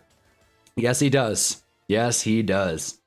I swear to God, right before the Carson Beck threw a pick, I said, I hope Beck throws a pick here. Man, everyone hates Carson Beck. And to be honest, I was with that in the first half. Ripping on him. Didn't care for him. But he's got the eyes of Sweeney. And apparently reads the field like she would too. Goodness gracious. Oh, man. What a moment for Indiana. Got a feel for him. I think it's so funny that refs throw flags when college players take their helmets off in a play like that. Completely inconsequential. I know they have to, but it's just funny. It's like, let's throw a penalty just for the hell of it. I feel like there should be extenuating circumstances. Like how in the NBA, the one good change the NBA's made in the past 10 years about how they don't count the last shot on the field goal attempts. It's a new thing, but that they shouldn't count that as a penalty at this point in the game. It's not like he was chirping someone. It's not like he was, being unfair. He was celebrating a moment with his teammates. Took his sleeve off and everything. Cristobal's reaction to that pick is hilarious, I gotta say. Indiana's the best traveling crowd, probably. Wow. I guess this is a big moment for the Hoosiers. I know Miami's heartbroken, but Indiana's been such a nothing school, at least in the football realm. Obviously, basketball's different. And there it is, Carson Beck, hands on his head once again. But at least Indiana got this. And apparently Kurt Signetti's got the future in Indy locked down. DK rap plan. Is anything to take away from this weekend? It said Hunna's distaste for Josh Allen went up significantly. Yeah, seriously. Yeah, I guess so. Yeah, honestly. Move over, Broncos. Now I hate the Bills. And honestly, now that McDermott's fired and I think John Harbaugh is the Giants head coach. He is signed on the dotted line. I could say with full faith and full honesty, I already thought this, but now I can say it without any kind of pushback. Giants have the best team in New York, at least the best coach. Giants have at least the best coach is what I mean. And I'll say it, best team. Why not? I'll stand on it. That wasn't a mistake. Go Giants. Yeah.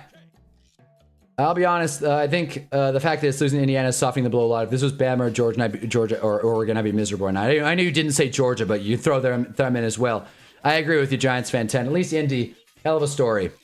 Old team, cheated the system a little bit if you want to play that card, but I don't think Miami's exactly a group of youngsters either. Their quarterback's a fifth-year super senior, as I've said 100 times. I'm watching the post-game broadcast. They just showed IU radio host from 1973 reacting to the game-ending pick. I saw that, didn't hear it. What a moment that must have been. What's up, Matt Rudd? Beck did sell. Brandon Mendoza's indomitable optimism will pull the Raiders out of their never-ending despair. You need that. I know you guys don't. Some of you don't agree with me, but winning culture matters. I don't think NBA players give a fuck about the stat, like field goal percentage, but apparently they do because it works. The amount of heaves I've seen taken has increased. Oh yeah, good rule change, NBA. You can take that to the bank, Adam Silver. Broncos hate is contagious. Spread it to the Bills. Best team in New Jersey. Yeah, 2 people corrected me on the jersey. Don't care. New York State, New Jersey. Maybe the Northeast. The Giants delusion has completely kicked in. We are fully into the offseason for the New York Football Giants, and I'm buying in all the way. We just need to land the right coach. I have been reluctant to get too excited about next year, but let's not harp too much on the Giants tonight. We missed out on Michael Irvin going crazy, winning the Natty. Good news is Miami's in play for, to compete for years to come.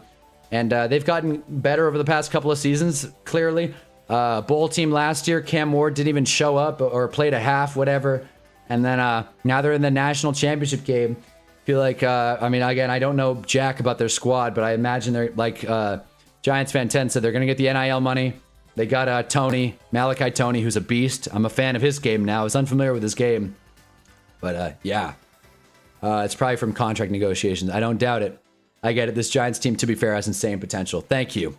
Let's talk about the Giants now. Congratulations to the Raiders. Your quarterback's going to be a stud, at least on the mic, if nothing else. I'm glad he picked it up at the end of the second half, because I'll tell you, if Mendoza played in the first half like he did in the second half, I would have been pounding the table. I would have had a whole soliloquy about this dude's not even good. All this talk about Fernando Mendoza, and he's not even good. But then he had a couple of those he had that sick touchdown. I really liked that deep ball that I said was like a laser. I don't remember the situation. I think it was a third down, but yeah, he had some really impressive plays tonight. And Raiders fans should be happy. Indiana fans should be happy. Giants fans should be happy.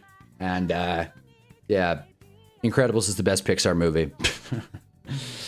How many more years before Barson Keck shows up in a Chad Powers type thing? Oh, considering this dude's not going to accomplish much in the NFL, it could be a year, 2, 3. Probably within the decade, though. That's for sure. Maybe he'll do like JUCO. Maybe he'll join my adult flag team. Anything's possible. Probably still be a downgrade. Now I'm just being mean. That's true, but I don't think it affects the money players can get from team offering contracts as much as regular stats like points, assists, rebounds, etc. It may increase contract by like a couple $1,000s maybe. I think players actually very much care about their field goal percentage. I don't know how baseball players think, so I'm speaking out of they're showing Indiana fans on the Jumbotron right now. That's very cool. But I don't want to speak for baseball because I don't know. I will say I think NBA players are more shallow. I don't even know if shallow is the right term, because I'm sure stats do play into contract negotiations. But I think out of every sport, NBA players care the most about stats. I don't even know if it's fair to call them shallow. The game's completely different. Of course you care about stats in the NBA. There's 12 dudes on the team. So yeah, NBA players care about stats more than any athletes in professional sports. And I think, the field goal percentage thing does matter to them a lot. Y'all see the new Zelda logo set? I did not. Funny thing, I've never actually played a Zelda game. Heard great things, but I just never played it yet. I got a Switch. I thought about getting Breath of the Wild, but couldn't handle it. Now field goal percentage is huge because efficiency matters a lot, especially because the people who use half court heaves are typically role players where efficiency matters more than counting stats. Ooh, good point. Good point. Baseball players don't care about stats because Dodgers just sign you and give a bag for being a free agent. That's a fair point as well. Man, the Dodgers, bro. Bruh. But we're going on 4 hours of this stream. If you're just joining us, drop a like, please, and maybe a CFB take. I don't know what take there is. Do we like the 12-team playoff? Is it a 16-team playoff? Is it a 32-team playoff? I don't even know at this point. But, yeah. I would say basketball players care a lot about stats. Wow. Funny how that topic came up. But yeah, I do think they shouldn't throw a flag if a player takes off his helmet in a game like that to celebrate, especially in a college game. Like, Come on. Have a heart. But again, it doesn't matter, so who cares? Cheers. Not forget stats when we talk about fantasy points scored per game. Oh, speaking of which, let me, so we can, I want to say this right now, right here and right now, and I don't think this is a hot take or anything, but I mean this, and I hope we can all agree on this, and there's probably gonna be a Hunnaball fantasy league, so you know, do with that what you will. I'm not touching Christian McCaffrey next year with, I wouldn't take him in the 3rd round. I'm serious, man. There is so much tread on those tires. I'm not even saying he's going to get hurt. I think he's just worn down. Worn down, man. I'm good. I'm good, man. Christian McCaffrey, round 3 fantasy pick next year, in my book. And I'm talking back end of the 3rd. Maybe then we'll take him. Take him in the 4th, obviously. But, yeah. Wouldn't take him in the 3rd. Probably. Forget that. G5 teams deserve to be in the playoffs. Bring back... top 4 conference champs get by. Yeah, what are the actual cold take? Wow. Jeez. Oh, cold take, like that's... Okay, yeah, like we all agree. All right, cool. I'm just saying, like, Christian McCaffrey, it happens every season. And this year it actually worked out for the Christian McCaffrey truthers, but I'm just saying Arctic take. Damn, all right, jeez. Jeez. You know, like, again, maybe this is just my league. It's a bunch of old heads. I know Christian McCaffrey's going to go around too. He was like the RB1 this year, and I'm saying I wouldn't take him in the 3rd round. Wait, Arctic take. What are we talking about here? What? Now my feelings are hurt. Thanks, guys. I make a short of that. See if I can get some more opinions on it. I just need one person just be like, no, I'm taking C-Mac in the 1st round. He was the RB1. Damn. Anyways.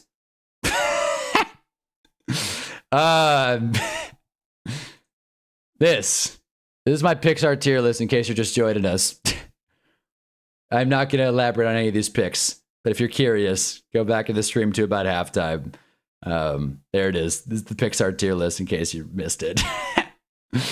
But anyways, yeah, is there much else to talk about? I mean, I don't need to see Indiana celebrate anymore. I really don't give a damn, honestly. Congratulations to them, but you know, me being a college player has not, me being a college fan has not changed. Should we watch Rangers Ducks? Music stopped. I'll get something going, even though we'll probably get off stream soon. Let's go. I'll take Scataboo in the 2nd. I don't know about that. Jeez. My local news is talking about luxury handbags stolen from Newport Beach Boutique. Oh well. That sucks, actually. I mean, I don't know what I'm gonna do, but that sucks. Hang on, why Hannah looking up Latinos? Yeah, I wasn't sure what the difference between Latinx and Latinos was. My bad. My bad. I've since learned. I'm gonna have Rangers Ducks going on in the background for just the rest of the second for the rest of the 2nd period, which is 3 minutes. Not gonna make much of a take on it though. Ducks orange uniforms look sharp though. I don't think it's that cool of a take because I feel like the receiving threat will always be there. Yeah, especially in a PPR league. Thank you, man with a plan. Thank you. Jeez, getting flamed here. Yeah, if you really want to break my heart, throw on the Rangers game. It's 2-2. It's 2-2. But Anaheim's on a power play, so anything could happen. Game's in Anaheim too. I think geographically, to put myself on blast here, I'm pretty certain. Yeah, I am. Anaheim Ducks are the closest team to me, like from a map perspective. I think if I was taking the 101 in SoCal, I could probably get to Angel Stadium easier, but the Honda Center is geographically closest to me. So this is supposedly my team. This is OC's team for you. The Mighty Ducks. But yeah, we were talking about Fernando Mendoza, about how he's Cuban, and then someone said he was Latinx. I didn't know Mendoza was non-binary, so we're learning all kinds of stuff tonight. He's not he, he's not she, he's not they. He spells his pronouns S-T-U-D. The Rangers just put out a statement, we're going to trade our star player, we're going to retool. That's odd. They put out a statement saying they're going to trade someone? I haven't heard of that yet. It's funny, man. Again, Here's the thing with hockey. Here's the thing with hockey. All right. I wouldn't consider myself a Ducks fan. If you haven't noticed, I don't really care much about teams close to me. I can't stand the stupid Chargers. But what I will say is that my favorite hockey team was the Nashville Predators. And then someone said, "You like the Predators?" And I thought, I don't think I should pick them as my team. And I've scored. And I've scored, man. Oh, boy. They scored on the power play with 50 seconds left in the period. Well, the one time we watch hockey, we see a goal. That's nice, at least. Kind of a strange one. Kind of tied up. Wow. One time. Oh, boy. Went 5-hole and then off the rebound. I don't know who 17 is. Killhorn. That's how I read the name. Could be way off on that one, but that's a goal for the Anaheim Ducks. 3-2 in Anaheim. Man. If you want a miserable sports story, watch how the Rangers ruin a perfect rebuild from Hectic Hockey. Oh, man. Hectic Hockey. That's a great name. Not as good a name as Hunnaball, but that's a great channel name. All right, I'll Google it. We should be a dynasty instead. We have to rebuild again. We're sitting here again, talking about the same things, about rebuilding. I do want to look this up really quick. How the Rangers...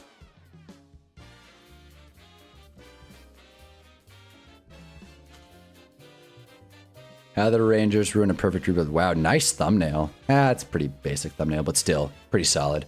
Film room. There it is. Hectic Hockey. Looks cool. Looks like a small creator. It could be off on that. I think all hockey creators are small creators, though. High quality commentary on the best sport on earth. All right, buddy. Let's not get ahead of ourselves here. Oh, small channel, my ass. Yeah. Yeah, never mind. Never mind. This is probably the hockey channel. But there you go. Well, boy, oh boy. Does it start with, but first, we have to go back to 2009. Anyways. Well, don't keep up with hockey, enlighten me. I'm a football junkie, so use football terms. Yeah, seriously. Normally this would be Jonathan Quick playing well because he's the best backup goalie in the league, but he's our actual starter is dead. Again, it's hockey. Anything could happen in hockey. So, I mean, literally. Well, they were competing with the Ducks until about a minute ago. Well, it's a 1-goal game, but still. Well, that was our hockey moment. That was Hannah's hockey moment. Once again, brought to you by no one. When I get sponsors, man, this stream is going to be badass. Again, if you're just joining, I'm wearing my crab shirt. You try me with a sorry-ass shirt like the crab shirt. That's what you gonna get. Don't you ever talk about me. All right. 33 seconds left in this hockey game. Yeah, it does kind of start that way, damn it. Well, I'll check it out, man. But apparently I got a lot of stuff I gotta watch. Soul being one of them. Coco's a maybe still. I'm sure Coco's good. Don't get me wrong. I'm not trying to get too emotional right now. I don't know. I feel like a Pixar movie that's more introspective than emotional is more so my cup of tea. Like Incredibles, that's like a psychological thing, you know. It's like, I gotta stop reliving the glory days, you know, embrace being a family man. I don't even think that's really the point of the show or the movie. I think it's more about blending your love with your, you know, loved ones. But yeah, man, I'm not really trying to just get sad. If you couldn't tell by my up ranking, I'm not really big on the whole feeling emotions thing. Hostile Hana in the chat. When are we getting boxing commentary? Pfft. Man. If there's another big pay-per-view like Crawford Canelo, forgot the fella's name. Goes to show what I know. Crawford Canelo, I'll stream it, man. I'm trying to stream as much as I can now that football's coming to a close. But I'm not watching Jake Paul. I'm not playing into that. Not doing it. Won't do it. That being said, 3-2 at Anaheim. Second period's over. Don't have much else to discuss. So I'm going to call it there. This has been a fun stream, though. Who'd have thought? College football is fun again. I'm glad that game was good and entertaining. Much like the playoff games we watched this weekend. First 2 quarters weren't exactly much to write home about, but a 4th quarter of a football game can change everything. Wall-E, the best movie. Again, not going to fight you on that take, but again, if you missed it, where'd I put it? This tab. I got Wall-E in the Cars 3 Monsters Inc. good tier. I don't think it's amazing, but I get that you guys like it. Ryan Garcia in a month. I've seen some clips of him like streaming with like Sarah Safari and Gorlock, as she's called so lovingly. So yeah, this has been a fun stream. Some called it an all-timer. So drop a like for the all-time stream. And yeah, I think that's all I got. So let me throw on a different song here. Since we're in the Luigi mix, I'll just go with this one. But yeah. All right. Anyways, this has been fun. As I always say, thank you guys for tuning into this. Watching sports together is one of my it's my favorite thing ever. It's my favorite thing ever. And can only be topped by one thing: a giant Super Bowl. Anyways, if you missed earlier in the stream, we talked about some funny stuff. I'll probably make some clips of this, so do with that what you will. And yeah, follow the Hunnaball. I don't know. I don't know when the next stream will be. Probably gonna try and find something between now and the conference championship games. So look out for just like a random Thursday or Friday stream. We'll see. But if not, we're working on stuff, and it's always fun hanging out with you guys. Drop a like if you haven't already. It turns into a football, and that's all I got. Hanna ball. See ya.